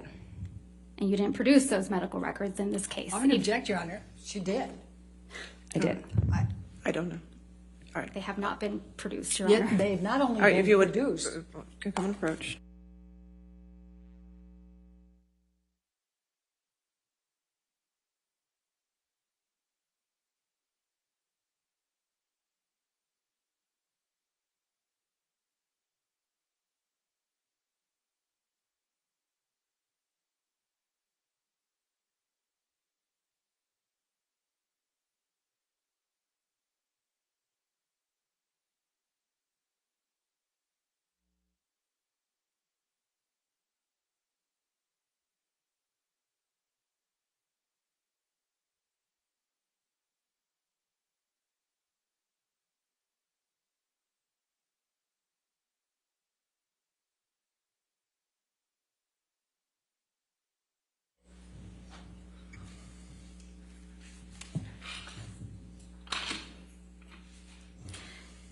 don't have any medical records reflecting that you required any dental work during your relationship with Mr. Depp, do you?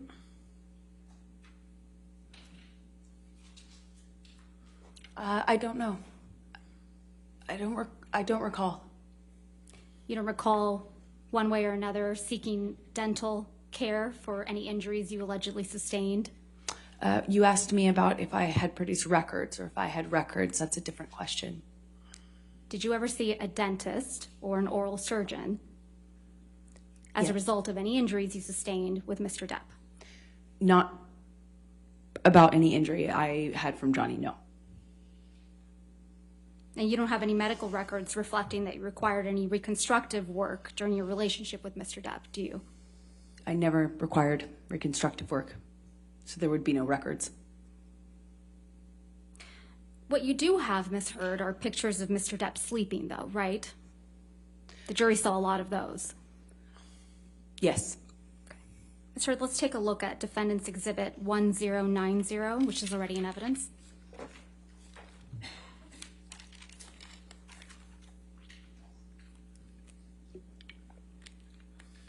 You took this photograph, right, Ms. Heard? That's correct.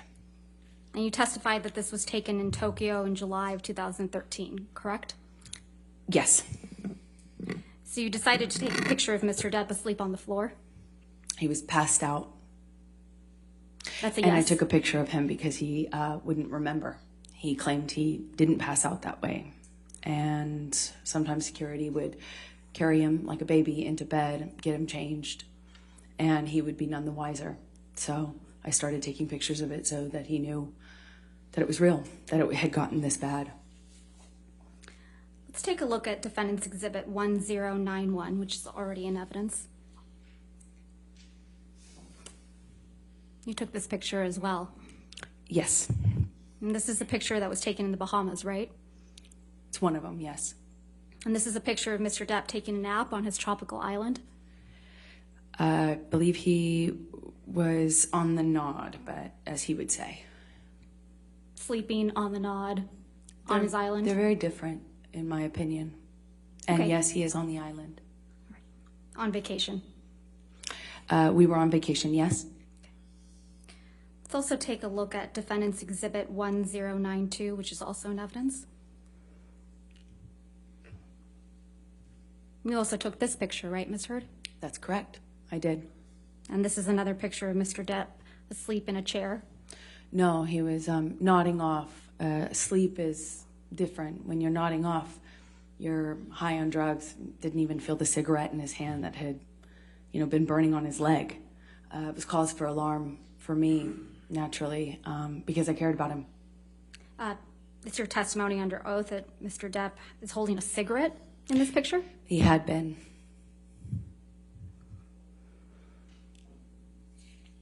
You seem to really like taking pictures of Mr. Depp while he's sleeping, don't you? I hated it. I hated it. Let's look at Defendants Exhibit 1094, which is also in evidence.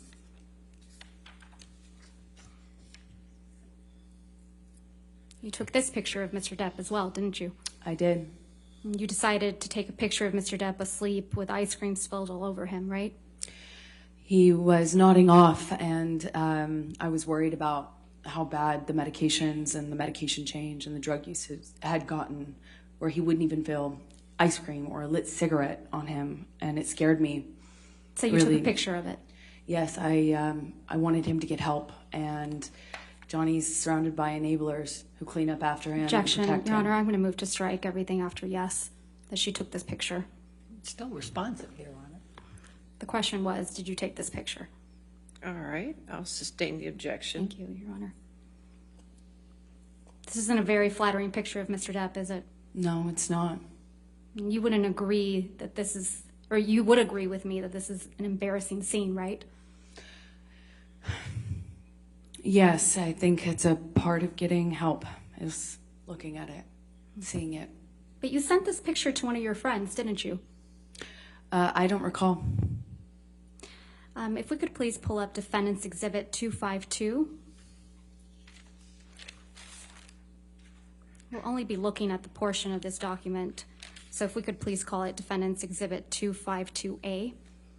252. 252A. And for ease, we've gone ahead and redacted it. Yes, I was asking for support. That's correct. There's no question yet, Ms. Hurd. So directing your attention, I'm going to move to admit Exhibit 252A. Any objection? Any objection, Ms. Brito? Could you turn on your microphone again? I'm sorry. Thank you. I need to see it first because I don't know what they redacted. 252. We redacted the identifiers and anything that's not Ms. Hurd's Up or down on text messages, consistent with hearsay.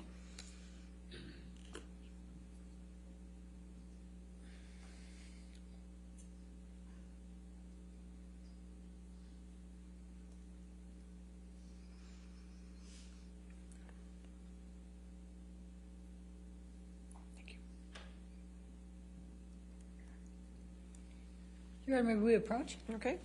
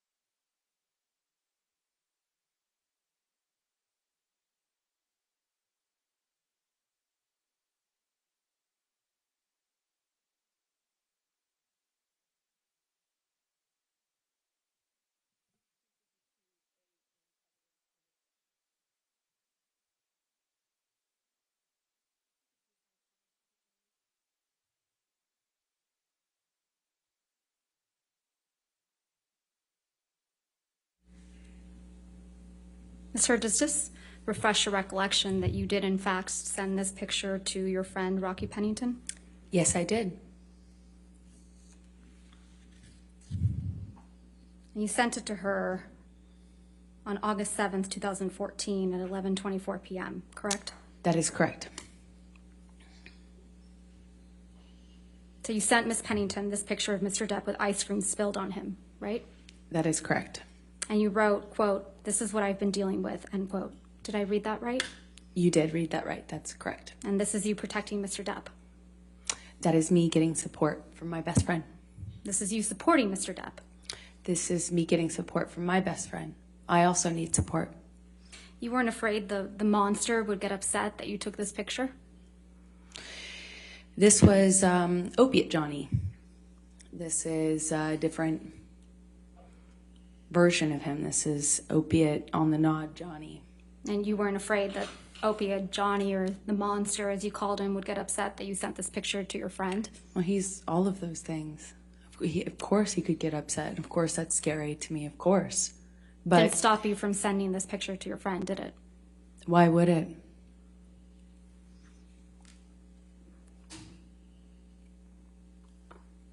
Mr. Depp's right hand is in his pocket, right, Ms. Heard? In this Yes, picture? that's correct. You also showed this jury pictures of cocaine. Do you recall that? Yes, that's correct. Let's please take a look at one of those. If we could please pull up Defendants Exhibit 167A, which is already in evidence.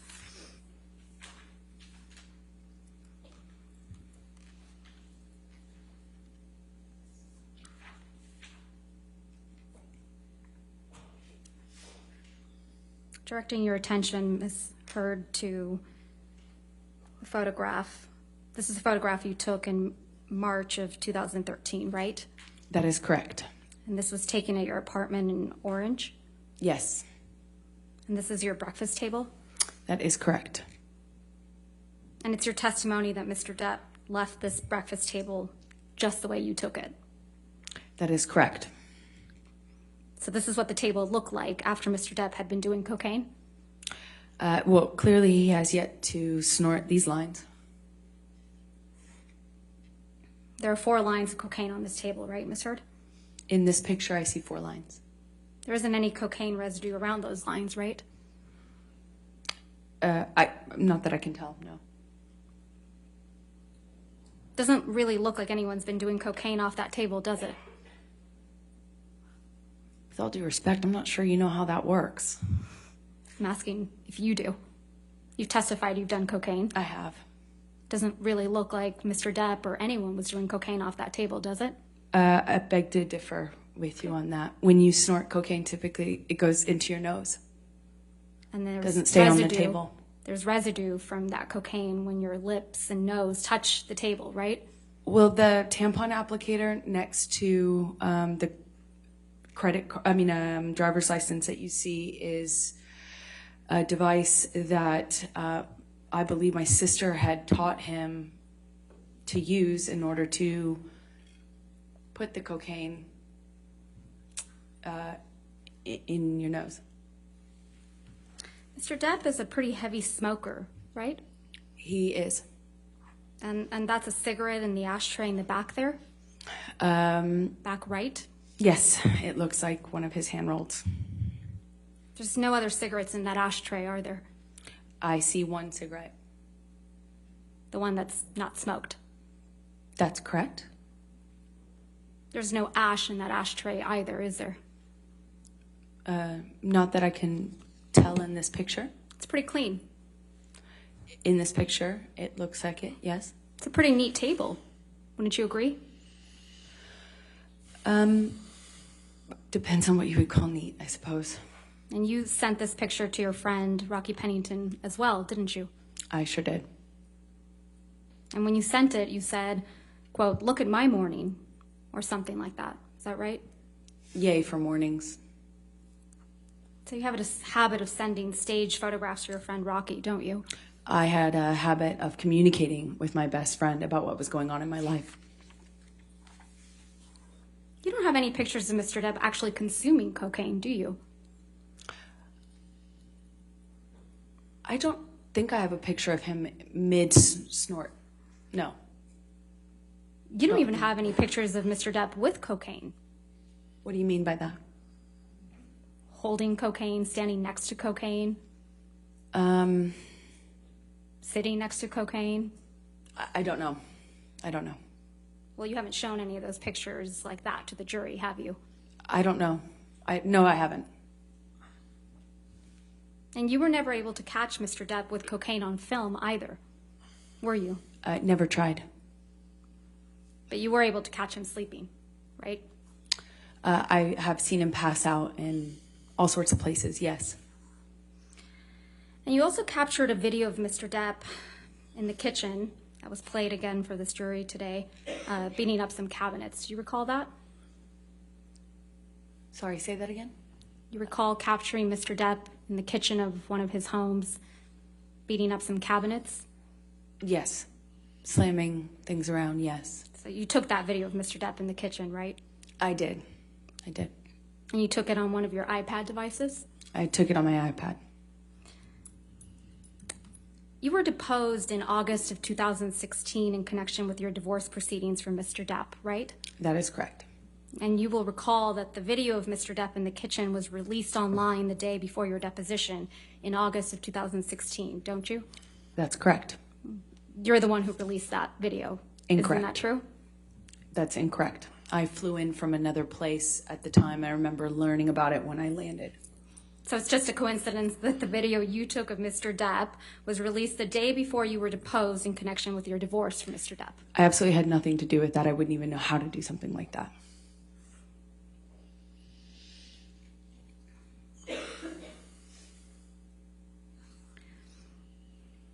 You settled your divorce from Mr. Depp in August of 2016, right?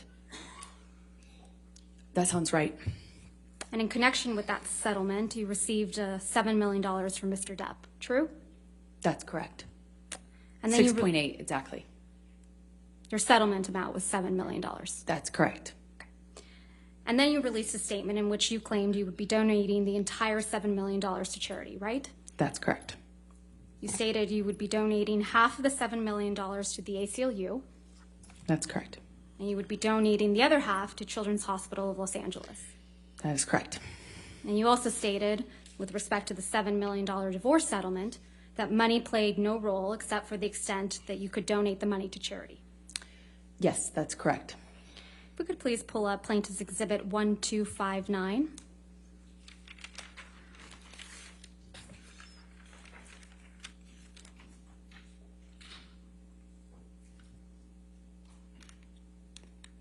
This is an article entitled, Amber Heard Donates Johnny Depp Divorce Settlement to Charity. Read her statement in full. Is that correct? That's what the title says, yes. Directing your attention to the portion on the second page where it says, quote, read the statement below.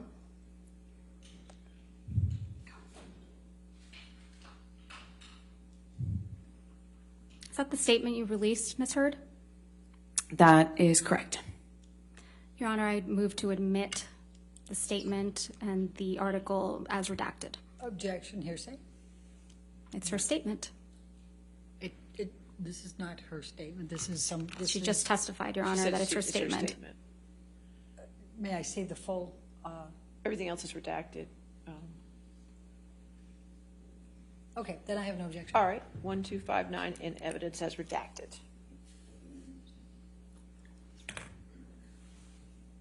The statement reads, as described in the restraining order and divorce settlement, money played no role for me personally and never has, except to the extent that I could donate it to charity, and in doing so, hopefully help those less able to defend themselves. As reported in the media, the amount received in the divorce was $7 million, and $7 million is being donated. This is over and above any funds that I have given away in the past and will continue to give away in the future. Did I read that correctly? That is correct. I don't remember that last line, but I have no... it doesn't stand out to me as wrong. There's nothing inaccurate in the statement. Not that I recognize, no. Mr. Depp donated $100,000 of the divorce settlement directly to the ACLU. Is that right? Right at the beginning of the divorce settlement, he donated $100,000 to each charity on my behalf or towards my contribution. So $100,000 to each. To the ACLU. And to the Children's Hospital. And in response, you publicly demanded that Mr. Depp pay the divorce settlement directly to you instead of the charities, right? That was always the agreement, actually, is for him to pay me directly. It was not his money as per the settlement agreement to give away and reap a tax benefit from.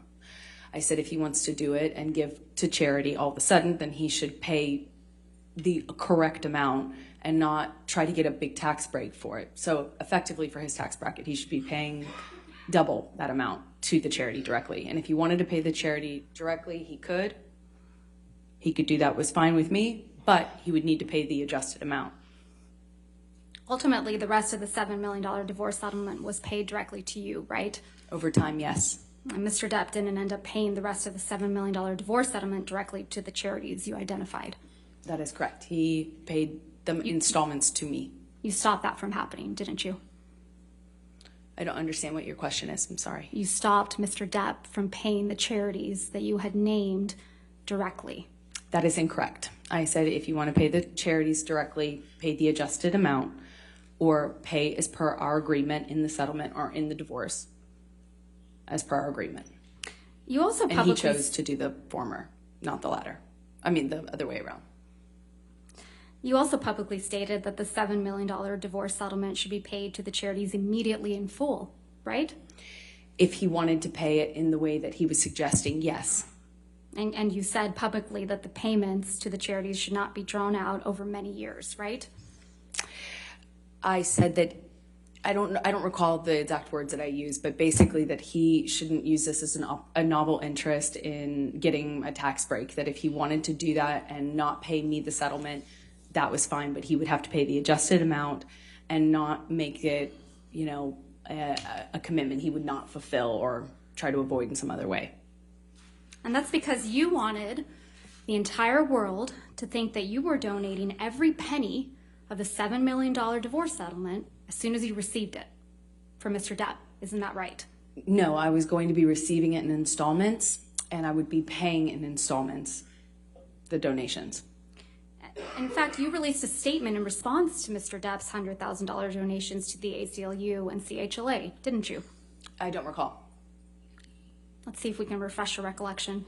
If we could please pull up Plaintiff's Exhibit 1260.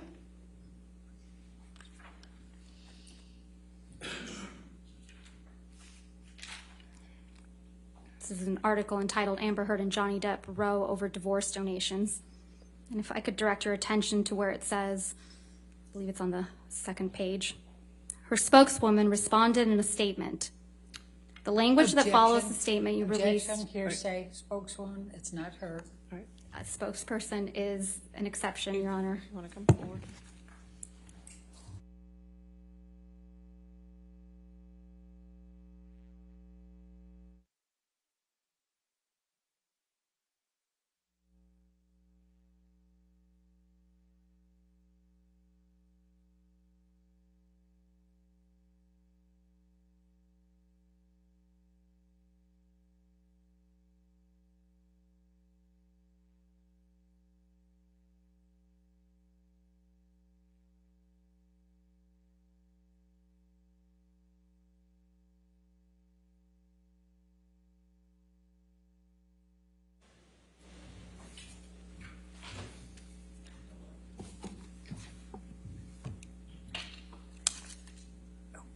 You released a statement May through... we approach again? Okay.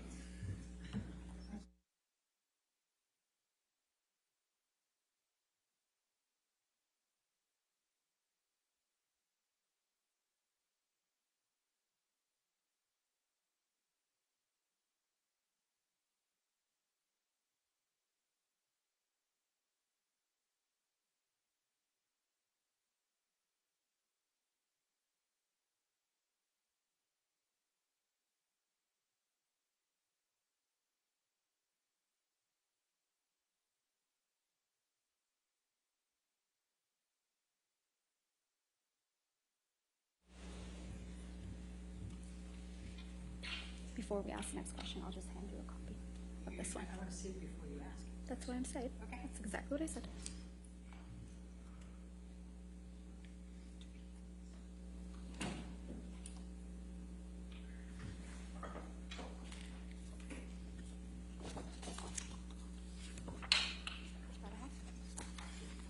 Your Honor, would you like to see one as well? No, that's all right. That's fine. Thank you.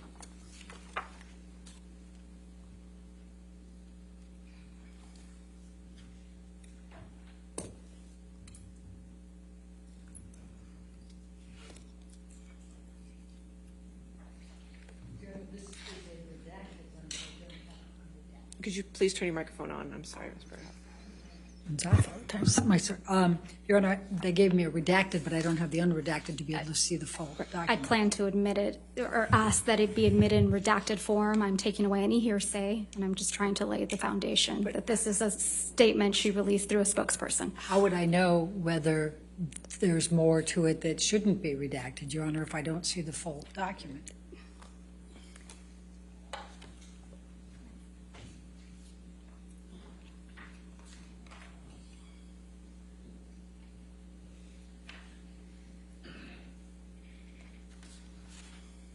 Your Honor, the witness can testify as to whether this is a full statement or not.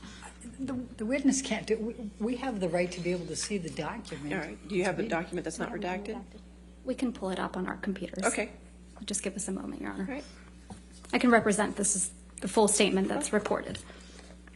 Okay, give her an opportunity to look at the unredacted one. Thank you.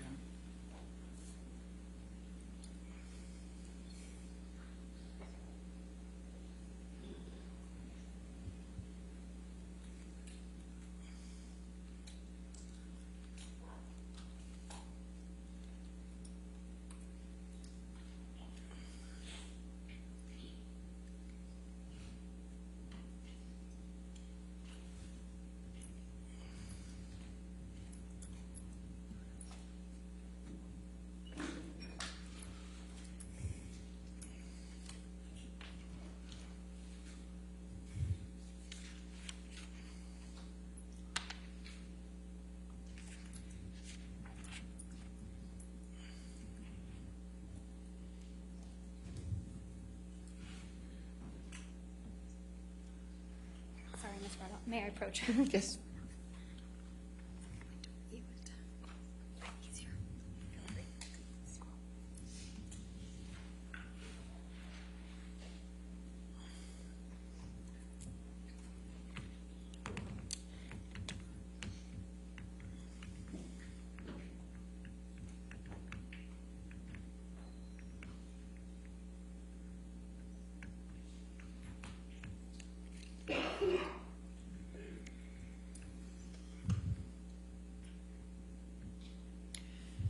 So, Your Honor, can we have a copy of this?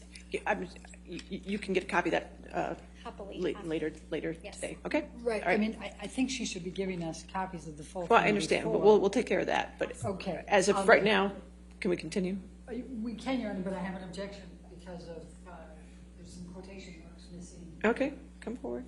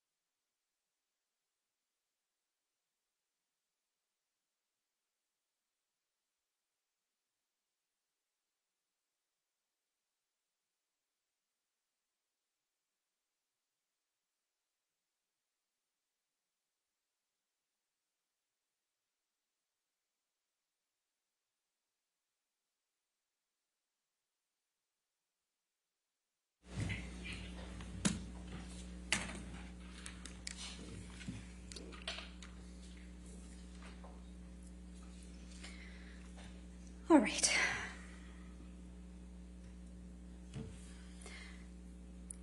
So directing your attention, Ms. Heard, where it says her spokeswoman responded in a statement. Your The Honor, language that follows. Your Honor, again, she can't read it. She has to show it The to language her. that follows. Right. If you want to lay a Is this- foundation to that, go ahead. You released a statement after Mr. Depp donated $100,000 to the ACLU and $100,000 to CHLA. Correct, Ms. Heard? I think so, yes. Okay. And the language that follows is the statement you released in response to Mr. Depp's donations, right? I don't know if this is the official statement. I have no idea. The statement that starts Objection, Your Honor. at Amber Heard. That's the only thing I'm going to say. Would you please read that to yourself, Ms. Heard?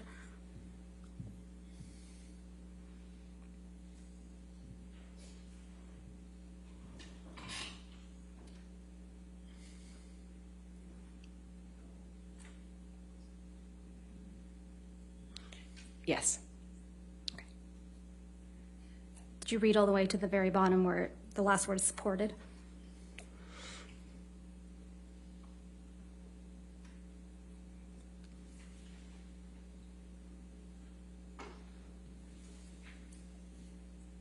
Yes. Okay. That's a statement you released through your spokeswoman after Mr. Depp made the donations to the CHLA and the ACLU. Correct, Ms. Heard? I do not recall exactly what my statement was.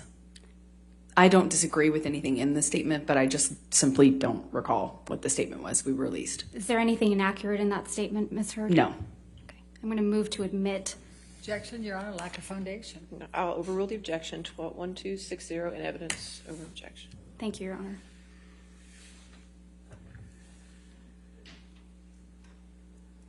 Statement reads, Amber Heard appreciates Johnny Depp's novel interest in supporting two of her favorite charities, the ACLU, American Civil Liberties Union for Domestic Violence, and the Children's Hospital of Los Angeles. This is great and unexpected news. And it continues. However, if Johnny wishes to change the settlement agreement, we must insist that he honor the full amount by donating $14 million to charity, which, after accounting for his tax deduction, is equal to his $7 million payment obligation to Amber. And it continues. We would also insist that the full amount be paid immediately and not drawn out over many years. Anything less would be a transparent attempt by Johnny's counsel, Laura Wasser and Patty Glazer, to reduce their client's true payment by half under the guise of newfound concern for charities that he has never previously supported, end quote.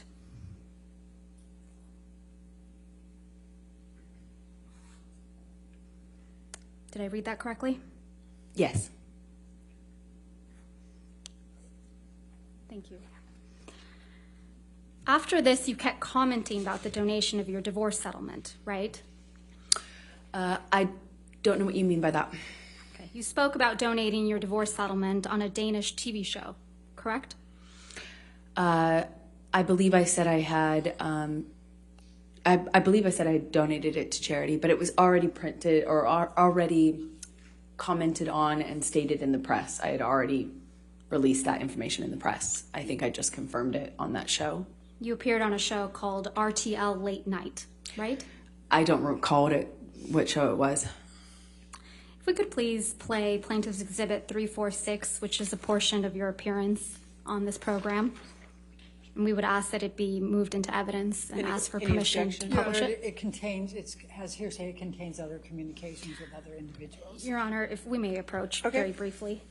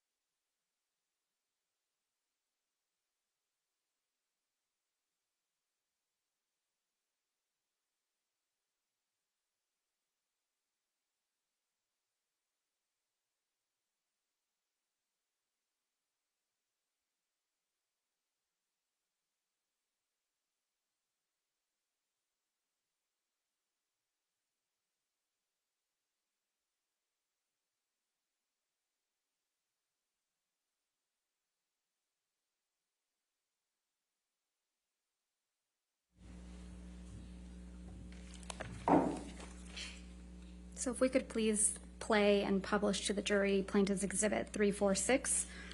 All right, 346 in evidence. Go ahead. There allegedly were all kinds of accusations flying your way when you said all this, and then there was a divorce settlement. You got $7 million.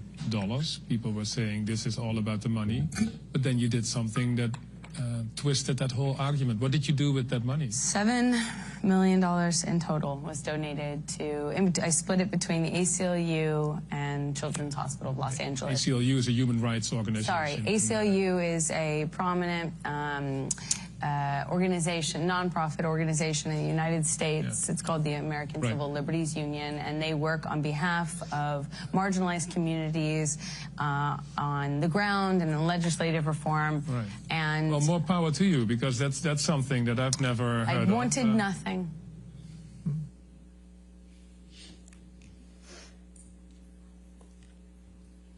This interview was in October of 2018, right, Ms. Hurd? I don't recall when it was. It was in 2018, right, Ms. Hurd? I don't remember when this was done. This was after you had received the full $7 million of your divorce settlement for Mr. Depp, wasn't it?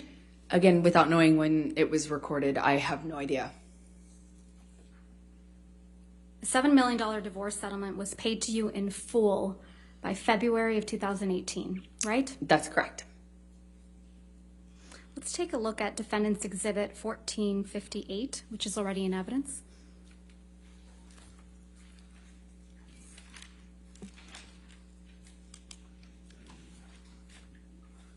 This is the deal point memorandum from your divorce settlement, right, Ms. Hurd? Yes, that's what it looks like. And if we go down to the bottom of page 4,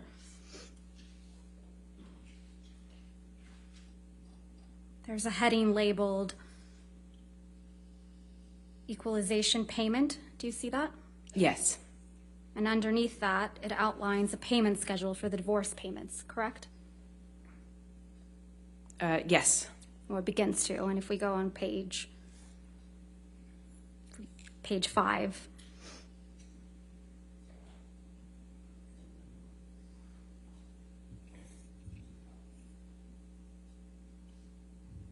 so the first payment is scheduled for August 31st, 2016, and that's $200,000, correct?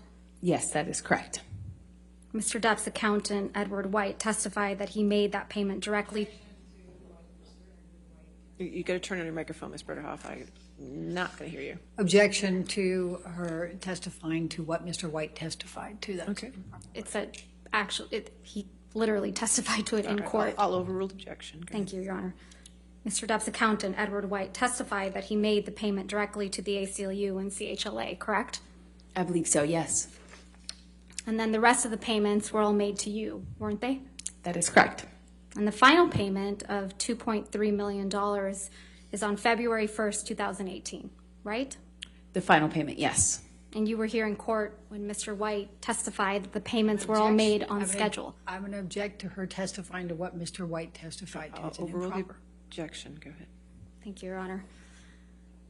And you were here in court when Mr. White testified that the payments were all made on schedule, right?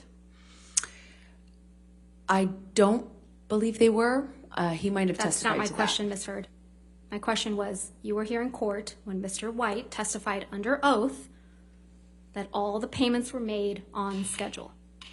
I was here every day in court. I heard his testimony, yes. Okay. So back to October of 2018, this was before Mr. Depp sued you for defamation, correct? Yes, that's correct. He didn't sue you until after the op-ed came out in December of 2018, right? He sued me in 2019. And the op-ed came out in December of 2018. That is correct. So in October of 2018, you had received your entire $7 million divorce settlement. You would agree with me? That is correct. Okay. And you hadn't yet been sued by Mr. Depp? This is October, correct.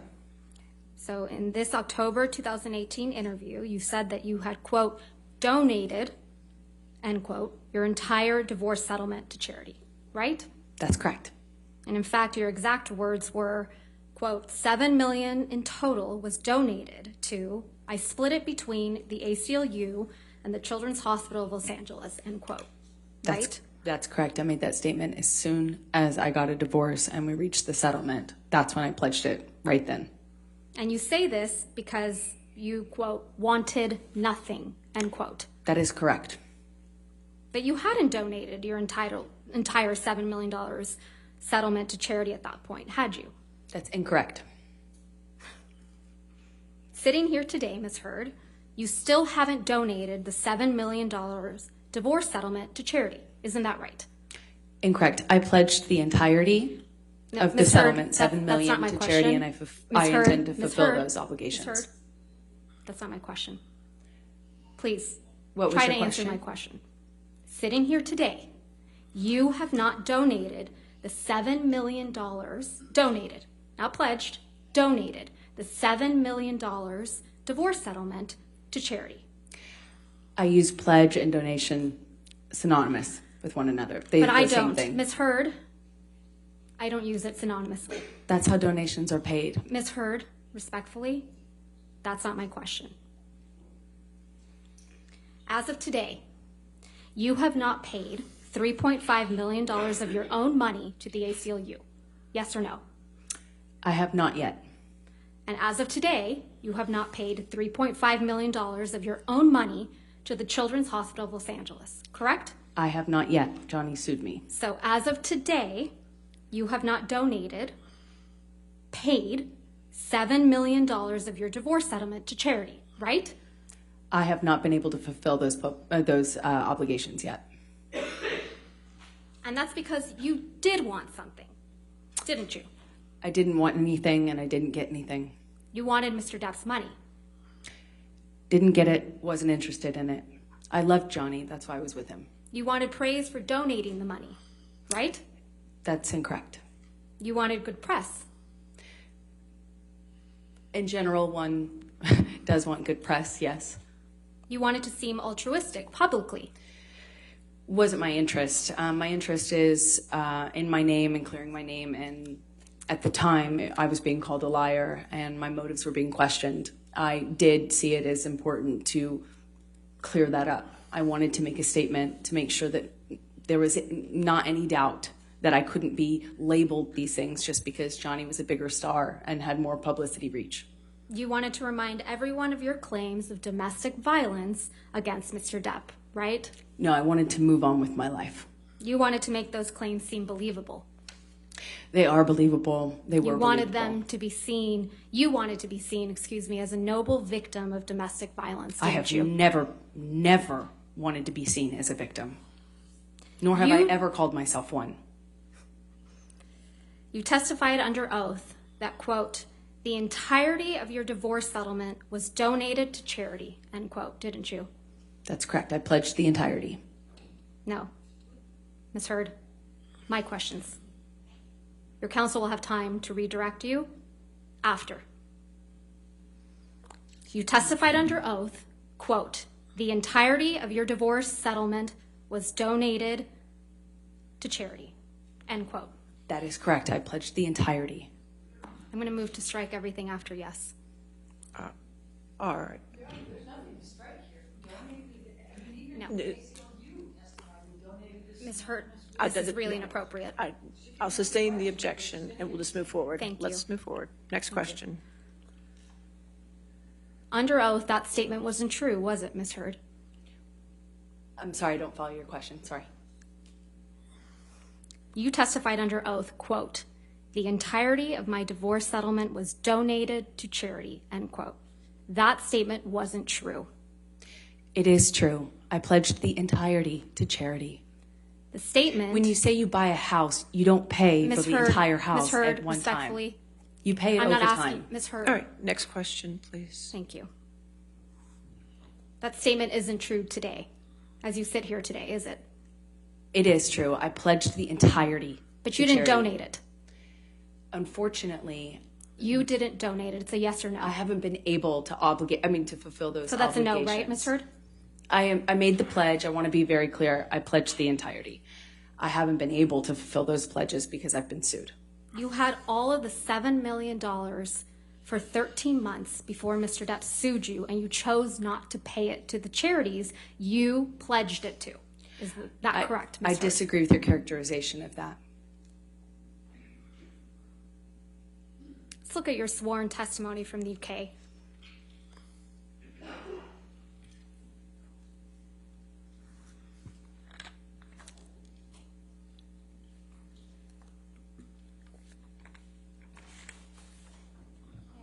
All right, yes, ma'am. Thank you.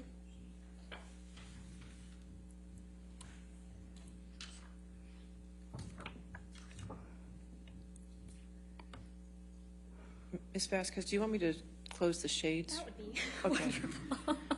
There's this light coming across. And So I appreciate that. Has to be a It's little probably good uncomfortable. light. Thank you, Your Honor. all right.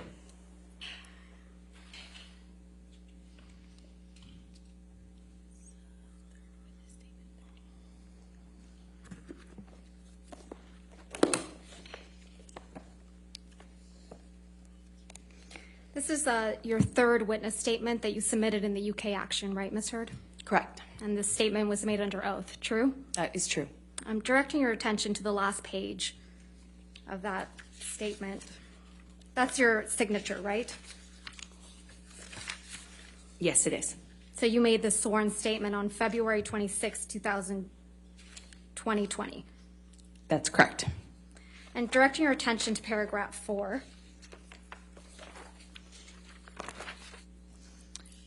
It says, quote, I remained financially independent from him the whole time we were together, and the entire amount of my divorce settlement was donated to charity, end quote. That is correct. Did I read that correctly? Yes, you did. The him you were referring to is Mr. Depp. That is correct.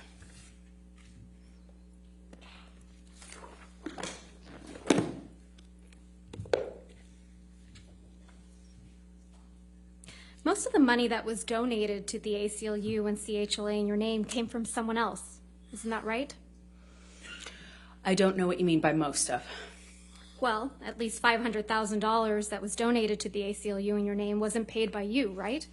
I believe Elon made a donation in my honor on one of the years. Yeah, and it didn't come out of your $7 million divorce settlement, right? No, nor did it count towards my pledge. And at least $500,000 that was donated to the Children's Hospital of Los Angeles in your name wasn't paid by you either. Right, those were made at the same time. And it didn't come out of your $7 million divorce settlement. Nor did it count to my 3.5 obligation. Those $500,000 payments came from your new boyfriend, Elon Musk, right? I don't know if he was a new boyfriend at the time. You got him to pay part of what you promised to these two charities, didn't you? Incorrect. Because you wanted to keep at least some of the $7 million divorce settlement for yourself, right? You're very wrong about that. I think this, if Your Honor is Okay, fine, you said this is a good it's stopping breaking point. point. Okay, that's fine. All right, ladies and gentlemen, we'll stop here for the evening. Remember tonight, do not do any outside research and do not discuss the case with anybody. I know these days are a little longer, and I appreciate your patience and your taking care of everything here. Please take care of yourself tonight, okay? And we'll see you in the morning at 9 a.m.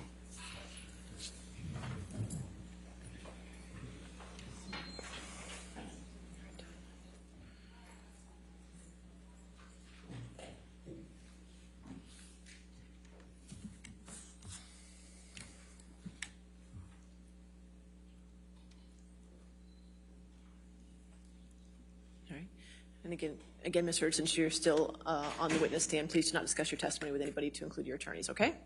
All right, 9 o'clock tomorrow then? All right, we'll see you at 9 o'clock. Thank you. All rise.